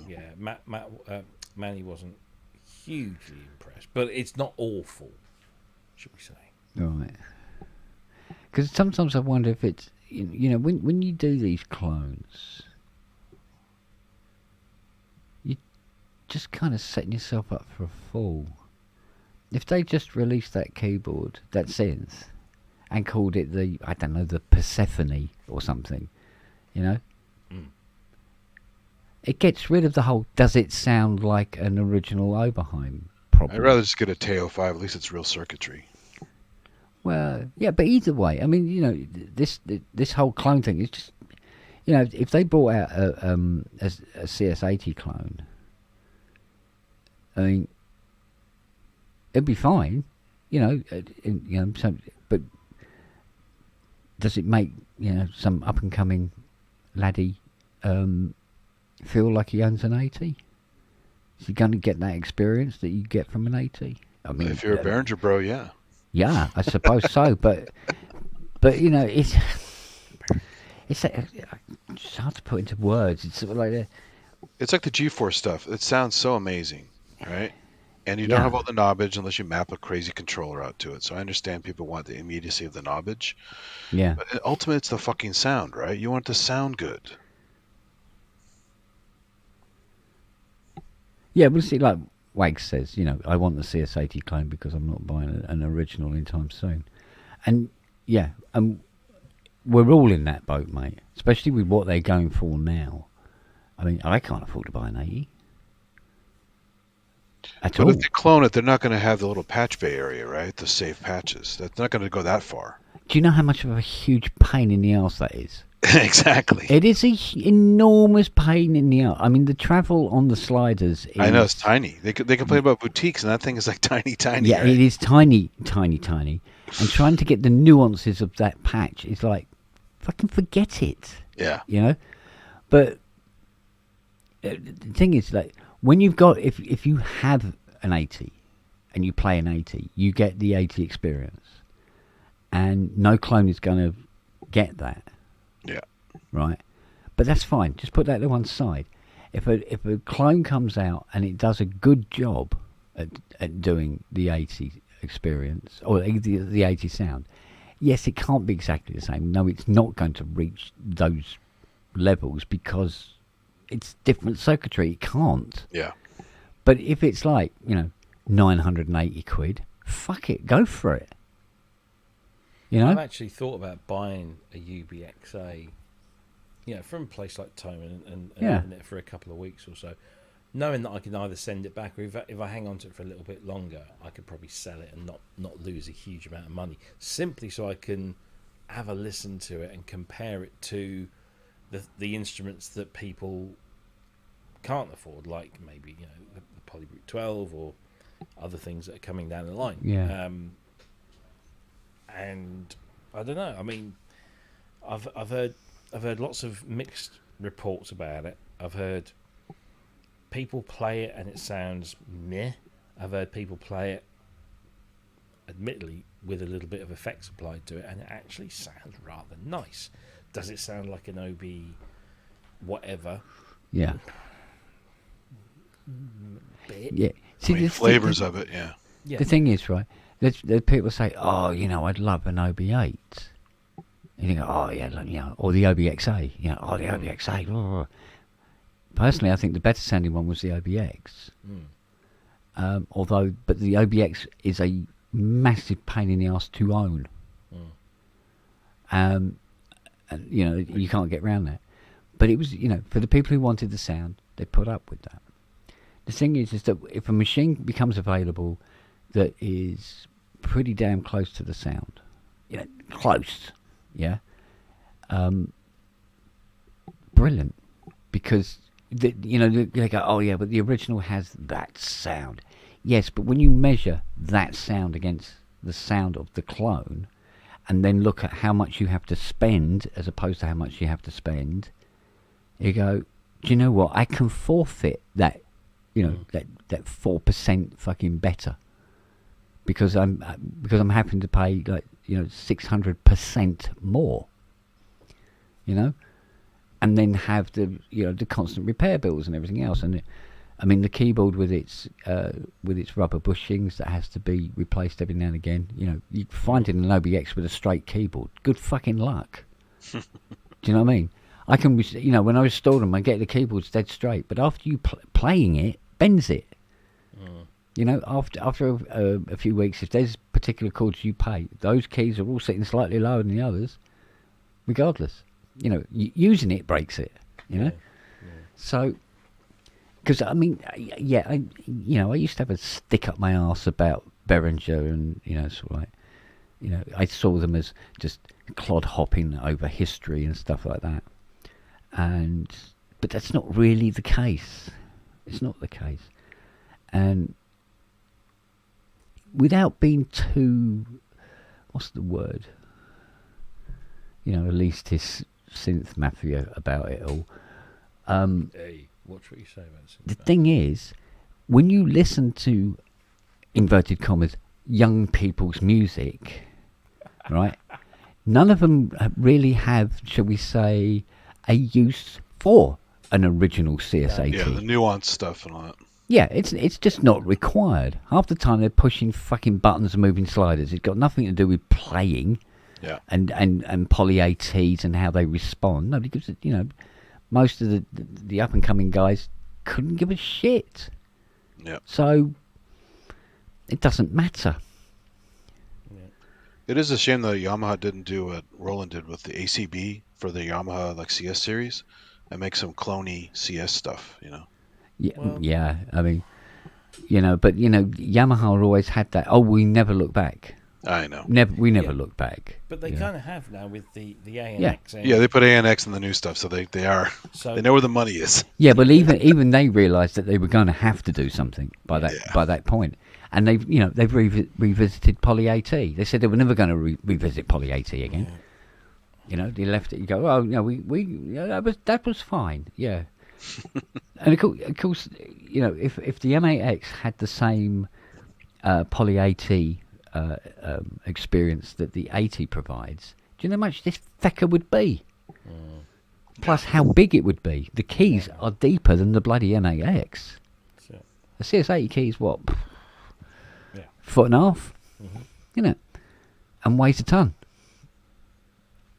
So this thing would be much, much heavier, much, much deeper, and a hell of a lot more expensive. And then people would be going, oh, did I do a 61 note version doesn't have the AT? Yes, we do. All right, I'll have that one. Because nobody wants to cut something that fucking heavy around these days anyway. So, yeah, I get it. And Behringer are providing equipment to, the masses. And, the kids up and coming who, let's face it, can't afford the original stuff. Well, yeah, I mean, I'll certainly buy their stuff, but you still got to criticize the fact that the way they are kind of sleazy about I've said a million times, if Behringer produced instruments that didn't deliberately go out of their way to mimic and rip off the trade dress and the naming, and didn't try to pass themselves off. They're basically the Hong Kong Rolex. Like when they brought the Oberheim name, that was so silly. Yeah, I mean, look, produce an analog polyphonic synth with 16 voices and polyphonic aftertouch, and 8 levels of atrophy and all of that kind of stuff. Do it, and be inspired by the Oberheim circuitry. Be inspired by the filters that they do, because that's what every manufacturer does. They'll say, oh yes, our filter design was inspired by the MS-20 or something. That's fine. That's not a problem. But don't try and dress it up and name it and give it a paint job that implies that it's in some way connected to for Yeah, example, yeah. in the case of the UBXA, the OBX, because it ain't. No. And that's really all that anybody really, if Behringer just came out and said, hey, here's a 16 voice polyphonic analog synthesizer with polyphonic aftertouch and all this cool shit, and it's called, XYZ, whatever, Yeah. and not something that everybody would go, fucking great, I'll have that, and there'd be no problems. But he's doubled down, and again and again and again, he's doubled down on the fact that Behringer have built a reputation on cloning stuff, whether it's rolling guitar pedals or Mackie mixers or synthesizers. Yeah. They flourish on the notoriety, and it is a deliberate decision to do this and to market their stuff in this way. Absolutely deliberate, and it works for them. So, as long as they're pushing the boundaries of the law in whatever territory they're trading in and not actually breaking it, they'll carry on doing it because it obviously does them some good. There are people out there, a lot of people here that don't think that when they buy the Behringer MS5, don't think they're getting an actual Roland SH5. They know they're getting something different. But there's a bunch of people out there that will buy a Behringer MS5 and go, yeah, I've got a new version of the Roland. No, you haven't, mate. You've got a knockoff, which is essentially what they are. I'm not being disrespectful. They are knockoffs. If you look at the MS5 and compare it to the SH5, visually, it's virtually identical, in terms of the panel layout. And whether it gets to it in the sonic essence, I don't know, because I've never compared the two. Yeah. But they thrive on it. They deliberately do it. And they don't have to do that. Behringer can exist in this world and just produce the stuff that they produce. Just make the gear. Don't try and just call it, pretend the it's Behringer something 1 else. or the Behringer. Just be a little bit original. Well, look at the old days when Uli built his old synth from scratch. Yeah. And people, hey, cool, good on him, right? How many synthesizers are there out there that are made by reputable companies with reputable reputations? Oh, good reputations. Yeah, reputable reputation. But they make stuff and they say that, yes, we've been inspired by XYZ. That's fine. Everything's been inspired by something else. Car manufacturers will tell you that the design for X, whatever, was inspired by, or they took inspiration from this. It happens. That's how things work. But don't try and pass it off. And that's the thing that Behringer's doing. They're trying to pass shit off. And I mean, at least UVI, they may have window dressing of a synth that they sampled, but they give it a different name. So it's not so obvious. I mean, it obviously, they are cloning stuff with their sampling and stuff, but they're not trying to pass it off as the original. No. I mean, they got into trouble when they released their first version of a package called Digital Sensations. Oh, yeah. And they got into a bit of trouble with, I think it was Roland and possibly Korg. So they had to change it and they had to withdraw it and release a newer version of it. So, they fall foul of it. I probably still have the original, has the bad stuff. I've still got the original, yeah. But, if people often sort of throw Arturia out there, oh, yeah, well, Arturia's been cloning stuff and nobody complains about them. Well, actually, yeah. So, the Moog Modular had Bob's endorsement. Yeah. As did the Mini V. The Korg stuff is endorsed by, or not endorsed by, they have permission from Korg. Yeah. They have permission from various other companies. They have permission from Mellotron to do, or from one, whoever owns the Mellotron IP now, because it ain't. Which is ironic, because Mellotron stole the other one. So exactly, yeah. But they have, the whole thing's a mess. So that they've gone about it in the right ways, and there's probably people out there that will have stories about a lot of it's urban myth, but everyone's doing that sort of thing. But at least they're just being a bit more decent about it, and Behringer have no need to do what they do the way they do it, and no need to shit on the people. Yeah. And they have shit on people, and there's as Kent will attest, there's things that we can't say here. Oh, sure. Yeah. that we know happened. Yeah. Well, And just it's from a simple fucking review, awful. Peter Kern got thrown under the bus with the cork sniffer thing, And right? there's that, yeah. It's But there's stuff that Beringer or Uli has done Yeah. that we can't talk about for legal reasons. But if people knew that, there'd be a lot more people that would be. oh yeah. Well, they'd anti. probably understand where the animosity that we had for that we would show about Beringer was actually coming from, and what and people go, "Oh, right, okay." Yeah. But all they see is me going, "Oh, for fuck's sake!" Yeah. What you go? What are you getting so upset about? And of course the whole sort of like, yes, you can make great music and you don't have to buy expensive synths to do it. No, you don't. That is true. That is true. But there's a why do place in the people then go to a studio and use very expensive gear to actually make the record? Yeah. Well, After plus, they've they're made trying the to music. sue commenters for their opinions. They're so The whole weak-minded. sequential thing, yeah. They have to try to sue people. I'm like, if you think you're doing the right thing, tell them they're wrong and just move on. No, they're so delicate. They had to be. Oh, we got to sue you for this. Well, I can't see him getting back into VSTIs anytime soon. Yeah. That's one thing they couldn't copy correctly. Yes. My God, that was. There must have been somebody at That got some quiet. point during the development stage of that particular VSTI going, "Do you think we should actually release this yet, or ever?" Good, yeah, it'll be all right. Oh, have you heard it? Nah, it'll be all right. But it'll be all right. It'll be fine. It'll be fine. Yeah, They buy all our other stuff and they don't complain. It'll be fine, mate. that went quiet incredibly fucking quickly. I mean, I had Okay. ancient VSTs that were free that sounded a million times better than that. My asshole sounds. Yeah, but you know Yes. what? That was exactly what it sounded like. It sounded like I'd gone back to the 1990s Yeah. and got one of those really, really, those cheap sort of like almost free off an Yeah, FTP you pull off some server website, VSTI, Yeah. and you go, well, yeah, it certainly makes a noise and it's in tune, but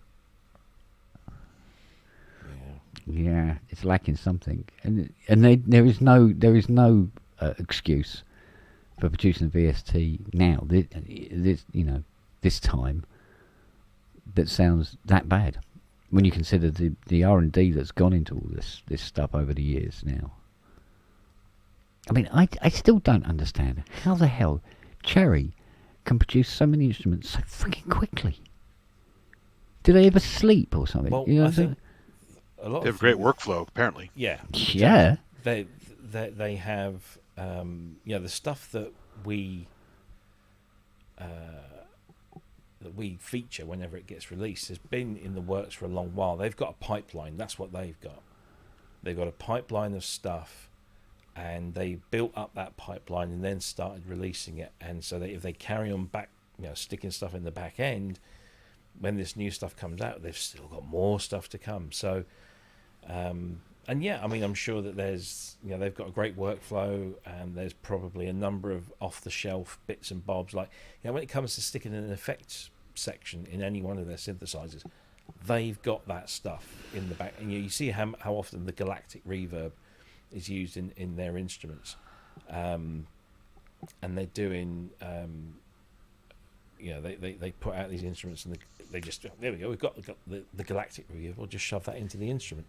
So that saves, they don't have to do anything specific there. Yeah, Cherry Wags. Audio. Yeah, Wags. Nobody is complaining about Cherry making clones, but technically speaking, nobody's really complaining about Behringer making clones. It's just that if you're going to make a clone, make a clone.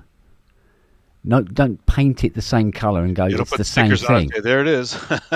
Yeah, because although they're always partially toward, the sound is partially towards the original instrument, but it's never quite enough. And if it is enough, right, it's the shit that goes on in the background that nobody gets to hear about. Like with the Deep Mind 12, where they nicked the guy's design of the VCF VCA chips that he was making for the 106. They didn't even ask him. Go, right, we're going to take your design of those chips, because his design of those chips were nothing like the original chips. But he had designed them in such a way that you could put one into a 106 and you couldn't tell which voice had his up-to-date chip in it. And it was more reliable than the Roland ones would ever be. And they didn't even say, do you mind if we use your design? Nothing. They just stole it outright. Look what it did to the Devilfish guy. They didn't get his permission. They did it anyway. Yeah. And his was already kind of an illegal hack, if you want to call it that. But they didn't get his permission for his. And they work did it on with the 101. They did the Nova mod. Didn't give him any credit. Yeah. They Yeah, but- basically copied the Nova mod. But stuck it into Analog the 101. Renaissance had the blessing of Roland, Exactly. because he went to the trouble of contacting him and said, would it be all right if he did it? Yeah. It's the business practices of Behringer And that's that what a irks lot of me people so. don't know or understand. That there is stuff that goes on, as there is in anything. You know that when people say, "Oh, well, this company does it and they get away with it," no, they do it and they get away with it because they've asked permission to do it, or they've Except got for like the blessing. Chinese Stratocasters, they've never asked permission. Yeah. But I mean, all right, this stuff happens. It happens all the time. It has always happened, and it will keep on happening. But as far as the consumer's concerned, he just wants, or she wants, to get the gear at a good price. And That if sounds they're half kind decent. of if they're kind of deluding themselves that they now have a real mini Moog as far as they're concerned, fine. But It's this whole I, thing. I just feel it's, I don't know why, that I feel that I feel responsible of being able to go, yes, but it's not, okay, just remember that. Well, it's like I have the official Moog I don't know why. Mogerfogers on my iPad. They're not real Mogerfogers, but they sound good enough, and they're made by Moog. I'm okay with that, but I'm not going to say I've got Mogerfogers. Well, you're more entitled to say that than Yeah, more than somebody that, who's but it's got an still not real NS1. Mogerfogers. So I understand that argument. Yeah. No, well, I've had people saying to me before now that they want me to repair their mini Moog. I go, well, yeah, okay, that's what I do. And they turn up at the door with a Model D. I've had that happen twice. And I go, that's not a mini Moog. And they go, yeah, it is. No, it fucking isn't. You're like, out. Where's the wood case? For a start. So it's like, it's not a mini Moog. Yeah. It may sound like a mini Moog, and it does. The Model D, as a clone, is fucking stunning. It's really, really good. And the Model D iPad app is amazing as well, made by Yeah, Moog. exactly. But it's Right. not a mini. Yeah, Okay? End. yeah, exactly. But yeah, if you want a mini Moog for, what was it, 300 quid, Yeah, you can't knock it. indeed. But I mean, if you want to get crazy, I have the Windows copy of the Triadex Muse sequencer, which is rare as hen's teeth. I don't really Yeah. own a Triadex Muse. I have the Windows clone of it. Right? I've used the Tridex. They look like fun. No, they are not. Well, Seriously. the app was kind of fun. I don't know. Yeah, the app's fun, but using a real one, oh my fucking god. It's just mad. Mental. Yeah. They're mental inside as well. Yeah, yeah. Well, Marvin Minsky was kind of a wacko. He's a. If you follow his No, career. that is not bullshit, Inky. I've had the guys standing at my door. Actually standing at my door. And they think that what they've got is as good as a real mini Moog. And they haven't even ever heard one. Honest to God, there are Behringer lovers who are out of their fucking minds. Honest to God, I'm not making this up. They've been standing on my doorstep, darling. Honest to God, and it's like, wow, And they'll think they own an OBXA as well when they buy a UBX. Same thing. Unbelievable, absolutely unbelievable. I've had it with TR8s. Not TR8s. What was that TR808 clone thing? RD8. Oh yeah. Yeah, it's an 808. No, it fucking isn't. Oh, when they had to create a quick version that was different, right? Because it was Yeah. one of the drums was off, and Ramsey talked about this. Yeah. He bought the original, then they had the re-release, which fixed the problem, and now he's like, "Well, do I want to sell this and buy the other one?" It's like, Yeah. Because I tell you what, if I was to take a Model D, and it says, oh, the VCO isn't working, and I put, a Mini Moog VCO into it, it's going to smoke like a fucker.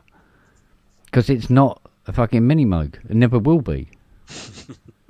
It just isn't, Yeah. Although because of the way they designed it, it did have some of the original flaws in it, right? It's all right, darling. Don't worry. It's cool. Sometimes I just get really wound up about Behringer. But it's for reasons that don't even actually have anything to do with the gear. Mm. I'm delighted that there's a company out there that can produce synthesizers of a level of quality at a price that many people can afford. Sure. Brilliant. I ain't got a problem with that at all. I haven't got a problem with that business practice, whoever it might be, whether it's Behringer or whoever. What I have got a problem with is their business practices that we have. The attitude and stuff. Yeah. And the fact that they come across, their whole shtick for many years has been, we're the saviours of the electronic music making world because we're making stuff available because everyone else is charging you too much money. Yeah, the synth mafia wants to rip you off. Yeah. Look, if you genuinely believe that a Behringer synth that sells for $1,000 is equivalent in value in terms of its design, its build quality, the amount of R&D that's gone into it, as something that costs maybe 3 or 4 times the price, you are seriously deluded. It doesn't. The only any company, forget Behringer, no company could produce a synthesizer of the quality of, say, I don't know, a Polybrew or a Moog this or an Oberheim that without a serious degree of, manufacturing quality, component testing, R&D, all of that stuff. It all costs money. People have to be paid to do this job and paid a decent living wage. But if you've got mass production facilities in a country where you don't have to pay people a decent living wage, where you can have them work for ungodly hours, that you're using manufacturing processes that cut corners and costs, etc., then yes, you can produce a synthesizer that's 3 or 4 times, £3,000 or £4,000 less than its big. Plus, you skipped all the cost by reverse engineering what already exists. Exactly. I mean, look at the famous BIOS thing from Compaq, right? They blacklisted people as they reverse engineered the BIOS to make it a bootable system until finally they had a perfect clone of the original BIOS. Yeah. And then is totally illegal, right? Yet the rest of the industry followed after that. And it's been in the industry for a long time, that kind of behavior. Yeah. But it sucks, it's just. I don't know, maybe it's just because I'm old school or something, but I class a clone of something as where you can take a component of it and fit it into the original. Well, that's what I class. definition, That's what I. But is an identical. Well, yeah, copy this is it. Down to the finest detail. Yeah, there's And nothing in Behringer the stuff isn't UBXA I can put into an OBX. Exactly. There's nothing in the Model D I can put Whereas into a Mini with, Moog. Who's the guy that does the Roland stuff? The 808s and the 90 and Analog Renaissance. Yes. You can take his stuff, and apparently you can put that into the originals. Is that right?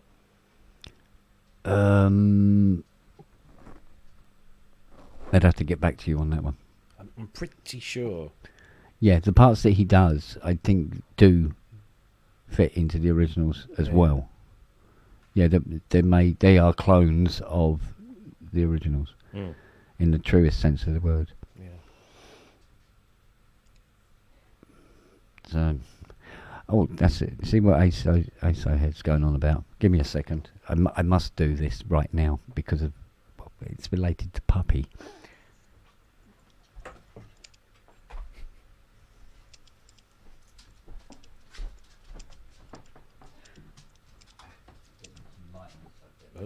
are on.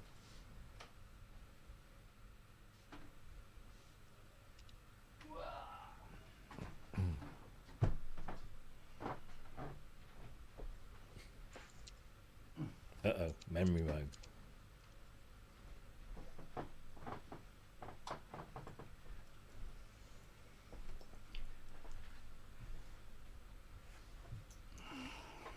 There we go.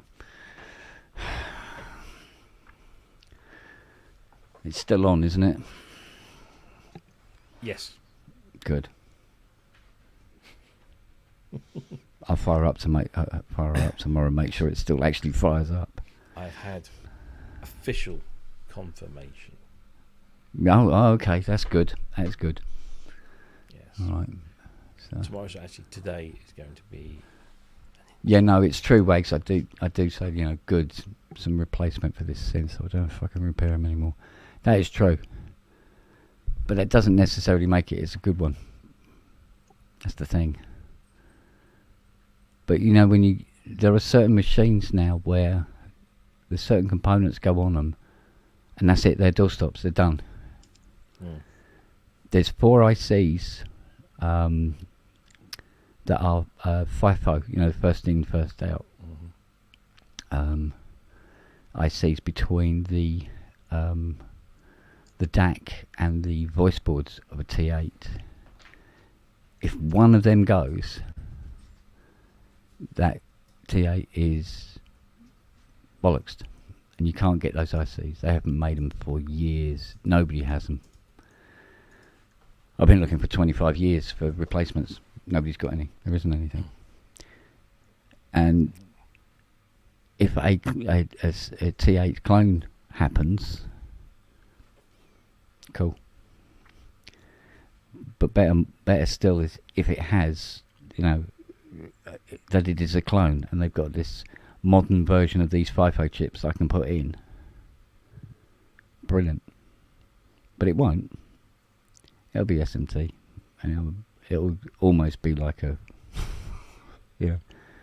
almost like a T8 kind of thing. And that's the way it goes. So, and it's just that for me, a clone is where you can take a board out of one and put it into an original machine. Boom. The Memory Moog Light Show. Yeah, actually, I think you get quite a, because this is a Lintronics one, so you get quite a nice light show on these ones.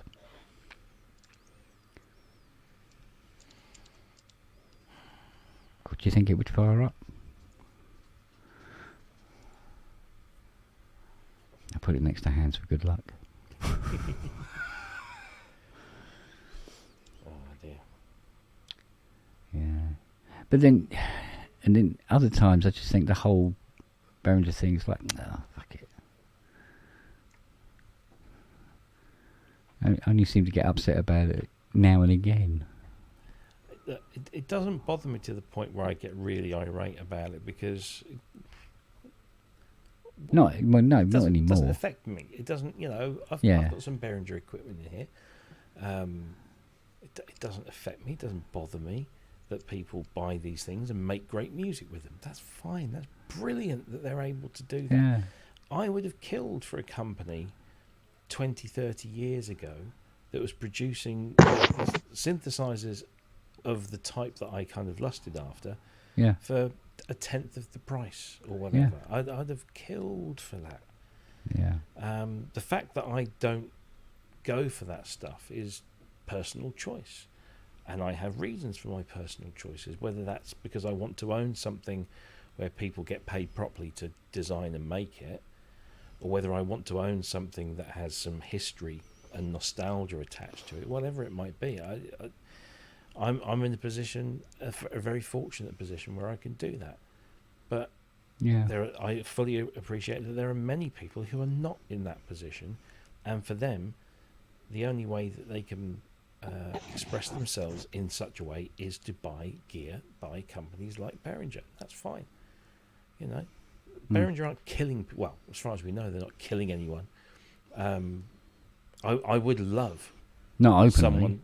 Yeah, well, I would love someone to actually do a proper when I say investigation, I don't want to come across as it, being a negative thing, but I would love Behringer to open up and say, here's our facility, and come along openly. You can come around, you can check us out, you can see what we do, how we do it, within reason, of course. Not that Behringer should be worried about anybody copying them, but Yeah, but it'd come be and have a interesting look. to see if they did. But however, I Wouldn't can it? tell you as a fact, and I know that I can say this without going into huge amounts of details, that when Behringer opened up and has, got their current operation in China running, they had a big press event. Those people that were invited, those members of the press that were invited and got to go along, once they hit the Chinese border, they were escorted everywhere by people with guns. And when they got to the facility, they could only go in a very small number of places, none of which were anywhere close to the manufacturing facilities. It was intensely controlled, and that was it. So why? Why is that? Part of this is doing business in China. Any kind of manufacturing is suspect, no matter who you are. Like when I worked at Nikon, and we made stepper scanners, right, for making wafers. It's everything, cell phones, computers, you name it. So they're worried about that technology getting out, but they still wanted to have customers in China using their machines. But they found a black market of bogus parts made from reverse engineering their parts in China. So they started giving out older machines, not the latest tech, because they're worried about that. Behringer would have to worry about the same thing, another Chinese company stealing their ideas for synthesizers and making other synthesizers. Yeah, because they don't make any distinction. Yeah, do they? exactly. Yeah. Money's money and parts are parts, and there's manufacturing up the ass over there. So anyone can do anything they want over there with all the manpower and all the facilities. That's the point. Old matey boy that's cloned the CS80 voice card. Are we still getting him on? Is it still happening? Yeah, we have established contact. Cool. So yeah, we are. When I get around to it, yeah, it's on. Because I'm massively intrigued on Yes. how. Well, so is somebody else that might want to incorporate it into something. But that's all I'm saying on that. Yeah, but Behringer do have facilities in Malaysia, but a lot of the Malaysia stuff is not necessarily the manufacturing stuff. I think that's where a lot of the, for want of a much more accurate phrase, it's where the R&D happens. Because I've dealt with Behringer in the past, and initially my dealings were with the Midas guys up in Manchester, who were fucking brilliant. Really, some really nice guys. I'm still in touch with some of them. But they all left because they just hated being micromanaged. So then after that, I was in touch with some people in Malaysia, and that's around the time that I ceased sort of contact with them for a number of reasons. But Malaysia's not exactly the play being assembled in Malaysia. What? Sorry, you broke up. Oh, did it break up? Sorry. ELZ One Play, isn't that being assembled in Malaysia? I believe so. Yeah. Yeah, which is why they had some delays, because they were doing it wrong. Again, the Malaysian manufacturing process is not necessarily any better or worse than it is in China or other places, but yeah, well, it shifts around, doesn't it? You'll get labour in the Far East a country that's flavour of the month sort of thing for doing manufacturing. Who's giving tax breaks? Exactly, yeah. I mean, it's over here, for Christ's sake. Why do you think so many of the computer companies in Europe have bases in Dublin? Yeah. Dublin give you huge Well, there's no tax for the first 5 years. Exactly. Well, look at these the film industry. It used to be at Vancouver. Now it's Atlanta. Everyone's Yeah, getting yeah. breaks and making movies And in Georgia Yeah, Atlanta. well, as well. that's it. I mean, because you'd get things like Dyson moved to Singapore, but you have these huge factories that are built, sort of like overnight in Ireland, and then literally when the 5 years is up, they're gone, and then that town is broke and everybody's out of work again until the next one moves in, and then everybody's employed for 5 years, and then they're gone because they never pay the tax. Because why would they? But at least the people get to work for 5 years.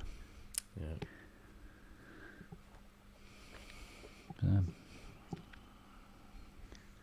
Whereas here, there's absolutely zero concession, regardless. Yeah. Arse hanging out, and no tax concessions. No. And then, of course, there's the other part of this, which is that consumers, and I include all of us in this, consumers demand the best value for money that we can, and some of us demand it way more than others, and therefore manufacturers feel that they have to develop something as cost effectively as possible, and that means using cheaper labour or cheaper components or investing less in R&D. This is why we have illegal migrant field workers for our produce in America. Yeah. And everyone's saying the border problem. You guys brought them here, you idiots. Exactly. You wanted the cheap labor. Yeah. It's the same over here. Before Brexit, we were encouraging people from Romania and Poland and other Eastern European countries to come over and work for us and do the jobs that British people refused to do because they felt it was beneath them. Or they couldn't do because they would have had fucking degrees in media studies. Whatever, yeah. And Trump complained about, all these migrant employees and stuff, but Mar-a-Lago is full of, imported employees. There's probably not a natural-born American that works Exactly. in the entire Mar-a-Lago complex. It's probably all Mexicans and other immigrants. And Of course. it's the same over here. Yeah. In the fruit picking and the vegetable, all the farming industries, all of that labour up until Brexit was Eastern European. It was legitimate because obviously they're all part of the EU. They could come over here. They didn't require visas. They could work. They could pay their taxes. They were earning 3 times, 4 times as much as they would back home, and they were sending a lot of that money back home. And then many of them, after a few years, would go back home and use that money and invest that into their own economy and maybe start their own business. This is why the guy made the movie called A Day Without a Mexican. Yeah. Where everything falls apart when they disappeared, right? Exactly. Yeah. Of course, we Brexit had happens over here. carpenters, plasterers, bricklayers, you name it. You wanted something done around the house, you could get it done for very little money. They were really efficient. Yeah. We have gobs and gobs of day laborers outside Home Depot who just drive over there, pick them up. I mean, those 2 guys that did our kitchen, they did the kitchen. It's beautiful, lovely kitchen. Well, you've seen it, haven't you? Mm.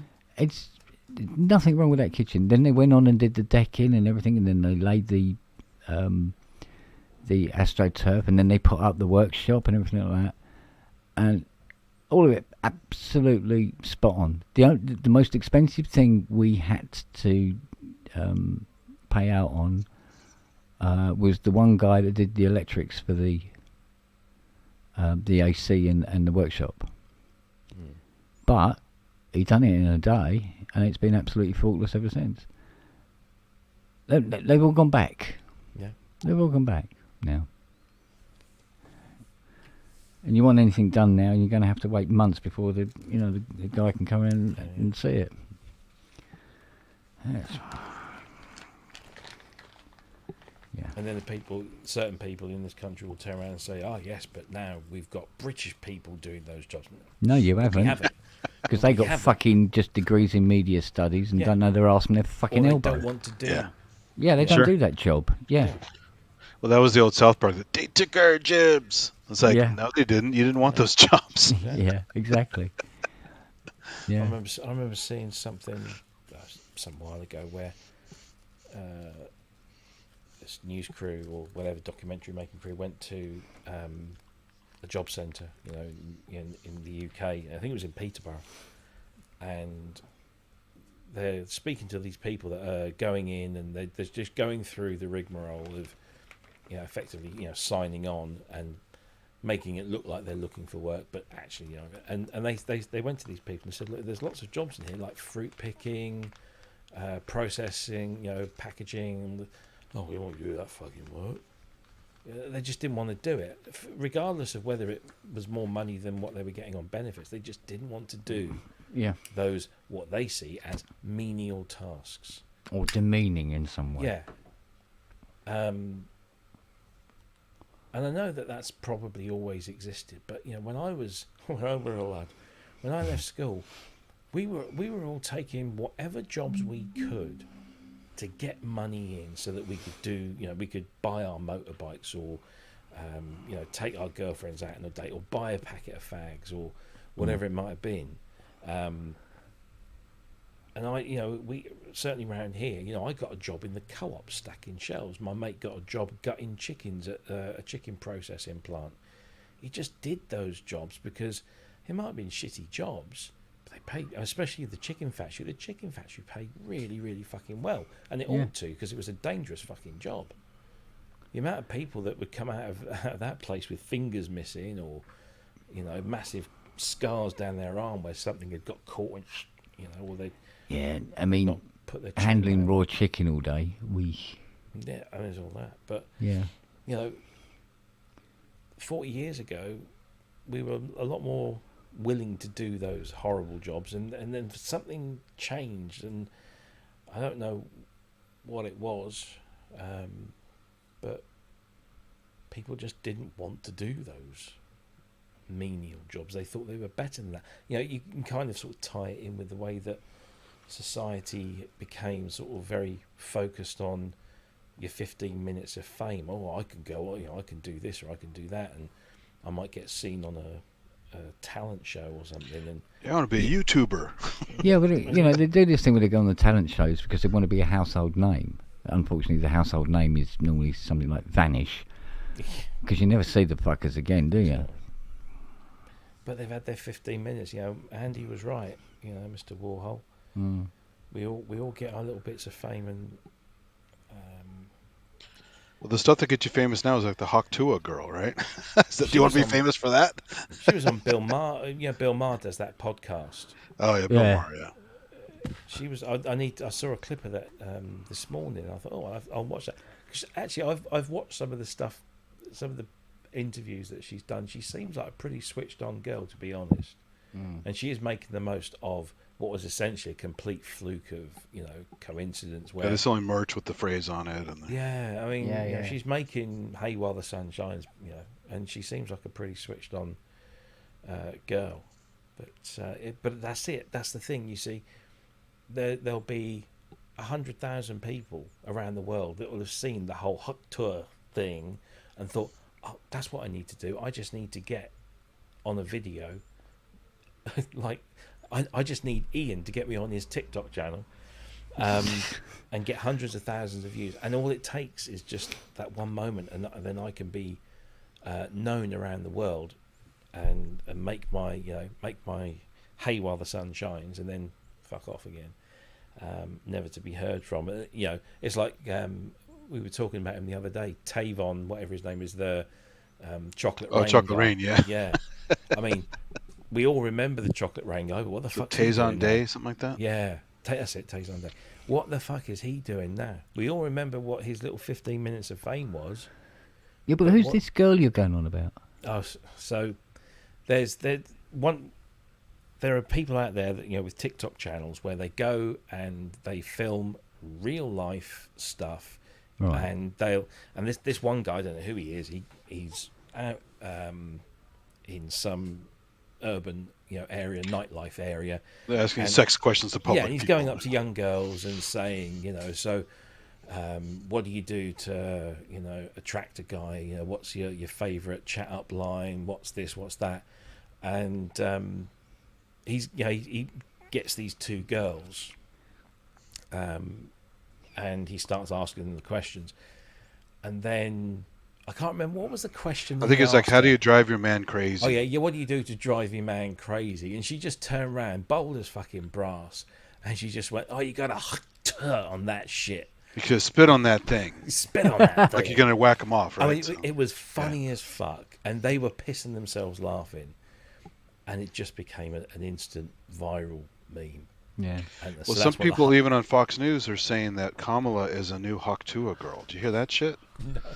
Wow. That's pretty rough, right? Well, Jesus. I read something the other day about this whole coconut thing, which is the whole dance thing that she was. Well, the coconut thing came from her mom said, I didn't just fall off a coconut truck or tree. Fell off a coconut tree. Yeah, yeah. Mm. So that was the old saying she was using. So her coconut thing came from that. Right. And it's bonkers, isn't it? You know. Yeah. Yeah, but that's the nature of things now, isn't it? But the thing is, that girl who said that thing in the heat of the moment, you know, It's like whatever it 3 was, months ago. Not even that Yeah. long ago. Yeah. she became famous. Of course, everybody, you know, all the media channels were like, "Who is this girl? Let's find this girl." And they found her. And then, of course, all the stories start like, she's done a deal with Playboy magazine, which she hasn't, and she was a teacher, got fired because of it. All that yeah, bullshit. yeah. They made up, you know, this whole media frenzy starts Oh, around. just this make thing. up shit, yeah. Exactly. And she's done, you know, I guess her level best to try and, you know, make the most of it whilst trying to retain some form of dignity. Because it must be, I mean, I dread to think that if somebody just approached me in the street and I made a flippant comment and it went viral, and all of a sudden everybody wants to talk to me about this, and then people are making shit up about me, I don't think I could really handle that. But, you know, our young people seem to be quite... Well, this is why you end up going for these talk shows, even though they're offering you money. You still want to go on these talk shows to clear this shit up. I know, yeah. You know, try and put some of these things to bed. And they say, this morning I was flicking through my recommended, you know, videos or whatever it was on YouTube, and there's a clip of her doing this. So Bill Maher has got, you know, he has his real talk show, whatever it's called now, on mainstream telly, but he also has this kind of podcast thing where he sits down with someone and talks to them.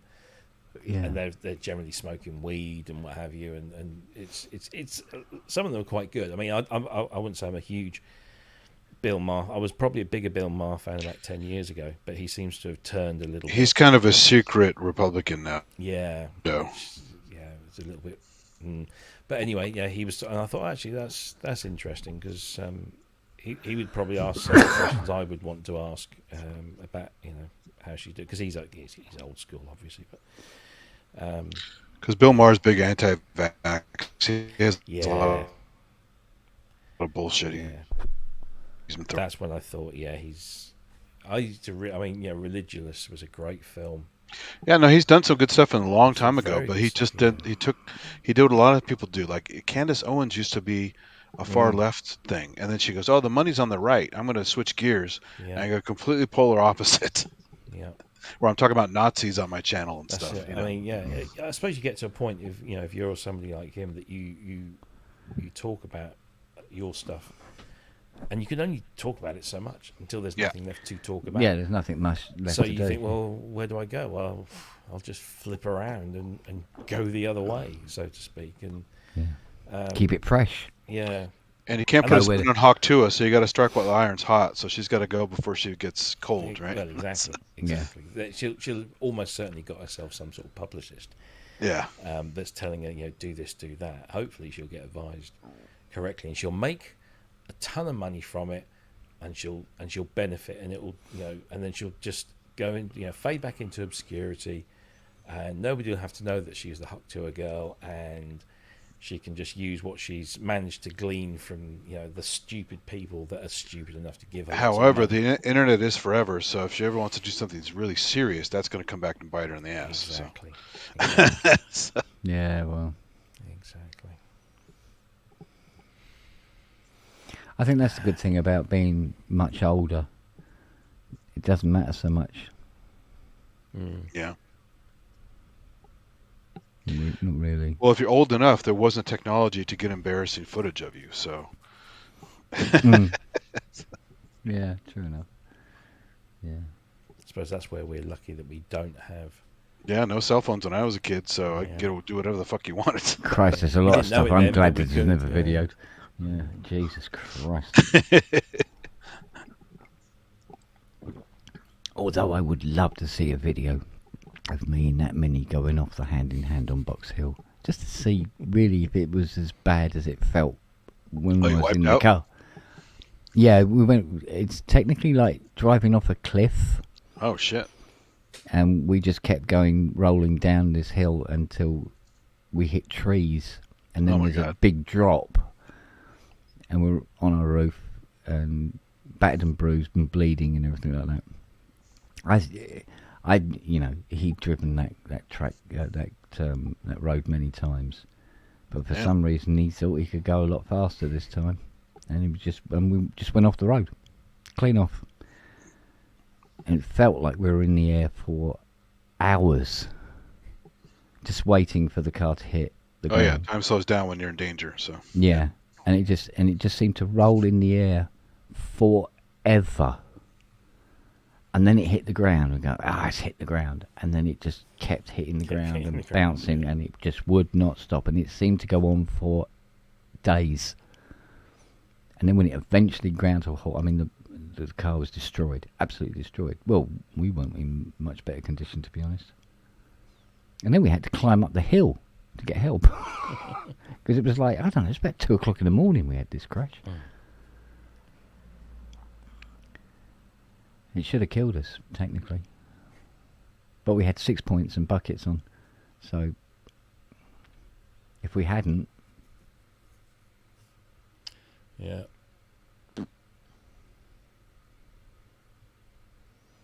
But you should never have 1500cc in a Mini. That is a lot, mate. That's a lot of power. to weight. Yeah. Yeah, it's just stupid. And it had the Clubman gearbox. We fitted that to it. Straight through exhaust, the whole fucking thing. The thing was it was just an accident waiting to happen, actually, as it transpired.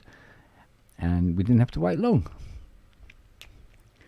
But I would have liked to have seen somebody with their phone had seen it and gone, wow, look at that, fucking hell.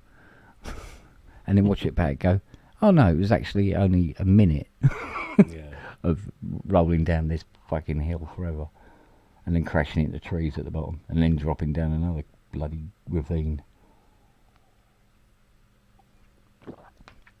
Somebody told me they couldn't get the car out. They left Right. it there. Oh, They just couldn't get it back out. might still be It might still be there, rotting away. Oh no, that engine would have been nicked. It was a very expensive engine in the end. Bloody hell. But then that's not the only stupid thing I've ever done. So, although technically I didn't do that. But yeah, done some crazy shit in the past.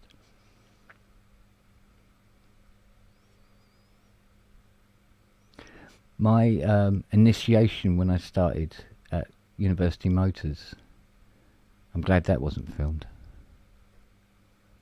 Do you know what they've done to me? No, go on. I got a dustbin, a plastic dustbin, and cut the bottom out of it. Then about 6 of them grabbed me, stripped me naked, put my hands through the handles of the bin, put the bin on me, put my hands through the handles and tied them up, loaded me into a van, naked, wearing a bin, and pushed me out in Epsom High Street about 4 miles away from work, and I had to make my way back. I know someone I used to work with who had a very similar but maybe a bit more traumatic experience because I don't know. chemicals and other fluids. Walking were- back from Epsom completely naked, Oh yeah. it stays with you. Oh yeah. But he had a very similar thing done, but it was when he described it to me, and he was getting quite upset when he described it because it basically gave him PTSD. Students' candies were grown men. Yeah, They and he's- said. He's got pictures of. They took pictures, and it was utter humiliation. It really was, and you just think, I know, you pull a prank here or there, but stuff like that Yeah, is just well. fucked up, isn't it? Yeah, it is. I mean, I could have been traumatised by it, but I didn't allow myself to be traumatized by it. If that There makes would be sense. a lot of people that would have done. But there would have been a lot. But I think, to not be. in their defence, I think they gauged when they did the hazing. They gauged the mental stability of the person they were going to haze first, to give them their due, and they collectively thought, yeah, he can handle that. So, although they had this this little black kid, I can't remember his name for the life of me. He wasn't there long, but they were going to do the same kind of hazing to him, but he thought they were trying to kill him, but for real. And he started screaming and crying and everything like that, and they just went, whoa, fucking hell, whoa, like this. And he just never came back to work. Yeah. So they didn't get that one right. But back then, there was no real repercussions. No. Certainly not on a legal level. Yeah. It was the manager had a right old fucking go at them. Yeah. But they didn't lose the there was jobs. there was no community officers turning up at the door or anything like that. So yeah, I mean, you can swing both ways, can't it? But mate, I don't know.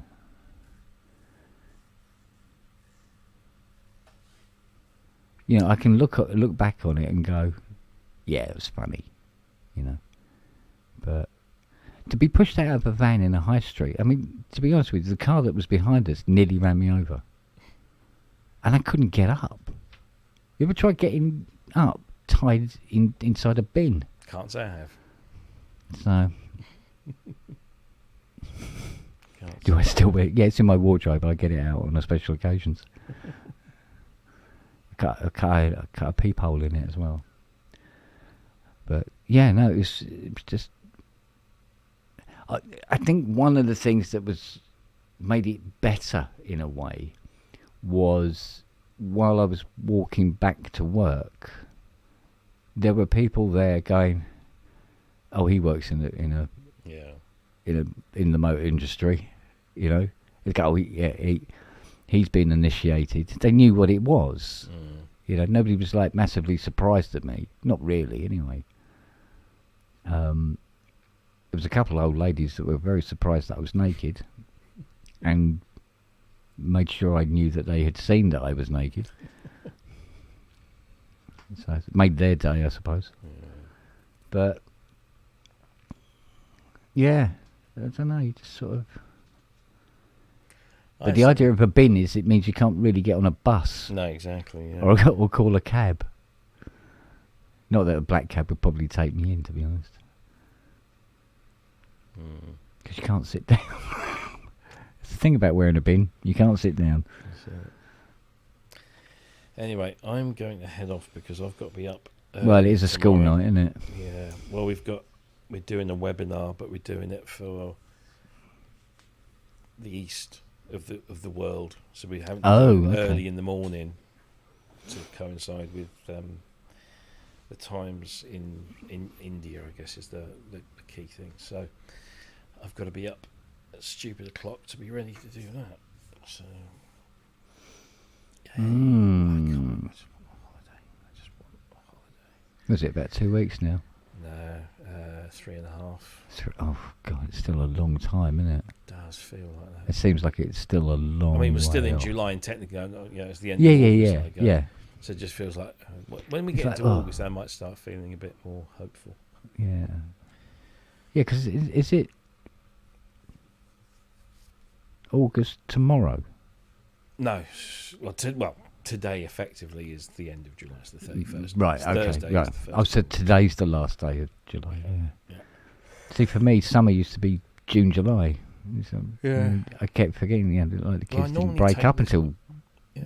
Friday. I normally have this week off work because it's the week when my birthday falls. Yeah. So I always think I'll have that week, and then generally the week after. So it's usually this week and next week that I'm off. Right. But I forewent. Yeah, I suppose forewent is the word. Mhm. Because of Super Booth, I delayed. I normally have a week off before then, but I delayed that until May. Right. And then I'm going to have to wait until the end of August for my 2 weeks of summer holiday. Hopefully it'll still be sort of summery at that point. Well, it will be in Italy, but yeah. Yeah, that's true. That's true. Eh? So all the other months seem to drag on for fecking ever, and then the 1st of July only seems like 3 days ago. It really does. It's just gone like that, you know. But at least we're starting to actually see summery type weather. Yes. At last. Yes, for now. Yeah. Make Although the it did most. rain Monday morning, Mm. which was weird because there wasn't a cloud in the fucking sky when I got up, but the grass was soaking wet, and it wasn't dew wet. It was like wet. Wet, yeah. It'd been a right old downpour at some point. So. You had Marty Pello dancing over your back lawn. It was wet, wet, wet. I'm here. Oh, he's here all week. Try to fish, mate. All right, buddy. I'll, Your move, Berenger. I will see you soon. Yeah, All right, see you guys. Yep. Yeah, Take it take easy. care and look after thyselves and all that jazz, and stay healthy, because apparently COVID's on the up. Apparently, Yeah, just so to they cheer everyone up. Yay. Yay! Awesome. Yeah. Oh, cool. All right, buddy. Well, unless it's mutated and it's not anywhere near as bad as it used to be. Who knows? I don't want to find out. No, I don't bloody want to find out either. All right, mate. Oh. All right, peoples. See you later. Stay cool. Take care. That's not a trackpad. That's an iPad. Try over here. Get the See you right later. instrument. Take it, buddy.